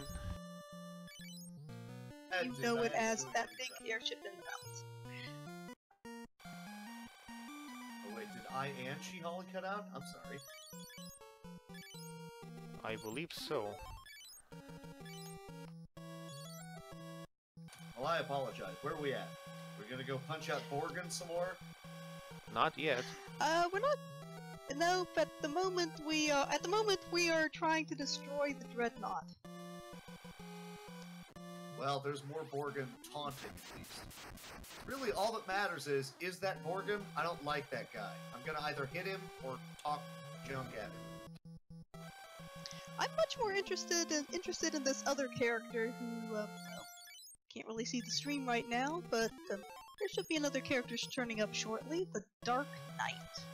This mysterious man with a full face helmet and a shocking amount of competence. As in, he can actually get things done on time, like Dreadnoughts.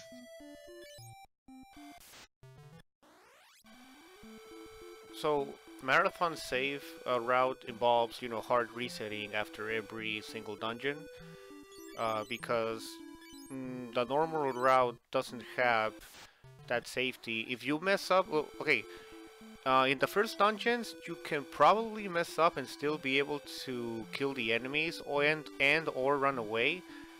But when you get to a warship, you're probably gonna die if you get into any encounters. Wait, yeah, I'm supposed to do this.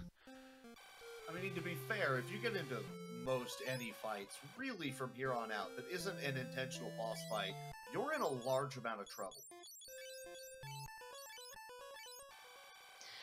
So, yep, same principle as FF1 marathon safe routes.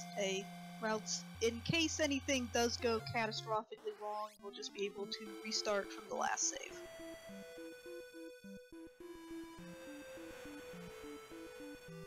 Which can there's a high probability that it might, especially if I mess up, because there's some dungeons where it's really wrong, like the Mysidia Tower. And for example, right here, I messed up my step counter, but I can bunny hop it. Like, that's another strat. If you're in the overworld and you mess up your step counter, you can just preemptively save and just wait till you get an encounter. But I think it seems I'm okay, so that's good. Yeah, all you really need to be able to do is count to 14. Yeah, Oh, you can I always... only have 10 fingers, though. You can always hard reset. Use some of them twice.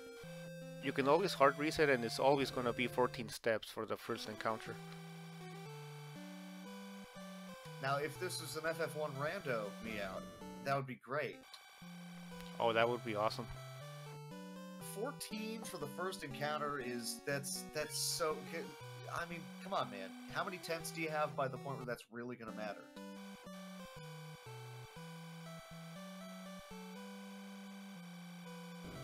Yeah, that is some good exploitation.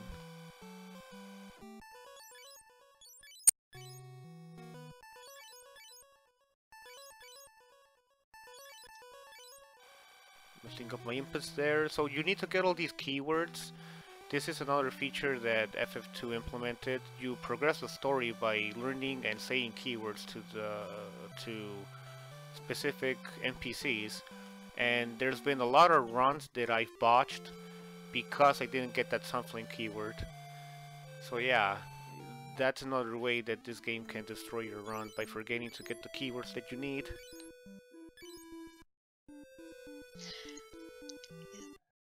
I kind of like the keyword system actually. I know it takes a lot of flack, but it does make getting dialogue more interactive. I like the idea behind it, mostly because, I mean, every of the Final Fantasy games will have key items, your quest items, but keywords also means here's a person that I can talk to and maybe pick their brain about something, and there are few NPCs that you actually specifically can say some of those keywords to, and they will respond differently with. So you get more of the plot, more of the feel for the game itself, and I like that. This you also doesn't get some count towards it, but hey, you know what? Look, I can comment on this specific thing. Like, okay, yes, thank you, that's great. Yeah, you can tell that early on, especially, they tried to think of more little bits of lore. Like if you ask Gordon, the cowardly prince hiding behind rebel headquarters, about Mithril, he'll say, "Oh yeah, my brother had a Mithril sword." Is that of any real use? Not in this version. Is it an interesting detail? Yes. Wait, does Scott actually have like a mithril sword in Dawn of Souls? Because if he does, that's actually really neat continuity. Nice! I like that. That's great. The Dawn of Souls bonus dungeon was made by people who know and love Final Fantasy II, and Chaos Riders are proof of that. True. It's a weird complaint of mine, but my only complaint about the bonus dungeon there is the awkward, out-of-place town. I know that's a weird thing to say, but why is there a town there? I don't have a problem with there being a holy version of the Undead Emperor, but for some odd reason, a town? I'm having trouble wrapping my head around. So let's all say hello to Joseph, the baddest of the bad men in this game. And by bad, I mean he's awesome. And by awesome, I mean don't get attached. This is actually the last party member that's useful in the entire run. So yeah. What? Wait. No love for Ricard? He's useful, but he does go down really quickly in the casual play. Killing a lot of things. How many people does Joseph kill? Kappa. Exactly. I don't think we're... I believe we lost Shihali. Yeah, I believe your mic cut out again. I mean, let's be honest here. Joseph or Joseph, take your pick. He's pretty awesome from the standpoint of, look at what I can do barehanded. But, I mean... yeah. You're about to see. Can't wait for the boulder punching minigame. I'm sorry, I have to call out that comment. Wow, man. Just wow. You were saying something earlier, Shihali, your mic cut out. Oh, I was just saying how I think we ought to appreciate more what Yosef is doing for us. As far as we can tell, he's a single father. Can I bring up another round of umbrage that I have towards this game and how people will tend to round certain characters into certain roles? I don't know if I agree with the idea of Yosef here being a monk or a barehanded warrior per se. What's the town that he is from, Shihali?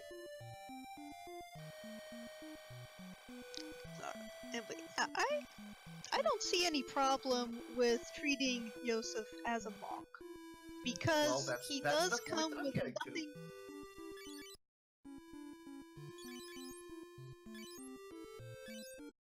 I mean, yes, he does come with nothing. However, is it true that the Empire is currently just, they have a bit of a stranglehold on his town? Ah, I see what you're getting at, but if you meant that But if what you're trying to say is that he was trained in other weapons, but just happens to have had them confiscated, would he have the skills to show it? Obviously, he's also a miner in the mines. That's where he knows where the sled is. That's where he hid it, so he's very adept with his hands. However, if they hadn't confiscated and then locked down the weaponry shops, would he necessarily be so awesome with his fists? That was out of necessity. I feel like this dude would be awesome with an axe, aka a mattock, a pickaxe. Well then...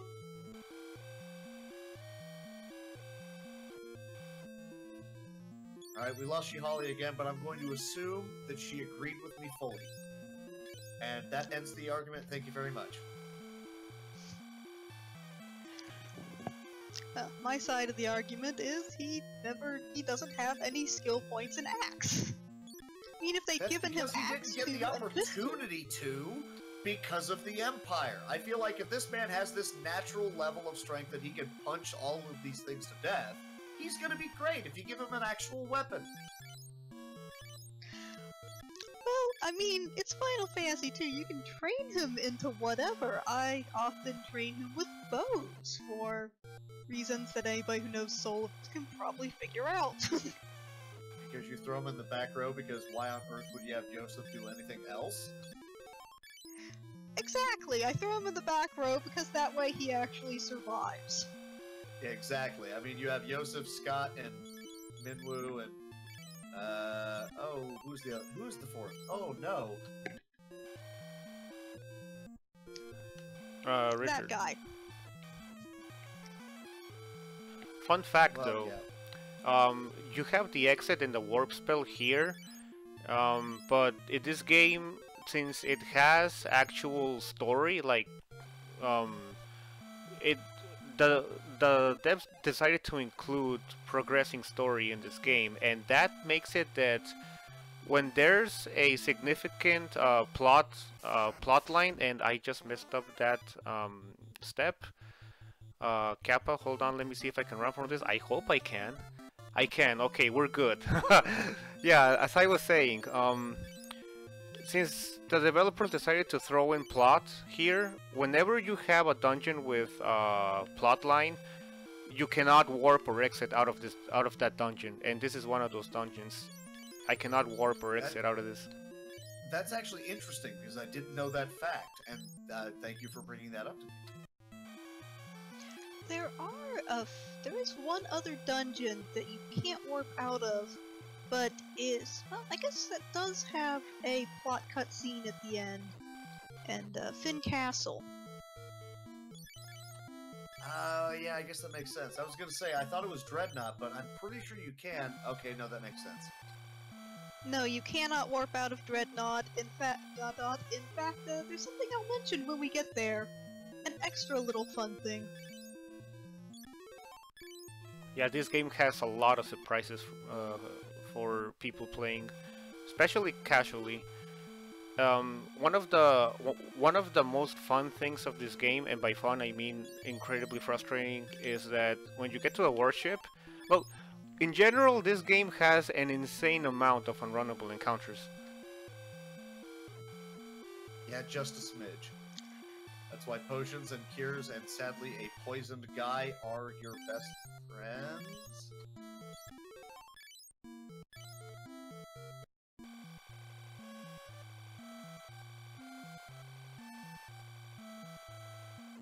Oh, I should mention one thing. We went out of our way to grab a treasure chest with an Icewind item, or Antarctic Wind in a modern translation.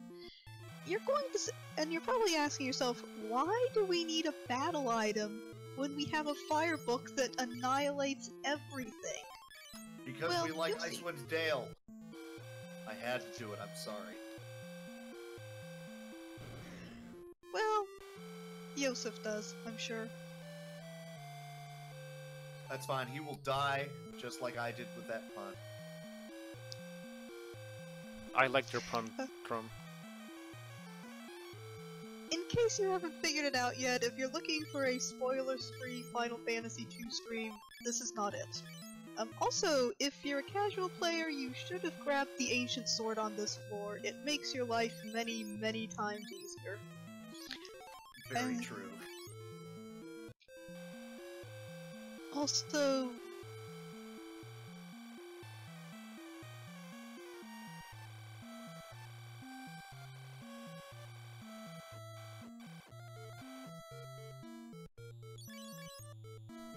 Your mic seems to have cut out again. sorry. Unfortunately, this speedrun does not require talking to beavers. I'm aware of that fact, but casually, that's what Guy is there for. And not really much else other than...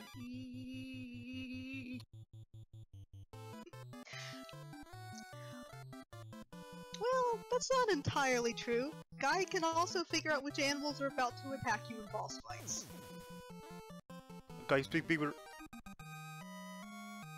Guy is also arguably smarter than Furion. He's smart enough to know to listen to Maria. Well, all that really tells us is that Maria is the smartest member of the party. Which This really was doesn't in take question? much effort. Guys, speak Well, beaver. no,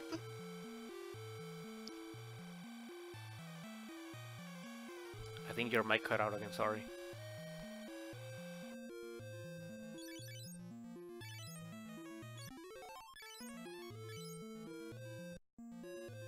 Alright everyone, this is Borgen.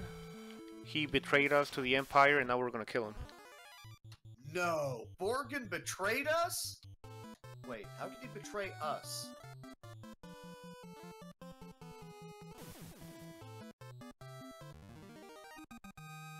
Hey, we're part of the rebel faction.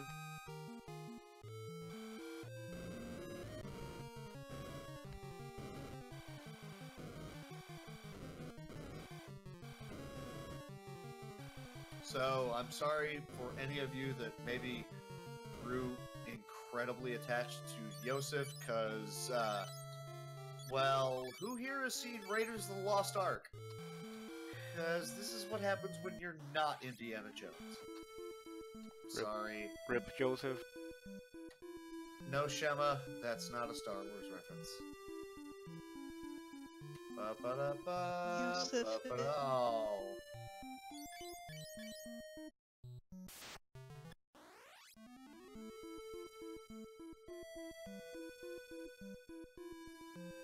Yeah, Shihali is a drow. I appreciate that reference. So now our party moves on, sailing across the icy, I guess, tundra, wasteland, whatever. Without Yosef, no mo. So the question is, are we going to tell his daughter? And because this is a speedrun, the answer is no. I mean, I don't in casual playthroughs. Your reaction is, no. If anything, hey, Borgen's dead. See. By the way, if you've played Final Fantasy IX, this is Ramuh's story. I think Final Fantasy XII also references this universe. If I'm not mistaken.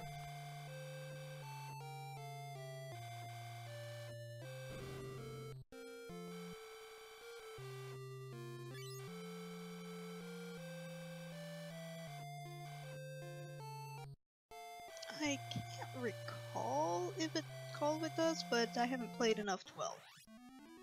Okay, someone correct me if I'm wrong. I swear I remember reading somewhere that there was an instance in some later FF game, 12 or beyond, where they specifically said Leon, who was a bit of a paladin of sorts, but a fallen paladin, and he was known for the sword that he came equipped with, eventually just loaded that sword up in some shrine somewhere, and that became the dark sword that Cecil, pick whatever, uses. Someone know what I'm talking about? Yes. Please tell me I'm not crazy. Yes, I know exactly what you're talking about. There are actually a series of faint background lore connections between 2 and 4. And Leon possibly leaving his sword in Fabul is one of them. Another is that Mysidian 4 was supposedly founded by someone called Minwu. I don't know how the math can possibly work out. I don't know about that. I mean, that's about in my mind, that's about the same as trying to say that Creel from FF5 is also the mayor of a random town in FF, what is it, 14? And now she's also one of the weird little midget peoples that Shantoto is also. I feel like, no, we're talking about completely different universes now. I'm sorry. She's a kid. She's not a possible puppet thing.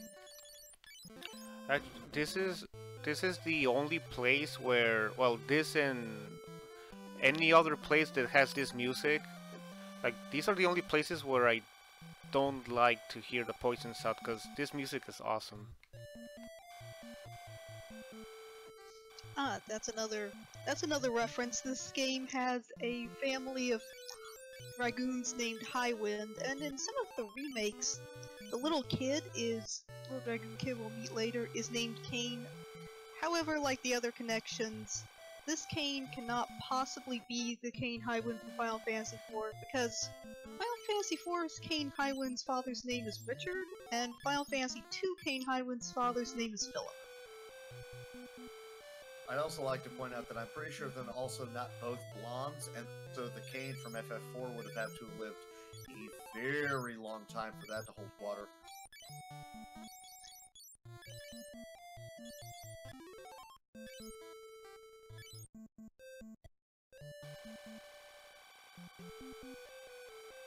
Baron. Jump, Cain, jump. No, not you, Cain. The other Cain. Clearly, I meant the FF2 possible descendant. Ancestor. Sure, why not? Also, you would think at some point of time that Cain would have mentioned to his best buddy Cecil, or Cecil, oh yeah, by the way, I'm like 700, so I have so much more combat experience than you. Why do I have less hit points than you when we're fighting a mist dragon? So many questions. I favor and besides, the world maps don't agree with each other. You'd have to assume some sort of Lufia situation where you're only seeing the relevant part of the world map, and Baron is over there doing, whatever it does when it's at peace. We have topographical amnesia based off of I don't even know anymore? That's insane. You're insane. No, I take it back. The FF series is insane. And that, kids, is why you don't try to connect the worlds of different Final Fantasies without a really solid argument. Like between 1 and 9. Oh boy. I mean, best I got is, if you go in reverse sequential order, the final boss is progressively more powerful, arguably, than the previous game. But, like, trying to tie all the universe together? No. Don't. Why would you do that to yourself? Also, we have a question in chat. Where is the Tower of Zod on this map? And the answer is nowhere, because the world of Final Fantasy II hasn't yet figured out how to detect satellites. Or at least none of these games have figured out how they tie into tactics.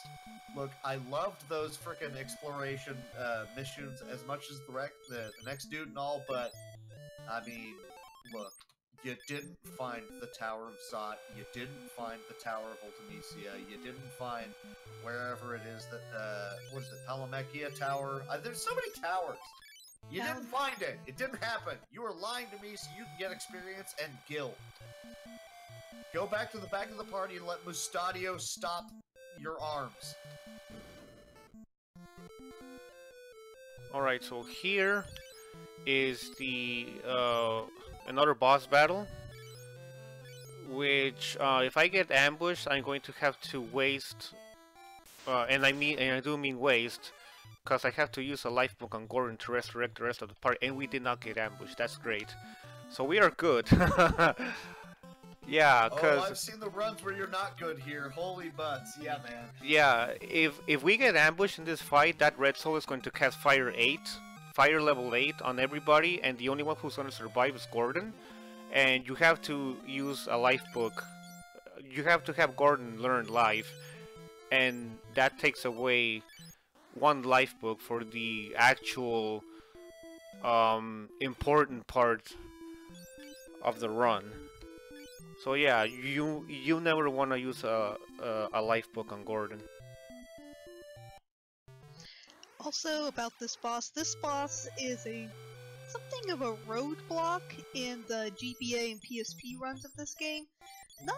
It's been routed around, but basically this boss is most of the reason that they have to spend a while grinding up fists, because the Red Soul absorbs all 8 elements. That includes status elements, like the matter element on the exit spell. So really the only good option they have for getting rid of him is a trip to Mysidia for Holy or Fists, and Fists are a lot easier. Also... You just cut out. Yeah, we lost you, Holly. I'm gonna take this small time to say that this is the last appearance of the Chocobo. We're not gonna see him ever again, so enjoy him while it lasts, which is right here. No! But Chocobo! So what you're supposed to do at this point is return to base triumphantly bearing the Sun Flame, and then find out that Princess Hilda was aboard that airship that got captured, and you have to go rescue her. I like how the Dreadnought captures an airship, which also allows them to capture a princess. Huh. I assume spies are involved somewhere. We don't know who they are because, well, they're better spies than we are at finding things. I mean, what rebellion has ever had spies? I mean, honestly. Then again, keep in mind that we're playing as Furion, and I swear Furion's search skill is -20. I just want to interject that in a casual playthrough, this is the place where everybody stops playing this game. I kept going all the way to the frickin' the Jade Passage. It's my first time through. You're a trooper then, Drum. I got all the way to the point where I'm looking behind waterfalls going, where's spells I need? And for some odd reason I stopped there. It took me 2 years to actually return to the game and go, oh, I was almost there. I'm so dumb.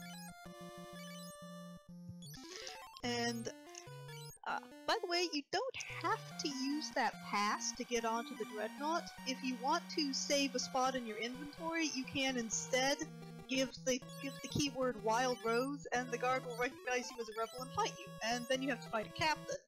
Which, at this point, a strong party should be able to handle, but a weaker party might not be able to handle. And to have a strong party at And this yes, point, you actually have to know what you're doing. Or you've grinded up way too much. That was me.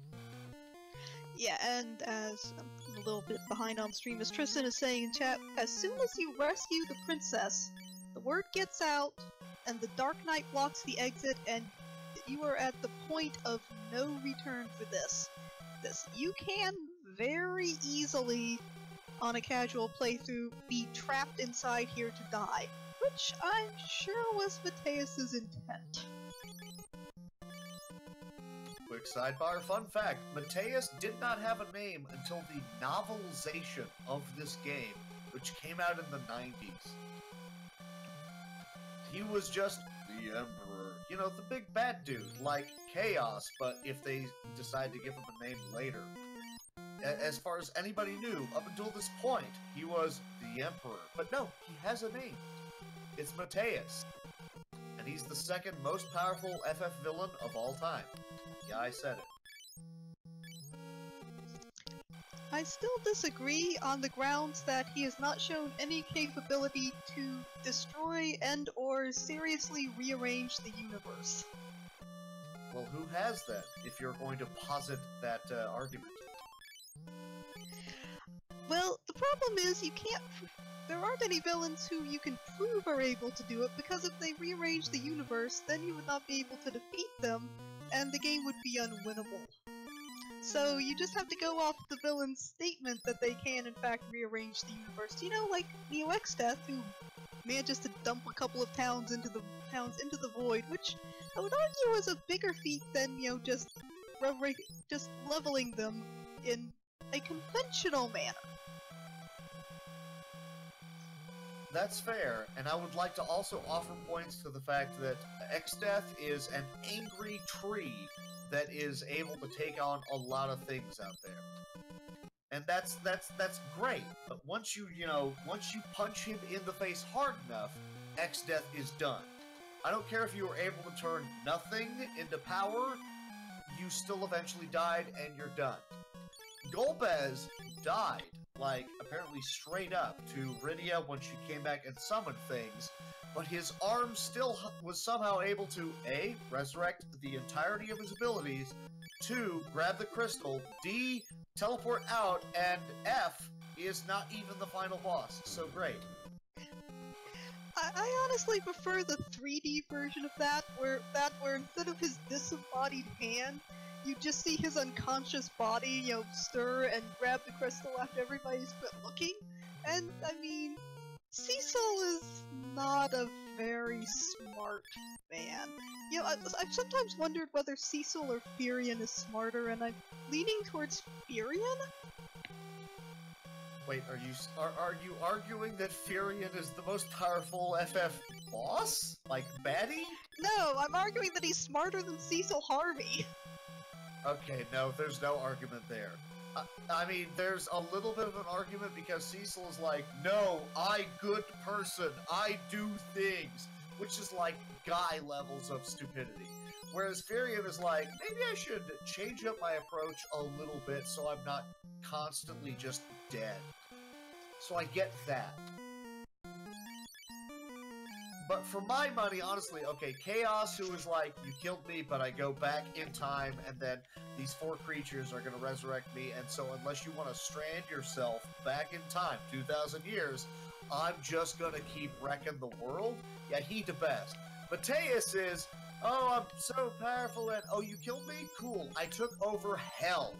And now here's a portal leading back to the planet, because I'm that much of a badass. And if you want to include Dawn of Souls, you have to beat me here, and people have to come back and fight me in heaven. Because I'm so badass, you have to beat me twice in both afterlives. Bring it. Okay, we are past the worship. This is one of the dungeons where if I messed up a step counter, I'm gonna get an unrunnable encounter and I'll have to reset. So we're doing pretty good. I feel we're doing pretty okay. Yep, yeah, basically at this point we should be a lot stronger than we currently are. And, yeah, I'm still behind the screen, but pretty soon we should be seeing why we commentators have been insulting Furion's intelligence. I usually name a healer. Because I suck. Oh no, I need to have someone healing. Let's have the dude right first up front. Okay, you have Cure, you have Life, and Asuna. Let's go. There's a very strong, well, by Final Fantasy II standards, argument that that is the intended development for Furion. I mean, if you look at it, he's the only one who doesn't start off with an obvious specialization in black magic or fighting, and also... Or ranged. And also, in the Soul of Rebirth cutscene, he's the one with Ultima, which, as I explained earlier, is white magic. Also true. But I'm gonna go ahead and make the argument right now. Furion, better white mage than Midwu. Yeah, I said it.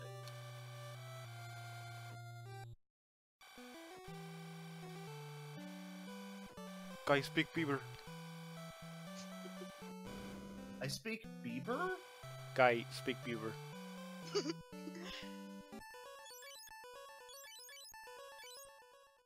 The Drumboars might be having some microphone trouble. I'll try to keep up on commentary. So, Oh, yeah, we're having. We just. Alright, but I'm gonna test one more time to see if my mic is working. It is. Oh, Okay, wait. I almost messed up again. I need to buy another cure book and another fire book for our next party member that we're gonna get. We're gonna buy one of these and one of these, and this is where we're going to use the ice wind that we picked up on the snow cape, because we're gonna fight some pirates now, and it's 8 I like pirates. pirates. Yeah, it's 8 of them, and usually we can kill them with the wall warp combo, but Shikali, if you want to explain the differences between and the accuracy rate of wall. okay. Actually, instead of that, I'd like to point out that the pirates fight is actually the only boss fight, or I should say, the only forced fight, because these are hardly a boss, in the entire game without a fourth party member. So that was that's also a reason for using an item there. But yes, about wall. So I don't know how much you guys know about Final Fantasy II and accuracy. Not Basically, okay, so basically, unlike certain other games, cough, Final Fantasy VII, cough, in Final Fantasy II, all of your spells have accuracy. This is hidden. But hidden, and also all of your spells get a variable number of hits. You know, it's how attacks work. You swing a certain number of times. You know, some of your swings are misses, and some of them are hits. Well, Final Fantasy II, a spell is like that as well. And casting a spell multi-target cuts the accuracy in half.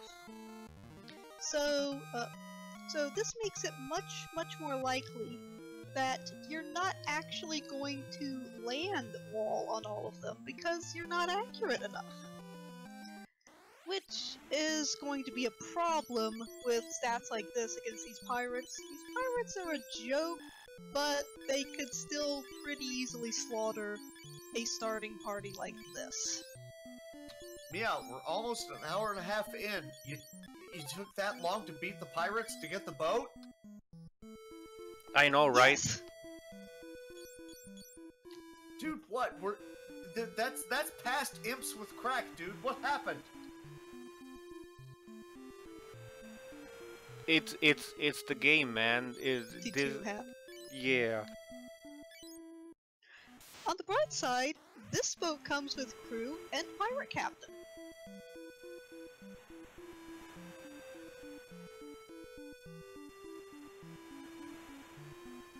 Now this is a really nice setup right here. You just line up with that little edge there, and then you line up with this little edge, and then just go down. It used to be a nightmare having to go down to this small little island, but we managed to figure this out, and it makes it so easy like this. And it's right there. For casual players, by the way, I strongly recommend going to this island first instead of where the plot wants you to go, because it is a lot easier of a dungeon.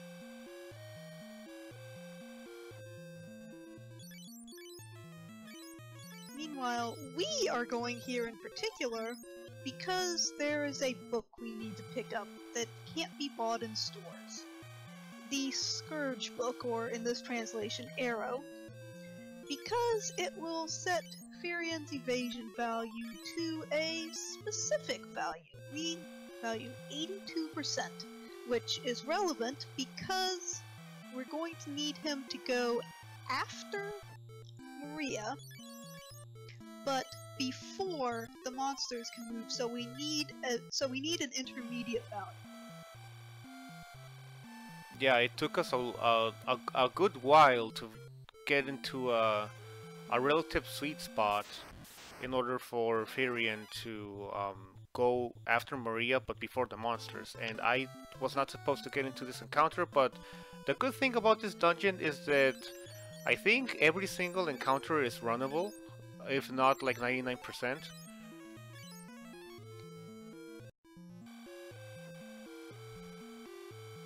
I can't speak to that.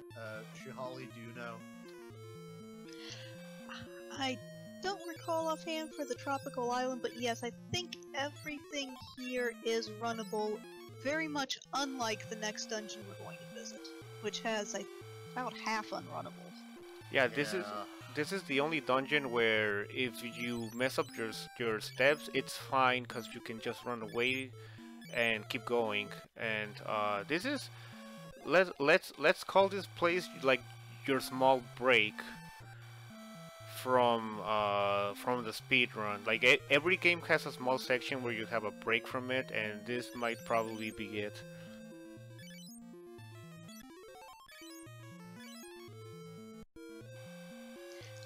There's one other thing I like about this dungeon. It doesn't have a single monster closet. Would you care to explain monster closets for... That's another thing that I forgot. This game is horrible because of that. Shihali, you are the knowledge font! But yes, I saw some people in the chat mention it before. Trap rooms, monster closets, we all know and hate them. There are these doors in dungeons that go to a room with a literally 50% encounter rate. There's a few interesting things about these, monster closets. There is only one monster closet for an entire dungeon, and it's always located on the bottom floor, which is why those monsters are extra difficult. And because it is technically through a door, you can cast the Warp 1 spell in dungeons where that's not blocked, and get out of a monster closet free. I love it whenever I'm able to come out of the closet without getting hit. Wait, Kappa.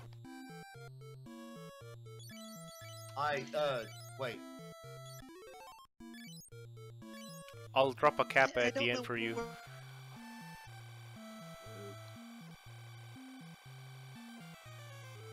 Kappa. Well, anyway, Shihali, please continue. Drop them knowledge bombs. Yeah, this dungeon is actually pretty safe. Maybe except for this thing. Sometimes this guy decides to kill Layla right off the bat. Let's see if that happens, which did not. That's why we have Guy at the front, so he can just take the hits. It's like having a thief in Final Fantasy 1. Pretty much. That is in fact a major function of Guy, to draw hits. Actually, he's very, very good at it due to a bug in this game's random number generator. I believe it's that the first and last options have a half chance of being picked, which doesn't matter much for a lot of functions, but it means that Maria and Guy in the middle are twice as likely to be targeted by enemies as Furion and the fourth character of the week on the edges.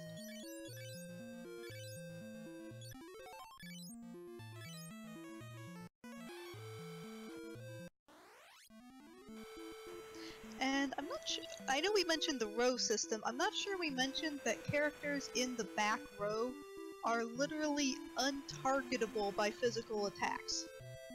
Well, non-physical range, but yeah, I was about to mention that as well. Yes, the bow attack that some monsters have is technically a magic attack. And you can get magic defense for being targeted by it. And as people are saying in chat, reviving a party member does not cure poison. It is just like FF1, reviving a party member cures KO. If you want to cure anything else, you're going to have to use an item or a Suna. Alright. Actually, I'm fairly certain that actually life will remove poison in FF1. I'm reasonably certain that it does. I don't know, Mia, you've done a bunch of randos. Is that true, or is that fixed? I don't remember. That's one thing that I don't remember. I mean, I'll have to get back to you on that one. I'm reasonably certain that it'll fix any status ailments outside of the obvious stone, but that's not fixed by life anyways. I'm pretty sure it is. It's true in all remakes, just not this version. Like I was saying, if you want to cure all ailments at the same time, you need as soon as 6. So yes, and that will cure the KO status, in addition to any other status you might have. Well, most other statuses. I mean, stone is a different status. It's analogous to death, so you can either cure one or the other, but you can't have both at the same time. Ergo, you can only cure one or the other. So if you're stoned but also poisoned, you can cure stone, but then you're still poisoned. If you're dead, you can cure the death, but then you're still poisoned, but not in this one, so ignore that part entirely. I think I did see someone in the PlayStation version manage to get Layla killed and stoned at the same time, and I'm not entirely sure how. Magic? Luck? I think it involved being killed by a cockatrice. Okay, that's just like the worst of all time. You're dead and also stoned? That's like I was decapitated by Medusa. Like, what? But why? And how? And eee. Yeah, as Ursatz is saying you can in fact be killed and petrified at the same time in Final Fantasy V. It's funny that killed and turned to stone are two completely separate things. Like, the programmers believed those were, yeah, let's go ahead and separate those. Dude, why would you do that to someone? That's... no. Alright, I remember to save on slot number 4. Funny thing is that this is one of the dungeons where if you forget to safety save and you get to the bosses here and you die to them, your number 1 save slot is probably going to be erased, and that's the end of the run because you have no saves to go back to. So saving on the slot number 4 is for safety strats here, and I usually forget to do them. Okay, so now is a good time to discuss wall accuracy, because we're coming up on one of the 2 very difficult bosses in the speedrun, the Chimeras.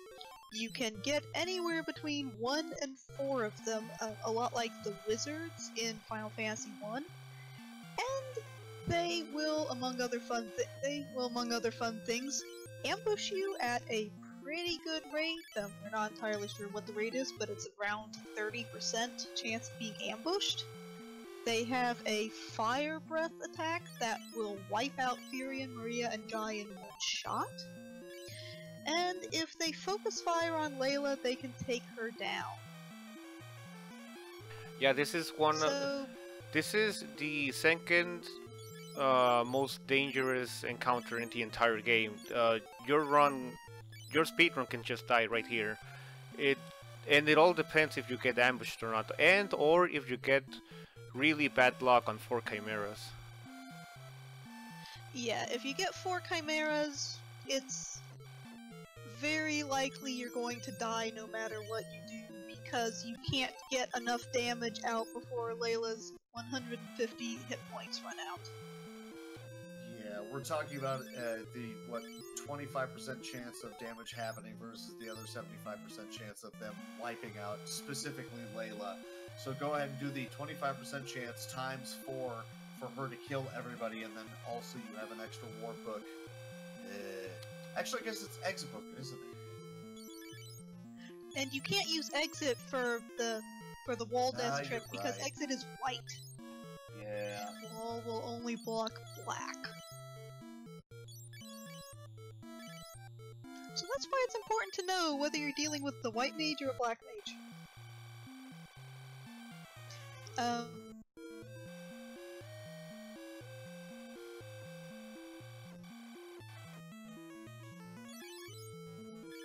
So that we're always doing the step counter from a hard reset for this cave due to the very high risk of death.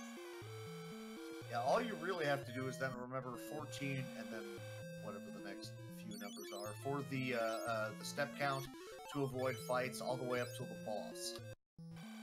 And this is a dungeon where you cannot afford to get into a fight. as this dungeon is often one of the walls for casual players Sorry. because they have. Sorry to interrupt, but here we go. We got we got 2 chimeras and no ambush. This is Hell yeah. this is great, and I need to equip Firion with the arrow book, which increases his evade percentage, which means that he's gonna go probably after the chimeras and hopefully before Maria. Cause wall has to hit first and then warp. And we're gonna run with Guy, and we're gonna just attack. And let's hope everything goes okay, cause it's a very, very, very small chance that I might die here, but not likely. And I think we're good. Yeah, there we go. Okay, first hurdle. We made it. I could easily die 2 or 3 times right here if the game decides to just give me really bad RNG. So we got really, really good RNG here. First try. Hey. There's one more absolutely horrendous boss fight coming up, but it's going to be a good bit of walking from now. A little bit. In the meanwhile, we've thrown an egg into the water. Congratulations, this is what FF2 will have you do occasionally. I should probably give a plot update at this point. So we were supposed to recruit the Dragoons of Deist. Problem is that by the time we got there, the Emperor had invaded, poisoned the water that they used for the wyverns. He did it first, not Kefka, and then after all the wyverns were killed, then killed all the dragoons who didn't know how to fight off their wyverns, and the result is that there is a woman and a little kid surviving. Plus one guy who left before all this went down.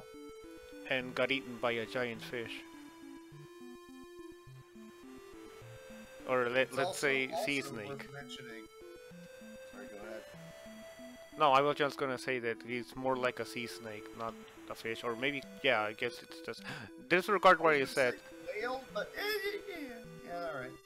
I was gonna say, the big issue with Mateus is that his thing, outside of being, you know, I'm horrible evil, is that he demonstrates an extreme command of wind, which you'll see predominantly, you know, towards the end of the game and, you know, his dungeon.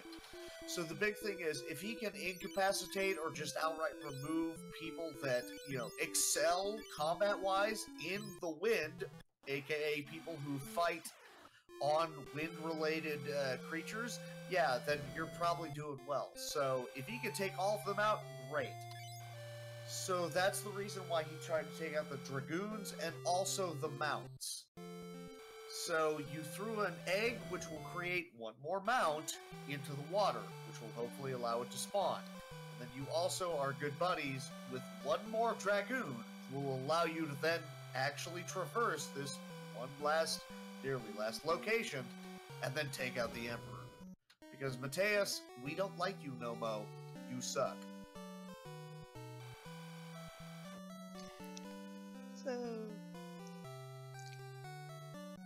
We got the Hilda monster seducing Firion scene. Okay, I still can have really no quickly- idea how to do this. Sure, go on. I just wanted to point out real quick the fact that everyone was like, oh, Firion wants to have a private moment with the princess who we're going to leave the room. That's not awkward. Oh god. Okay, Uh-oh. it's Uh-oh. not. Don't say that. It's not that bad since we have a hard reset right at the start. But if this were a normal run, okay, this could have been really bad. But we made it. Go Furion, go! Wow! Okay, that was awesome. So normally you would imagine Layla is gonna firebook punch the Lamia in the face, but that's not exactly how that went down. So congratulations to Firion, who got bailed out and then cast a spell to glitch out a boss to death. In bed. Okay, let's not go there. I still have no earthly idea how they plan to get this scene through Nintendo of America's censors. I'm pretty sure they really didn't, which is why even Nintendo Power was like, yeah, here's an FF game. You're never gonna see it. Here's 3 screenshots. You're never gonna see this game because no, we are not gonna try and just no. So to catch up on the plot, so people finally figure out. Oh. Wait a sec. Sorry for interrupting, Holly. Really quick. Yes, Maria does have 0 HP, 0 out of 20, and she is alive. Well, that's how Maria rolled, dude. All right. That's not even a glitch. Dude, I mean, It's come just on. Guy has math. been poisoned for 90 minutes. Maria can survive with 0 hit points for like a couple of minutes. Come on, man. So how this works is that if you cast Life 1 multi-target, you restore everybody to 1/32nd of their maximum HP, rounding down. 1/32nd of Maria's maximum HP round down is 0. So yes, she is alive and fighting at 0 hit points. Alright, since we have to waste MP on the Lamia, we're gonna heal up again. Alright, go ahead, Chikali. I was gonna say, just don't cast a buff spell on her. Some weird things can make somebody at 0 hit points fall over. You know, now I'm legit curious. What happens if you're in that situation and you have swap on Maria and she casts it on anything? I've never tried that out. Are we gonna break the game even further? Someone out there do it now. Looking at you, Fighter's Fork. Do it!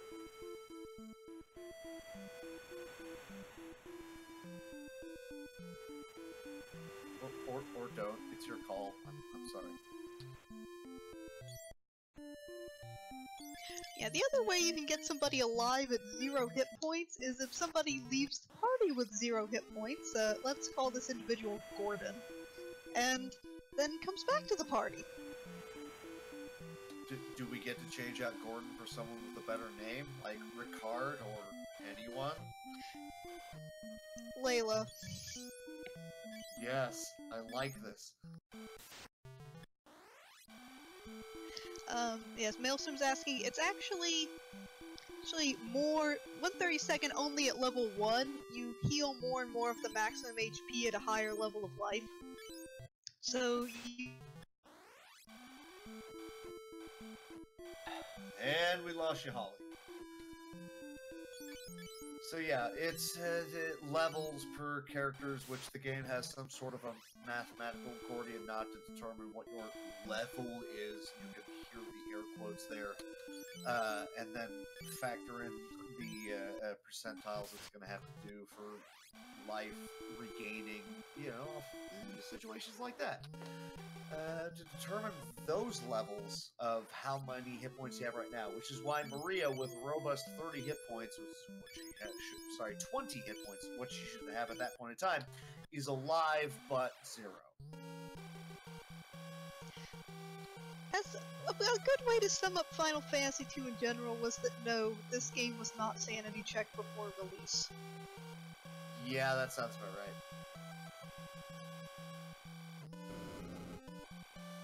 If you ever find yourself asking whether or not some relatively obscure system could overflow, the answer is pretty much always yes. Oh jeez, here we go again. I mean, we're still Right. fine because we do have a hard reset, but you know, this is incredibly scary in a normal run. Alright, Mia, we discussed this. You realize why I have to do it, right? Oh yes. Ladies and gentlemen, that was a behemoth.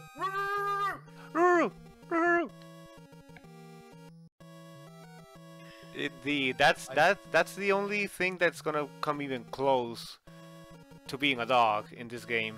The best we have. Yeah, in terms of dog-like enemies. That's the best we got. So Meowth has this thing. So if you're playing an FF game and there's a dog on screen, Meowth will then go "Roo!"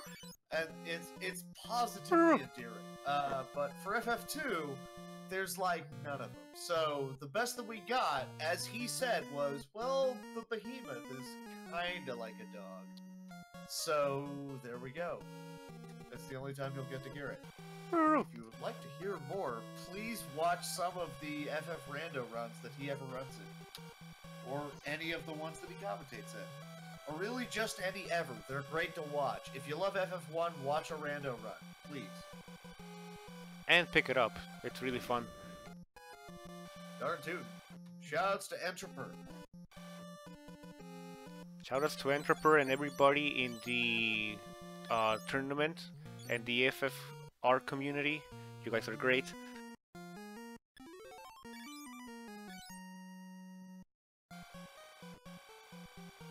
Shema, what are you talking about, brother? I feel the need to know. I'm sorry, I have to call out what a dorily designed dungeon. Really, just...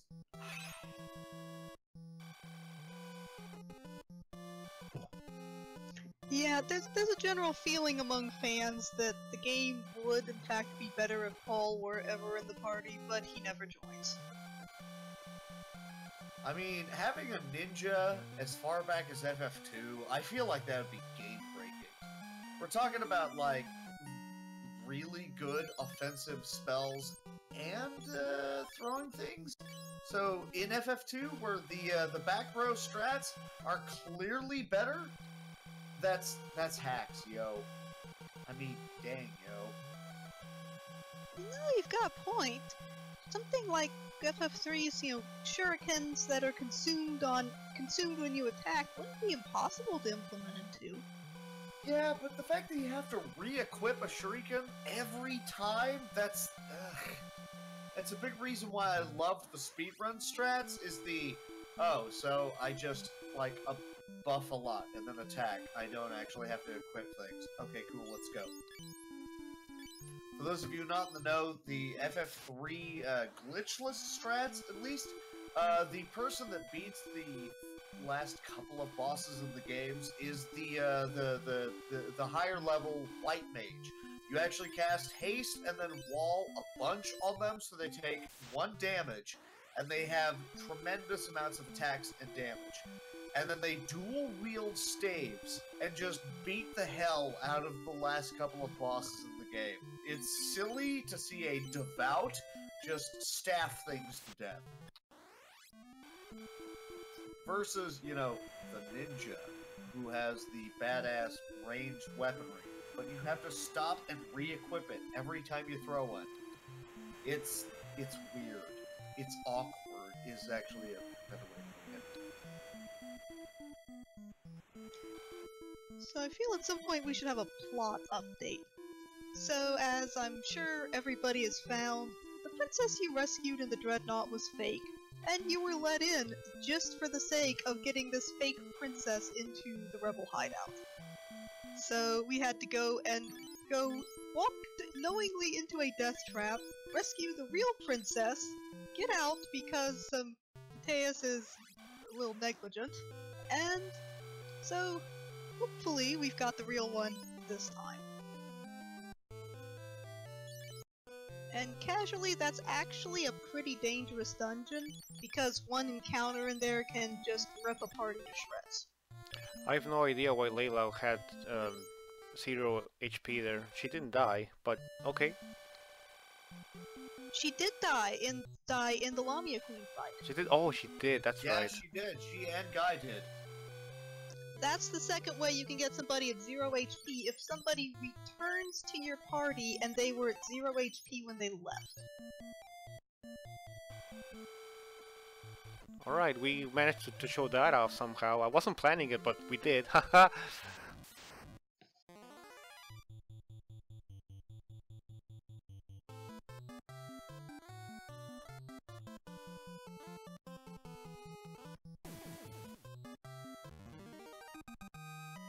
Also, I don't know if somebody mentioned this, but when you're in the canoe, you don't get any encounters. There's no encounters in the lake areas, contrary to FF1.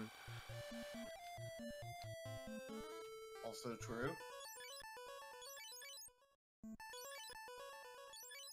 We've got a little time here. Encounter rates in general in FF2 are not quite the same as FF1.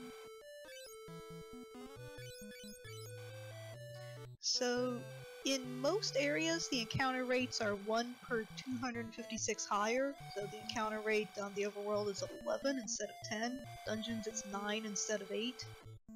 But on the sea, it's only 2, probably because you have to sail such long distances.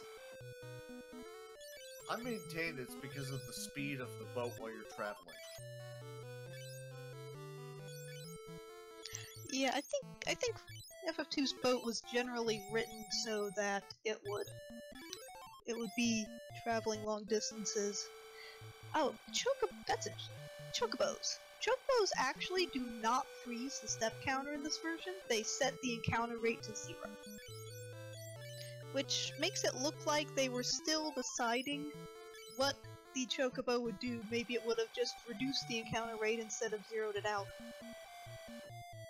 Wait, really? Because I thought it was just a set +1 equals that +1 towards the next encounter, but Chocobos equals a +0.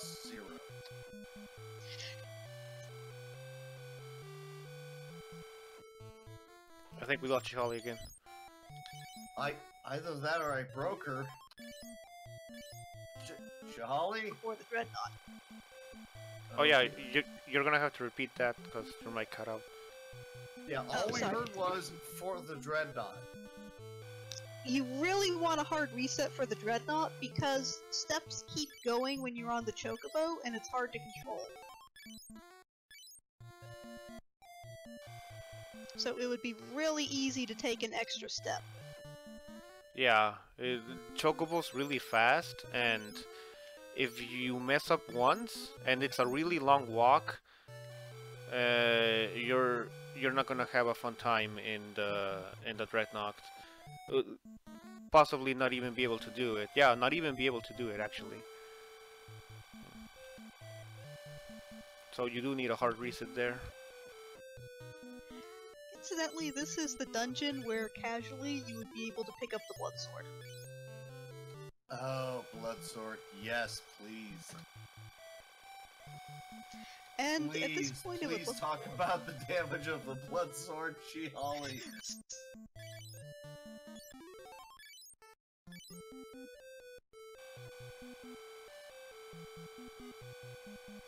I requested it, and she's done. Sorry? Hey, you're here. Oh, sorry. Thanks. But yes, the Blood Sword has a 100% magic accuracy penalty. It has 0 power. It has 0 accuracy bonus. So you barely hit with it. And it does less, and when you do hit with it, it does less damage than your regular attack. The only redeeming feature of the Blood Sword is that you gain some health. Of course, there is a catch to it. There's a catch to pretty much everything in this game. Hit point drain in this game is percentage based. Based off of your maximum hit points, or should I say the target's maximum hit points. So let me ask this question to the chat. What type of enemy would have a huge defense score and a huge number of hit points? Can I throw out Adamantoise, please? Adamantoise is a good example. Can anybody think of a better example? No? Well, perhaps a final boss? Guys, Big Beaver. No? Yes! The final boss is vulnerable to this percentage damage just like everything else in the game. 16 hits without any healing, and anything is dead. Just 16 hits. And that doesn't mean 16 attack commands, no. That means 16 of those hits that display. No, Marth, not Zeromus. Well, if you could get the Blood Sword into Final Fantasy IV, yes, Zeromus! Wait, there's a Blood... God damn it, there's a Blood Lance, right? Sorry. Well, there is. I meant if you could get the Final Fantasy II Blood Sword into Final Fantasy IV. I mean, And- yes, but then also Kane, and then also Hey, what keeps the Blood Sword under something vaguely resembling control is that against normal enemies, it actually does less than your regular attack. It's only fantastic against bosses and meat walls. You know what? I'm gonna play it safe, and I'm gonna buy another life book. Cause, do it. yeah, Like, yeah, for the Messeria Tower. Respect that. and yes, like Burns is saying, the in-costs in this game are based on how many hit points and magic points you need to recover. So so if you inflate your hit point total, your in-costs also inflate. I was saying who earns. And also, like he's alluding to, you know what else has percentage damage in this game? Lots What's of that? enemies! Oh wow, really? Yep, and some of them get 8 hits. So if those connect and you don't have any evasion, well, that's half your health, plus their regular damage. Have fun! I will not have fun. Oh, did I mention that a few of them come in packs of 4? That's No, you up did to not. That's up to 200% of your maximum hit points, plus regular damage. I like the point when you get to the generals. Oh no, generals are just regular old damage. I'm talking about Death Riders. General. Oh, you cut out again. Well, Holly, she's 90% of the brains of these runs. Yeah, I just want to say that when I started speedrunning this, well, no, before I was thinking of speedrunning this, and then Shihali came in when I was doing a casual playthrough. Actually, this was the first game that I started streaming, when I started streaming, and Shihali came in to watch. And she started telling me about all these strats and all these things, and I said, okay, we're gonna speedrun this. And if it wasn't for Shihali, I wouldn't even be here. Yeah, like I said, I brought 2 things to the table. A copy of Excel, and some limited ability to read Japanese speedrun reports. And I mean, I have both of those, but, like, Jolly is so much beyond me. It's like, Yeah, Shihali is the brains of this operation. I'm just the guy who decided to sit down and pick up a controller and do it. So in terms of Ghostbusters, Shihali is Egon, and I'm clearly the mouth. So you're... Wow. You're... I'm Bill Murray. No, I'm the mouth. You're... But I you're wanna that one, dude, I'm sorry. I wanna be Bill Murray. Everybody went wants too to be Murray. I mean, you're Ray Winston. I'm sorry. Boo. I mean, you're not wrong.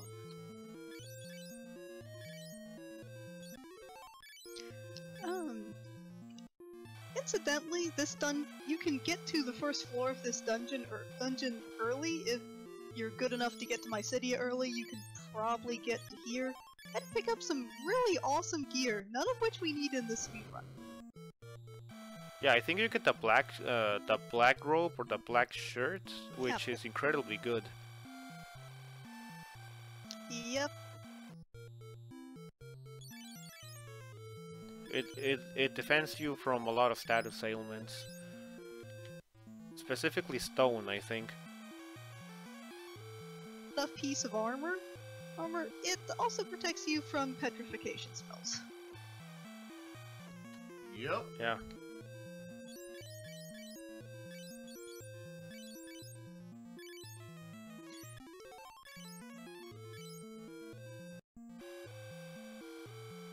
has nothing to do with the current dungeon, but one thing that I always like keeping an eye on in this game is your elemental resistances. You know, it's like Final Fantasy 1. You have, you know, your status elements, and you have your, you know, regular attack elements. I believe there are 2 additional elements to this game. The 9th element is bullshit. I believe that. I'll allow it. It is of course the element of the Emperor. Pure BS.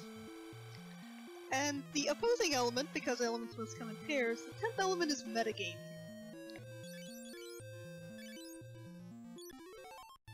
Yeah, that's what the change spell is, right?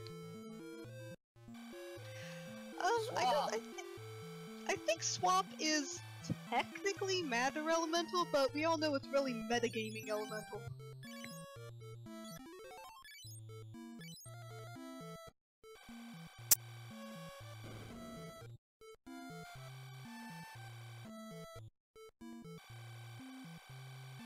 Alright, this is the most dangerous floor of this place, because if I fail one of my steps, no, except the one near the chest, I think, or the one after that, I'm gonna get one of those, second version chimeras that, stone everybody, and I cannot run from them.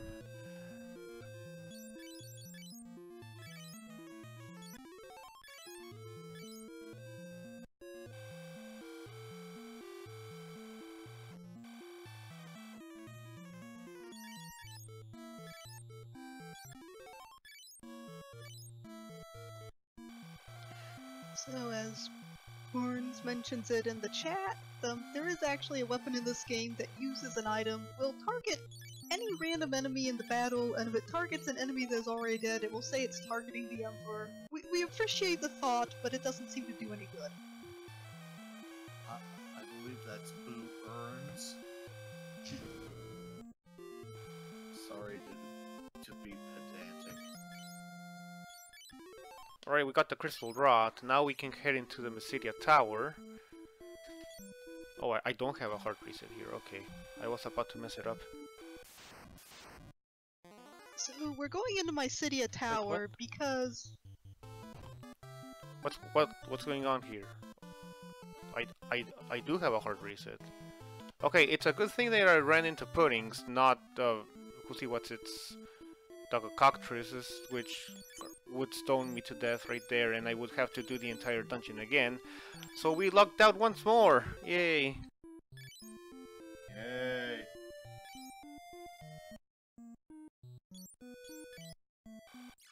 Alright, we go in, we go back out, and we hard reset.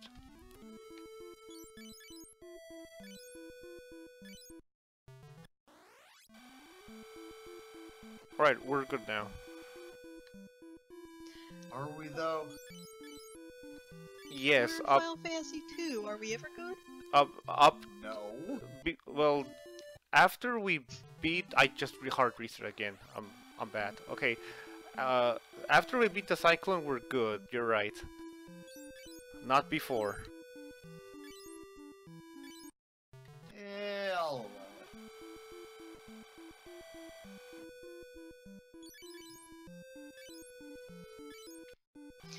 it. Oh, I was trying to give a plot recap before drama.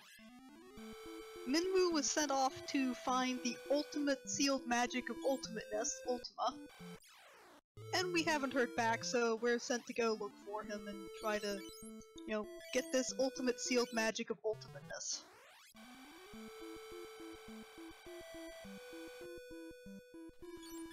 Alright, this should be it. Let's see. Okay, it is.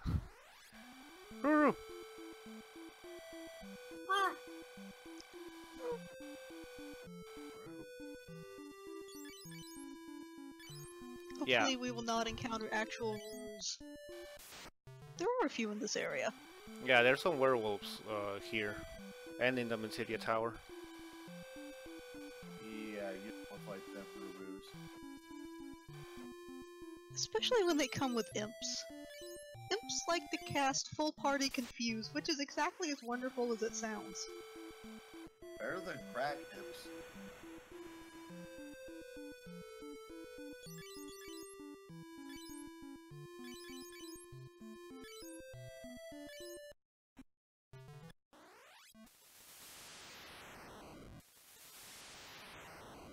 funny fact here, you can skip this entire dungeon if you enter that specific tile where the waves start showing up and then you press start and go to the menu. You get the animation of the waves in the menu, but you skip the entire dungeon. Yep, it just has a few annoying side effects, like missing out on Ricard and general fourth. And of course, you can run into this dungeon on the way out too. Yeah, and you really need that fourth party member in the Mysteria Tower. Yeah, because you lose Layla here even if you skip the dungeon, and then you're working with 3.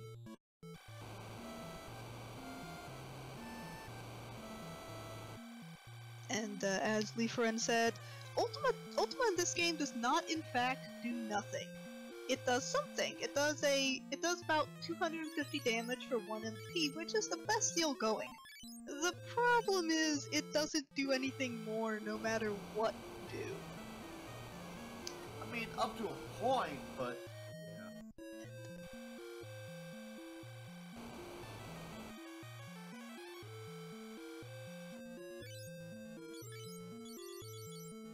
yeah, we've got the time. I'll tell the myth of Ultima.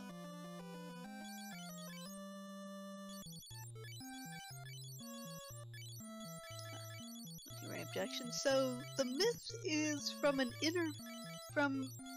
page. I think your mic cut out again. Okay, no, sorry. I Oh, was okay. Also dealing with some Never other mind. stuff, but Alright. But anyway, so the story goes, according to this webpage that cites a translated interview with one of Square's younger developers, he supposedly asked Sakaguchi one day, why doesn't Ultima and Final Fantasy II work? And the reply was, well, we planned for it to work, but Nasir came to us and said, look, this is a 1,000-year-old relic. In what sort of realistic world is a 1,000-year-old relic going to be a better weapon than modern technology? It's not! And so he actually sabotaged the code for Ultima so that it would in fact be the strongest level 1 spell there is, it just doesn't level up. And, Sakaguchi's like, okay, no, this won't do. Dude, just hand me the code, I'll do it myself. And Sakaguchi instead got ciphered source code that couldn't be fixed. They couldn't just tell Nasir to cut it out, so they shipped the game with broken Ultima.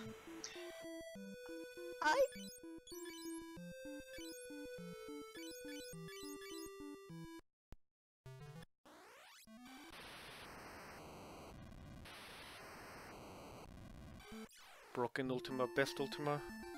I think this time you did cut out Shihali. I'm not sure. But yeah, the thing is, even if Ultima works correctly like it does in the remakes, then it's still only good if you massively grind, because it's based on the total number of offensive levels you have.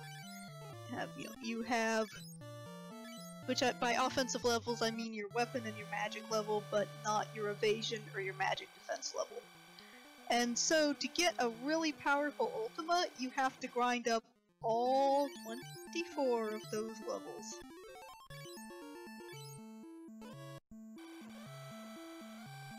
Yeah, you don't want to sit in the combat in a battle or 24 battles having to cast that thing 100 times. Yeah, you just don't. No, on the bright side, if you grind up all 24 of those levels to 16, and you... Your mic cut out again. Boo. Sorry.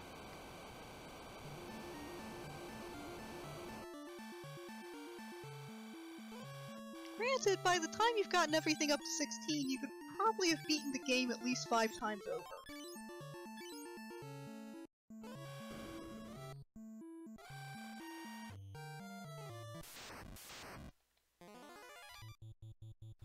Actually, now that you say grind it to level 16, previous Final Fantasy runs were made by powering up Firion really like a lot, right? Yeah, I believe that's still the current strat for the PSP version. Sorry, not PSP, PlayStation 1 version. Yeah, but I think it was also on this version that they powered up Firion. They didn't use the Firebook. Yeah, if you were trying to do this glitchless, well, let's not get into arguments over, how you can do a glitchless run in such a glitchy game, but without intentionally going out of your way to abuse glitches, I think building up Firion would still be the fastest strat.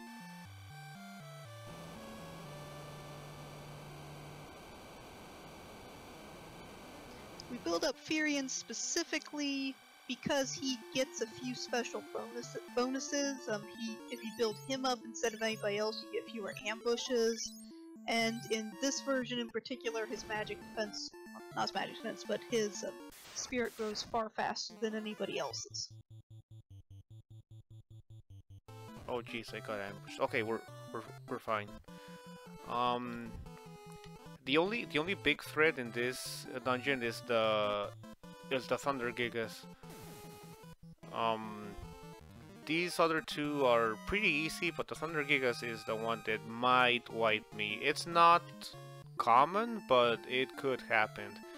And I need to resurrect Guy for the poison sound. I mean, not the poison sound, for the for the encounter skip.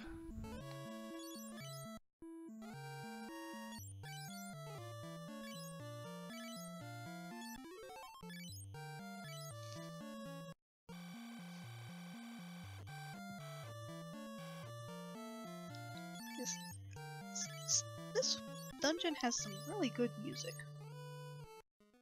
Yeah, this is the only place where this music is playing. I like this music and the Cashuan Castle music, but Cashuan Castle is not unique to Cashuan, whereas this is. Yeah, not a lot of dungeons in this game with unique music, they just didn't have the space. Yeah, they did cram a lot of stuff into this game. I mean, I think the entire battle system alone is gonna take a huge chunk of space, right? I haven't really analyzed that because I haven't been able to find all the parts. The dialogue certainly takes up a lot of space because this was one of the first games to have dialogue that changes. If you go back to towns after events, a lot of times the NPC dialogue will change. And more...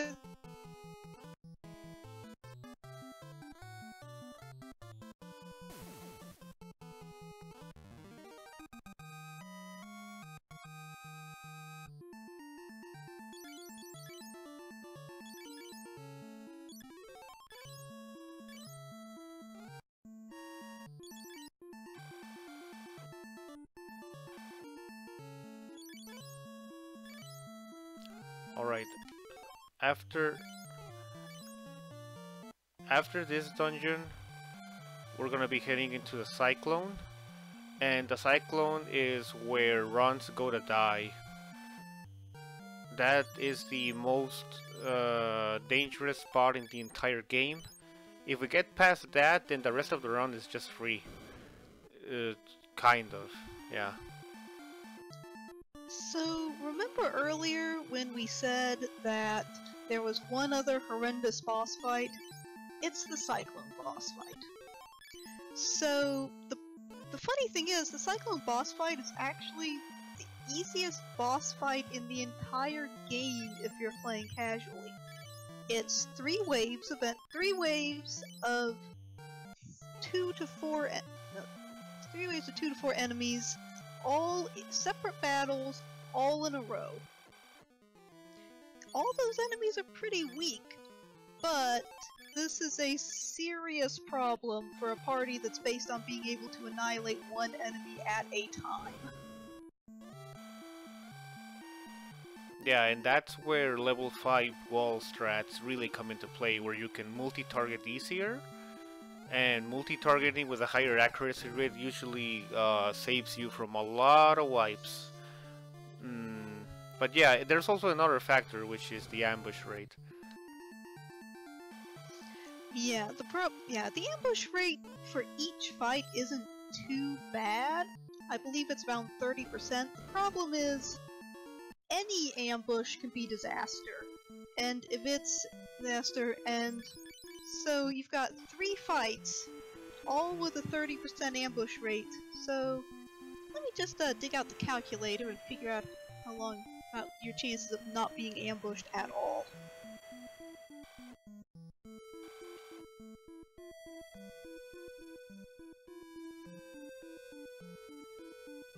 So we're almost at the end of the game if the Emperor decides to be kind in this next fight. So it's just the Cyclone, then Palamecia, and then Jade and Pandemonium, which is a linked single dungeon. So we're almost done. Just 3 dungeons more. The bad news is, assuming I've got the ambush formula correct this time, the chance of getting through all 3 waves without being ambushed, 34%. Yeah. I mean, that's better than 1/3. Yep, just about 1/3 chance of not getting ambushed at any point, and an ambush may or may not be survivable. So this next fight and the Chimera fight are the only fights that are not marathon safe. There's no way that we've been able to figure out how to marathon save those parts. And basically it's well, in my opinion, it's mostly because of the dialogue boxes. We cannot manipulate the encounters because even if we do frame perfect steps, opening and closing dialogue boxes cannot be frame perfect. I tried it many times. I even cooked up a turbo controller, and no, I just couldn't do it. And that's going to why did I get this fight? Okay, No, no. why did I get this fight? And I'm dead. No, wait. Yeah. Okay, I'll probably have to reset. Let's see. I don't understand why I got this fight. My notes don't say I have a fight here. Okay, game. I see what your plan is. Okay, yeah, I do have to reset because I don't have a I can't run away from the from that encounter.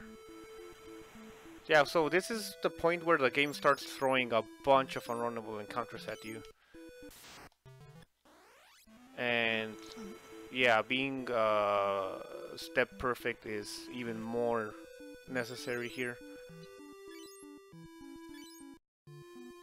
So basically, in all of these NES Final Fantasies, there are some encounters that are flagged as impossible to run from.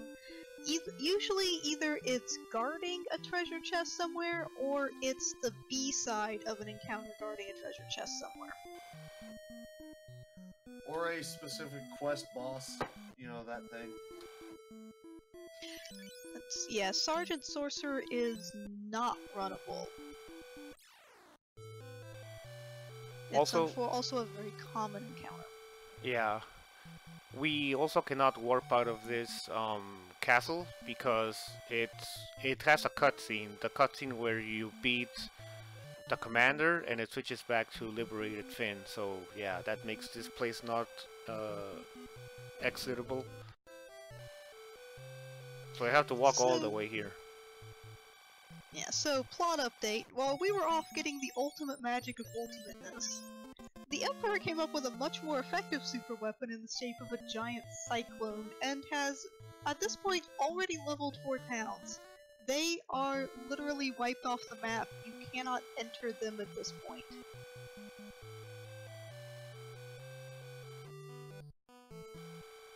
Did I mention that at this point 48% of the world's starting population is dead?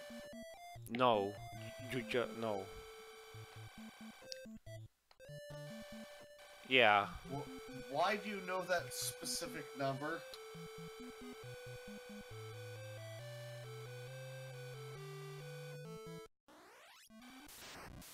Okay, this is okay.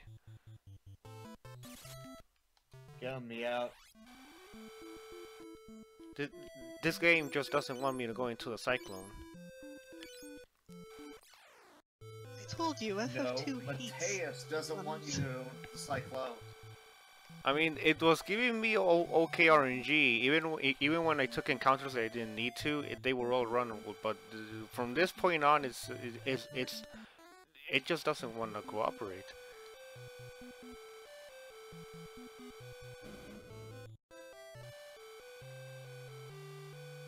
Well, I guess there's more poison sound for us to hear. Kappa.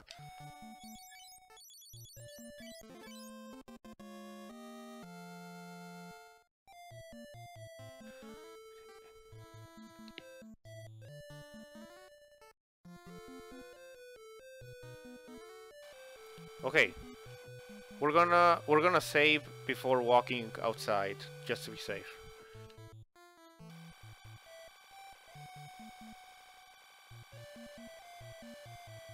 Saving fixes everything.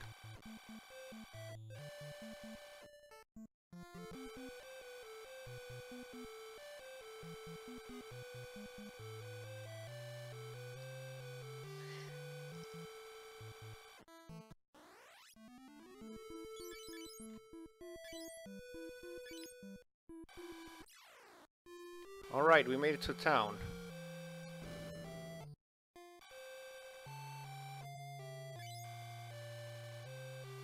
Yay, town.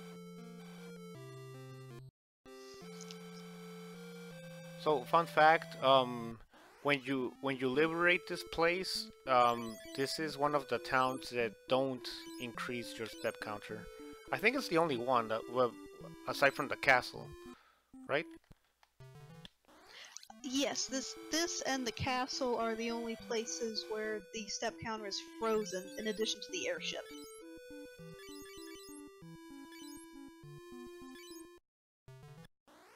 Alright, here we go everyone, into the fray.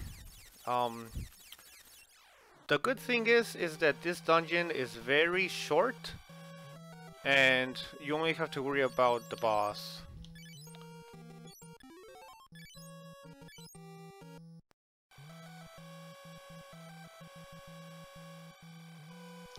Did you make a backup save?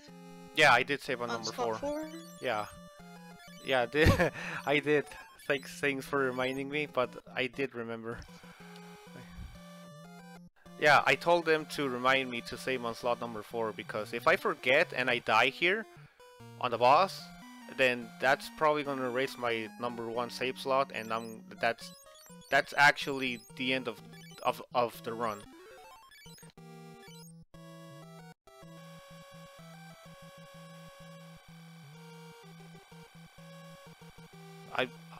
I'm sure I did save.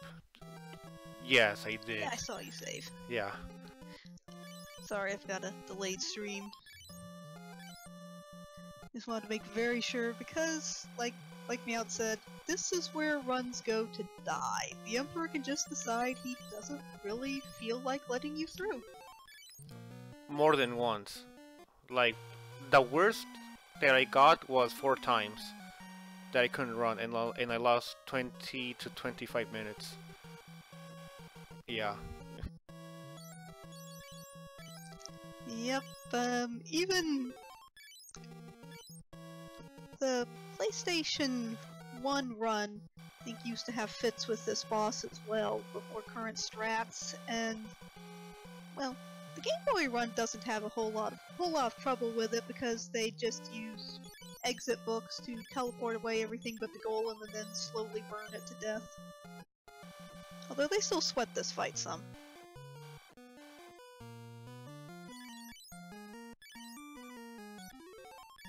Alright, everybody in chat, please send me your energy. Guys, speak beaver.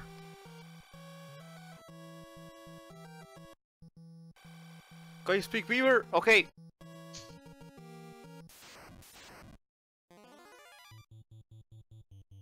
Okay, 3 of them. That's not too bad. When you get 4 is when you get a probability of dying. This we can handle, I'm pretty sure. Alright. I'm also going to explain a strat that involves the Firebook again. But we'll get to that when I do it, which is in the next fight. Alright, there goes Guy. It's a lot better if you keep him alive, but it's very unlikely that he's going to survive the first battle here. Especially when you get 3 of these horsies. So yeah, you can get 2 to 4 of them. No, 1 to 4 I think, or 2 to 4. I can't remember, but it's around that range. Okay, we got another 3. As long as we don't get ambushed, nice. Alright, we're still fine. We're gonna kill that horse and this one. No, Firion decided to go first. So that's what happens when Firion decides to go before Maria. And Maria didn't actually land the wall spell either. Okay, I'm going to have to run here and kill this one with Richard. Yeah. Also, the Firebook gives you lifesteal. That's another thing. If you hit undead with the Firebook, you're gonna die. All right, so now we have to kill this last enemy with the wall warp combo, and we need to remove the Firebook from the main hand, because when you equip the Firebook from the item slot to the main hand, it ups your evasion rate to 95%, and it gives you a huge advantage in going first, which we need to in this next fight. Whereas if you don't, it can go around to like 65 to 95, and you don't want to risk it. We did not get ambushed. Oh my god, okay. This is the important part where you don't need to get ambushed, because if I got ambushed, that golem was going to just destroy me. Okay, so now we change the Firebook to main hand, and pray that Richard goes before the golem. Okay, at least the Emperor is down. Please go first. Yes! Oh my god, okay, we're still not out of the woods yet. Those corpses can still kill Richard. It's not likely, but they did do it on one of my PB runs, and that just completely destroyed me. So, okay, Firion just decided to go again. That's fine. Just one of those things. It's not gonna kill me.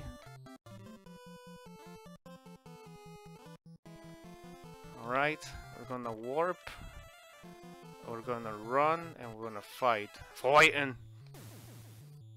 Okay, we got past the most dangerous part of the game. Everything else is just, you know, whether I mess up or not, but we're not gonna be stuck. We're not gonna be stuck in a specific spot. Woo! Woo! We did it. Okay, I just wanted to get past this part to you know, relax, cause yeah, this is the part where runs just, you cannot get past the Emperor sometimes. You just can't. There is one boss left, the final boss. And he can potentially kill you, especially if he gets an ambush. But it's, I put it, he missed his big chance.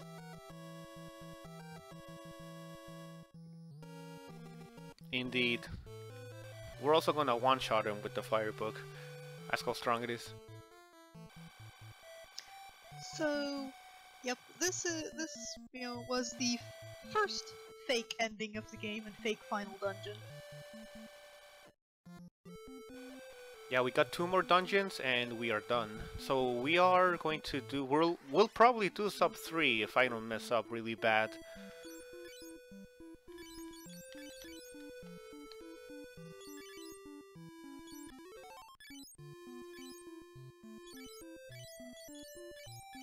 Right, we're gonna save. We're not gonna risk getting into an encounter and dying here.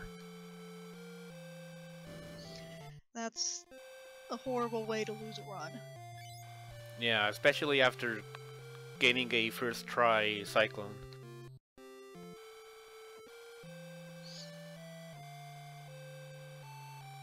So yeah, getting the world record involves me getting a first try Chimera and a first try Emperor, and that's all I need.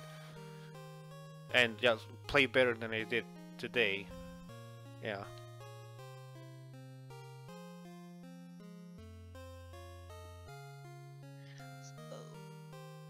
So the next dungeon, plot-wise, is us going to go chastise Maria's brother Leon, who, shock, was the Dark Knight all along. Yeah, there's a And lot of now- plot twist here. Yeah, this game really has a very, very good plot for its time of release. It was the first game that was mostly trying to be driven by the plot instead of, here's a premise, go collect a bunch of whatsits and go fight the final boss. Also, Sid just died, but he gave us his airship, so now we get the airship. I'm a little bit disappointed that we get the airship, like, at the end of the game. Unlike Final Fantasy 1, where you get it relatively in the middle, maybe, I think? Or you can get it really early. Yeah, I'd say around the middle is about right for, at least, vanilla one, not randomizer. Yeah.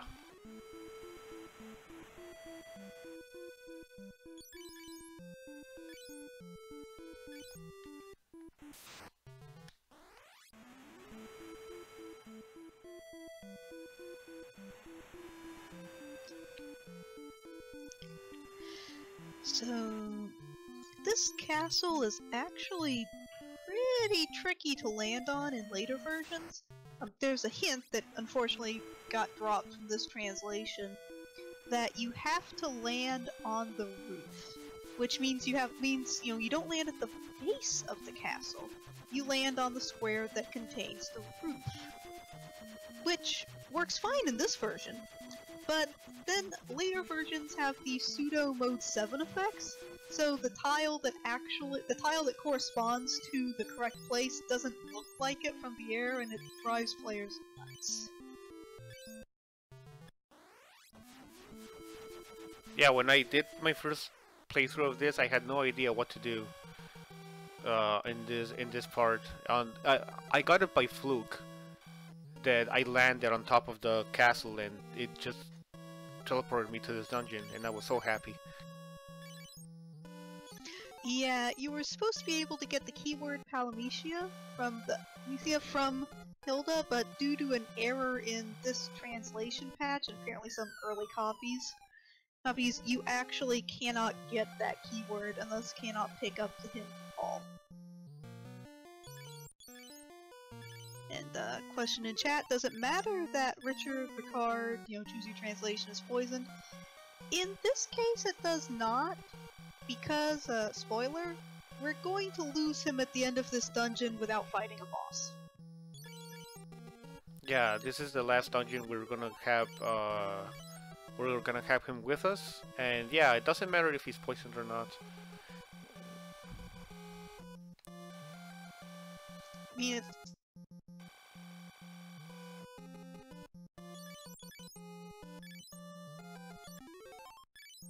I mean, at least it's double the poison sound, right? That's good. yeah.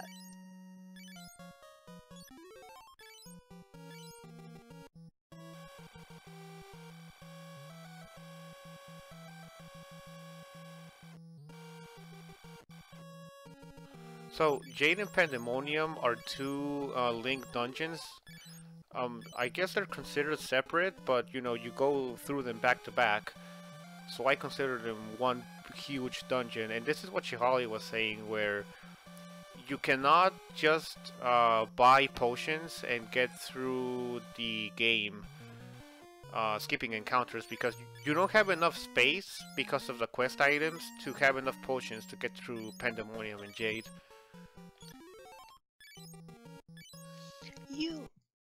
Yeah, it's very similar to Mirage Tower and Sky Castle in Final Fantasy 1. They are formally 2 separate dungeons, but you can only access one from the other. Yeah, it's exactly like that. Also, I'm about to reach a level up on Maria's Cure Spell. So this is why we buy the extra Cure books. For example, if she goes over to 100, which is gonna be in the next cast, she's gonna be... Cure Spell's gonna be level 2. And it's gonna cost 2 MP, which is going to reduce my chances, or my ability to skip encounters. And so we drop the cure book into the trash to remove it, and then we keep for a new one, and we got a fresh new cure book, cure spell level 1. Yep. Draining your Cure 2 will work just as well, but it drains your MP at twice the rate, and so then you have to worry about recovering your MP, and that's just a headache. Yeah, and you need a lot of MP to get through Jade and Pandemonium, and have enough MP to maybe have to cast Warp and Wall on the Emperor if he decides to kill Leon on the first round. Yeah, that is something he's not likely to do, but it's something he can do. Yeah, I haven't... Well, I've wiped on the Emperor once, I think. But that was on for testing. I haven't wiped on the Emperor, on the last boss, the Emperor, in an actual run. Let's hope this is not the first time that's gonna happen. Game.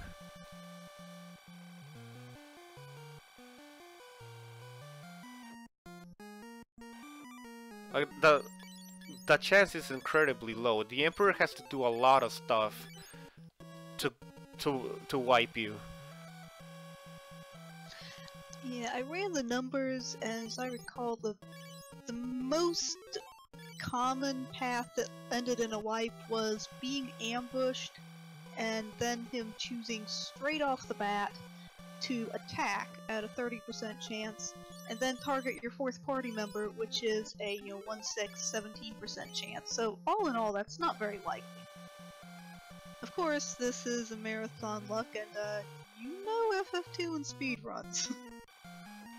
Yeah, the game already decided to be kind and give me the first try Emperor on the Cyclone, so let's hope it stays. Let's hope it stays that way.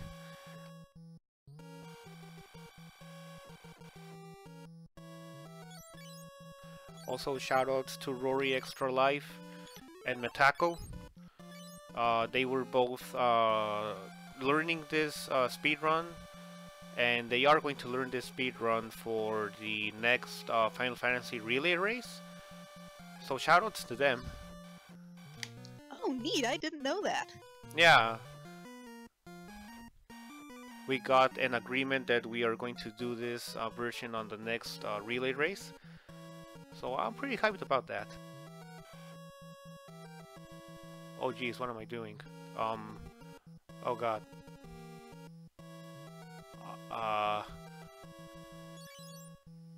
This is supposed to be... Did I? I didn't skip the encounter, right? Or did I? Okay, we're fine. Oh jeez. I was so scared there. My screenshot said that I had to skip the encounter a step before. And I took one more step. I think I don't know what happened there, but I'll take it. I'll take it.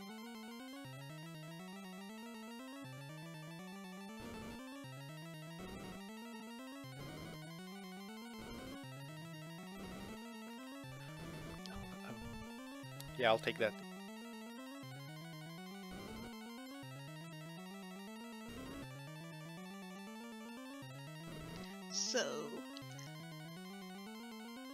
So yes, killing the Emperor turned out to actually hand him a ticket to even more power.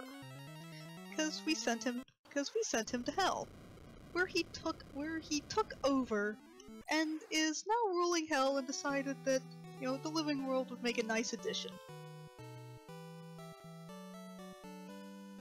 Yeah, we did. The game actually says that the Emperor was in hell and he came back.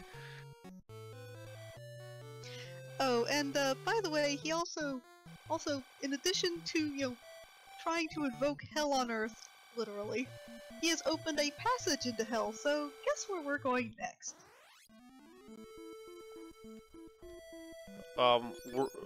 We're gonna safety save first, that's for sure. So, basically, all FF2 runs either go to hell or they go to hell. I would say And go to yes, hell. And yes, in the GBA version, spoiler alert, you can there's a bonus dungeon where you form a party out of your own party's dead, because you have 3 dead party members and they found a 4th, who have to go and defeat the Emperor in heaven because apparently his good side went to heaven. Did I mention that his good side is actually stronger than his bad side, and also evil? So you're basically doing a harder version of the final dungeon with weaker characters.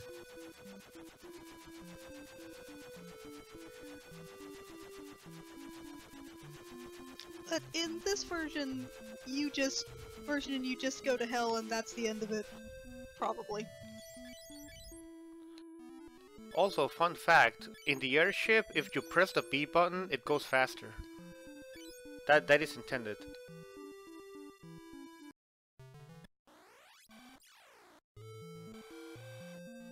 Wait, I have to equip this guy with the thingies and the stuff. And so yes, there's actually some dispute plot-wise as to whether Leon was mind-controlled. Mind control is a fact in this game. If you go to, Worship Town early, you can see it in action. I personally think that the mind control was just Maria refusing to accept the truth, and Leon really did turn evil. And then, being a self-interested villain, realized that, that the worst the good guys were going to do was hang him. The nicest thing the Emperor was going to do to him was probably torture him to death and then torture him some more.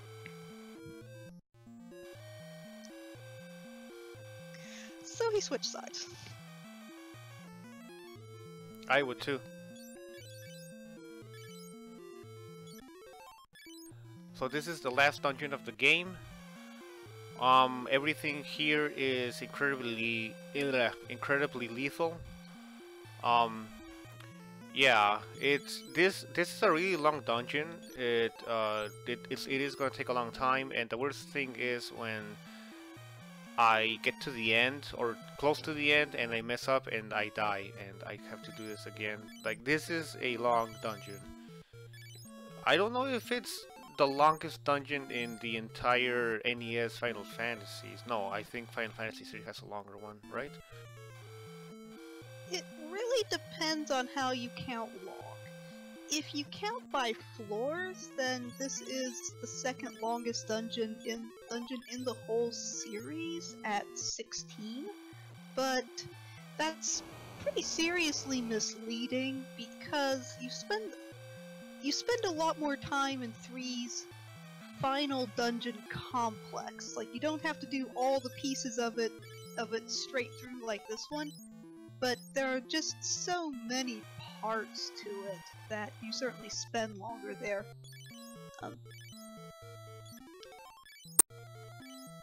Yeah, as Tristan is saying, if you count going to get Sage and Ninja and the ultimate weapons, then yes, Final Fantasy III's final dungeon is significantly longer because in casual play you'd be picking up the ultimate weapons here in the Jade Passage. If you don't count that, it's really too close to call. 2's has more floors, but it has fewer mandatory bosses.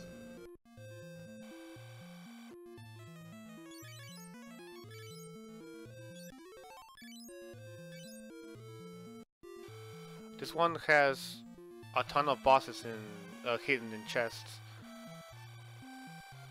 Yeah, this one has a bunch of mini bosses guarding the Genji gear, which is a trap. Genji Gear claims to have the finest defense, which is true. And It al- I think this is the only place where you get ribbons, right? Actually, no. You can get ribbons earlier as a rare drop. You can use the 5% drop from the Lamia Queen boss, which, by the way, is now a regular enemy. Pretty much all the... in fact, I think all the bosses in the game, other than the Emperor, do turn up somewhere as random encounters. There's one other that doesn't, but I can't remember which. The Emperor has like a shade of himself. Yeah, the Emperor has a palette swap, but you don't actually run into him as a random encounter. By the way, the palette swap, Emperor clone boss is stronger than the real one you fought, which... There's a school of thought that the Emperor was actually throwing this battle to the death. He was intentionally getting himself killed so that he could go to hell and take over and get more power. That would fit his evil mastermind agenda.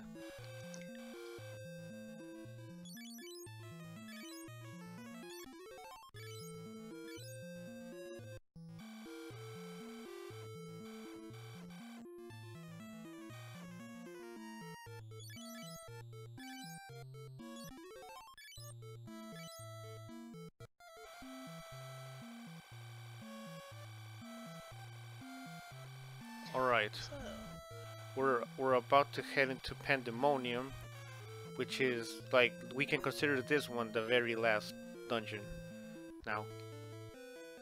And Yep. it has its own unique music too. I'll quiet down so we can listen to it. Too bad there's poison sound, which distorts the music somewhat, but it's still nice.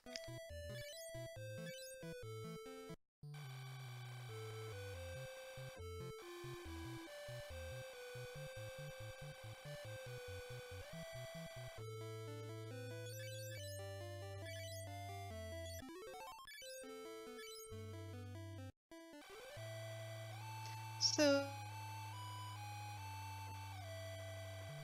I think your mic cut out.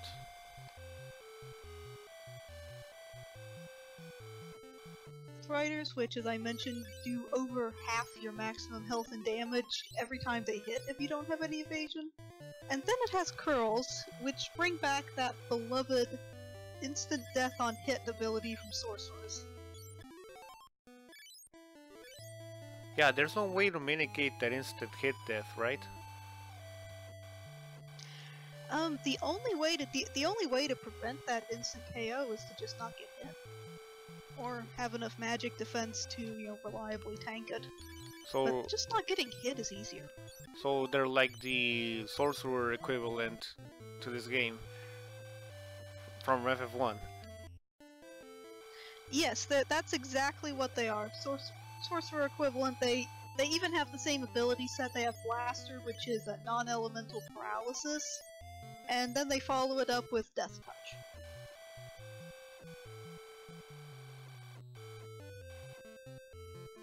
There is a little bitty interesting quirk in this game, though. Before, if you're paralyzed or it's friendly fire from another party member, it first checks to see if, under normal rules, you would completely dodge the attack. If you would, you aren't hit. So say if your evasion is so good that the curl couldn't touch you normally, it won't be able to touch you paralyzed. Oh god. Don't ask me. I just ran into a mithril golem, but it's just one, and I'm pretty sure I can kill him with either the wall combo or I don't want to use Leon to attack, because that's gonna mess up the Emperor first hit, one hit KO. I don't know if this already messed it up though, because the way the fire book works is that your first hit is always set to a certain amount based on the party member that you're equipping it with.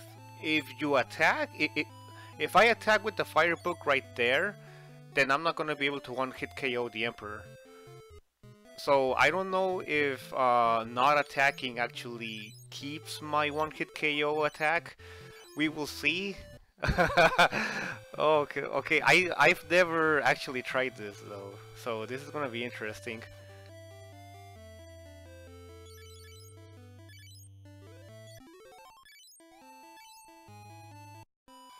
All right, more entertaining for entertainment for the chat, at least. Sorry, Shihali, I interrupted you right there, but yeah, I was scared. Oh, yeah, interruption for emergencies is always fine. And, oh yeah, something that Maelstrom reminded me of, in Final Fantasy 1, a lot of enemies are elemental, and you can defend against their attacks with the correct elemental resistance. In Final Fantasy 2, all status attacks on hit are non-elemental, and the only defense is just not being hit. And I think this chest right here has the ribbon. Correct me if I'm wrong, but I think it does. With a boss encounter.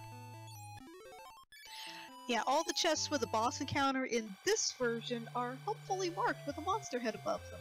This was removed in later versions.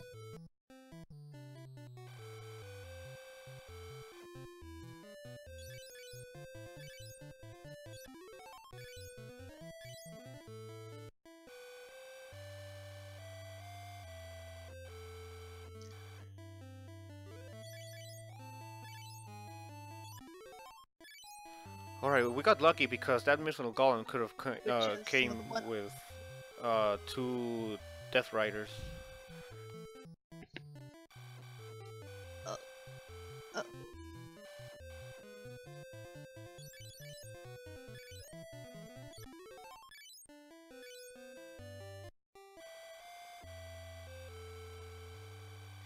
And and to anybody asking in the chat, this game does not have in-dungeon saves. None of the NES Final Fantasies do in their original form. Yeah, if I die here, I have to do this all over again. So, yeah. Let's not have that happen. We're almost done though. This is the second to last floor.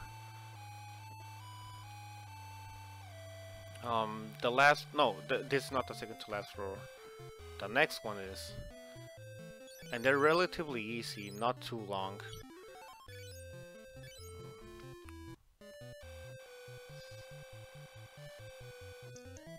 And by relatively easy, I mean it's easy to, you know, see where my next encounter skip is. Yeah, they're big and they're open, but they're not so open you lose where you are.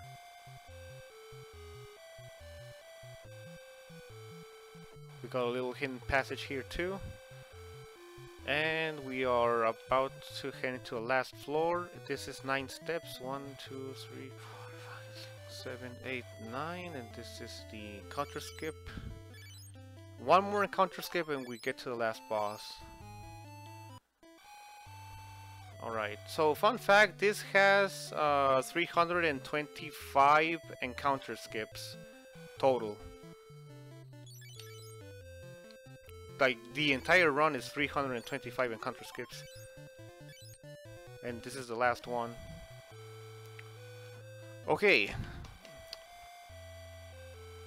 I'm going to put these two on the front, so they have the Emperor has a higher chance to hit Maria or Firion instead of Leon. And let's see, he does have the fire book. Everything is in order, so we should just go. We didn't get the sub 3, but close. We still gotta kill this guy. Okay, time is gonna come up very soon if I get the first hit. I'll tell you guys when to time. You know what, I'm gonna play it safe and I'm gonna wall warp. Alright. Run, and you, let's see if it works. And not yet, and time. Yep. That's even quicker than you can kill him normally with a bolt sword. Yeah. So that's Final Fantasy II, everyone.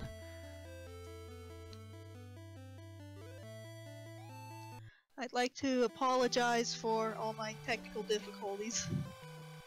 That's okay.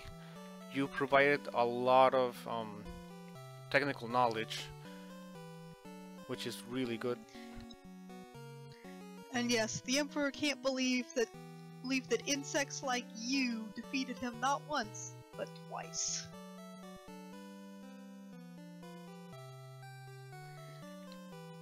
Alright, we got a 3-hour run, so I'm pretty happy with that. Could have definitely been a sub 3, but yeah, I messed up a few times. Nothing too big. The good thing is that we got the first try Chimeras and Emperor Cyclone. So yeah. Yeah. For a marathon. Ah, you cut out right there too.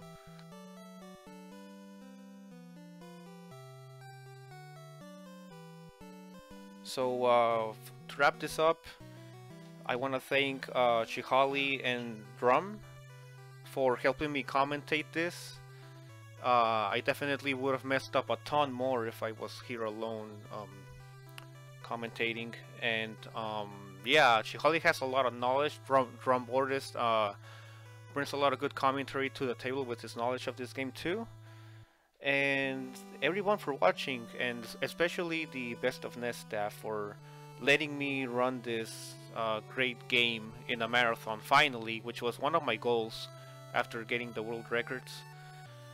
I wanted to do this in a marathon, showcase this game, show people that it can be done, it's not frustrating, it's not boring, and it's pretty fun. Pick this game up. And there's a lot of information now to run this game. Yeah, I want to thank everybody for having me. Yeah, thanks everybody for watching too.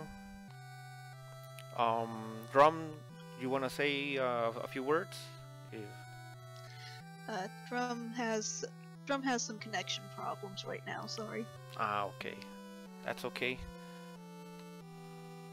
Alright, so anything else you want to say, Chihali? No, that's it. Just if you're interested in this game, casually or as a speedrun, just get in touch with us.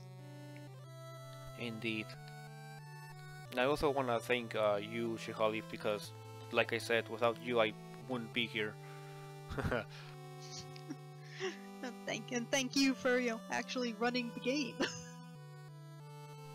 Alright, everyone. I'll drop it to the to Mythical, I think. And thanks.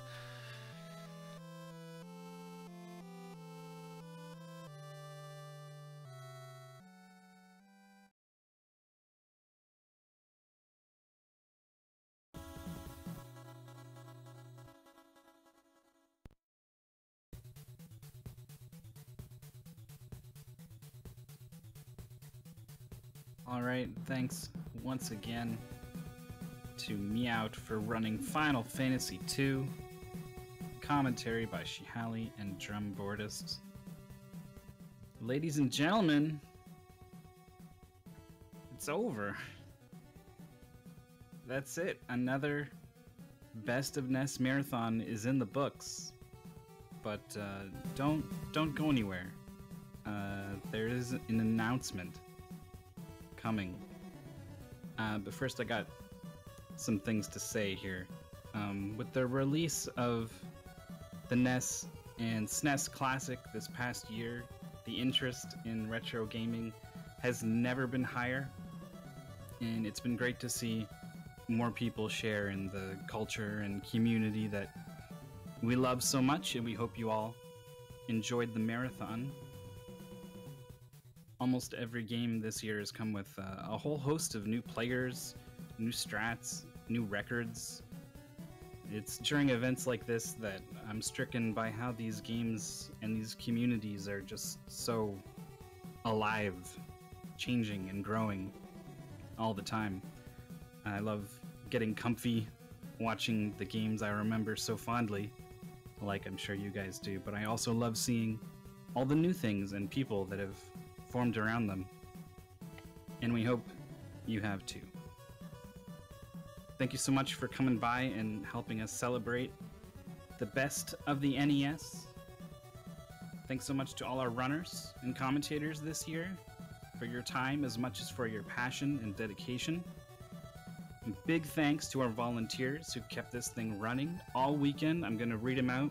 We got Mitch 3A, we got the Seawolf 1, Canonophone, Trisden, Mutu, Nadua, as well as Fiesel, and myself, Mythical 9. I'm allowed to thank myself, right? Well, it's too late. And lastly, let me personally thank the Swedes of Speed that run this channel, Bad Breaks and Dexter, for giving the entire NES community a place to come together. Alright, now I promised I had an announcement, so I won't tease you anymore. Ladies and gentlemen, the Best of NES Marathon 2017 is not over yet. That's right. We've got one final bonus game coming right up. Earlier in the marathon, NES Cardinality ran Dragon Warriors 1, 2, and 3, and now he's here to finish off the series with Dragon Warrior 4, and it's a long one. So if you're thinking maybe you want something to fall asleep to because it's so late, this would maybe be a good candidate. If you can't get enough, we got a whole bunch more for you. And I'm loving the reaction in chat so much right now. This is why we do these events. So the channel is going to go down once again, as it has multiple times, but it will come back once again while we switch over to NES Cardinality. So don't go anywhere, and once again, thank you so much for watching the Best of NES Marathon 2017.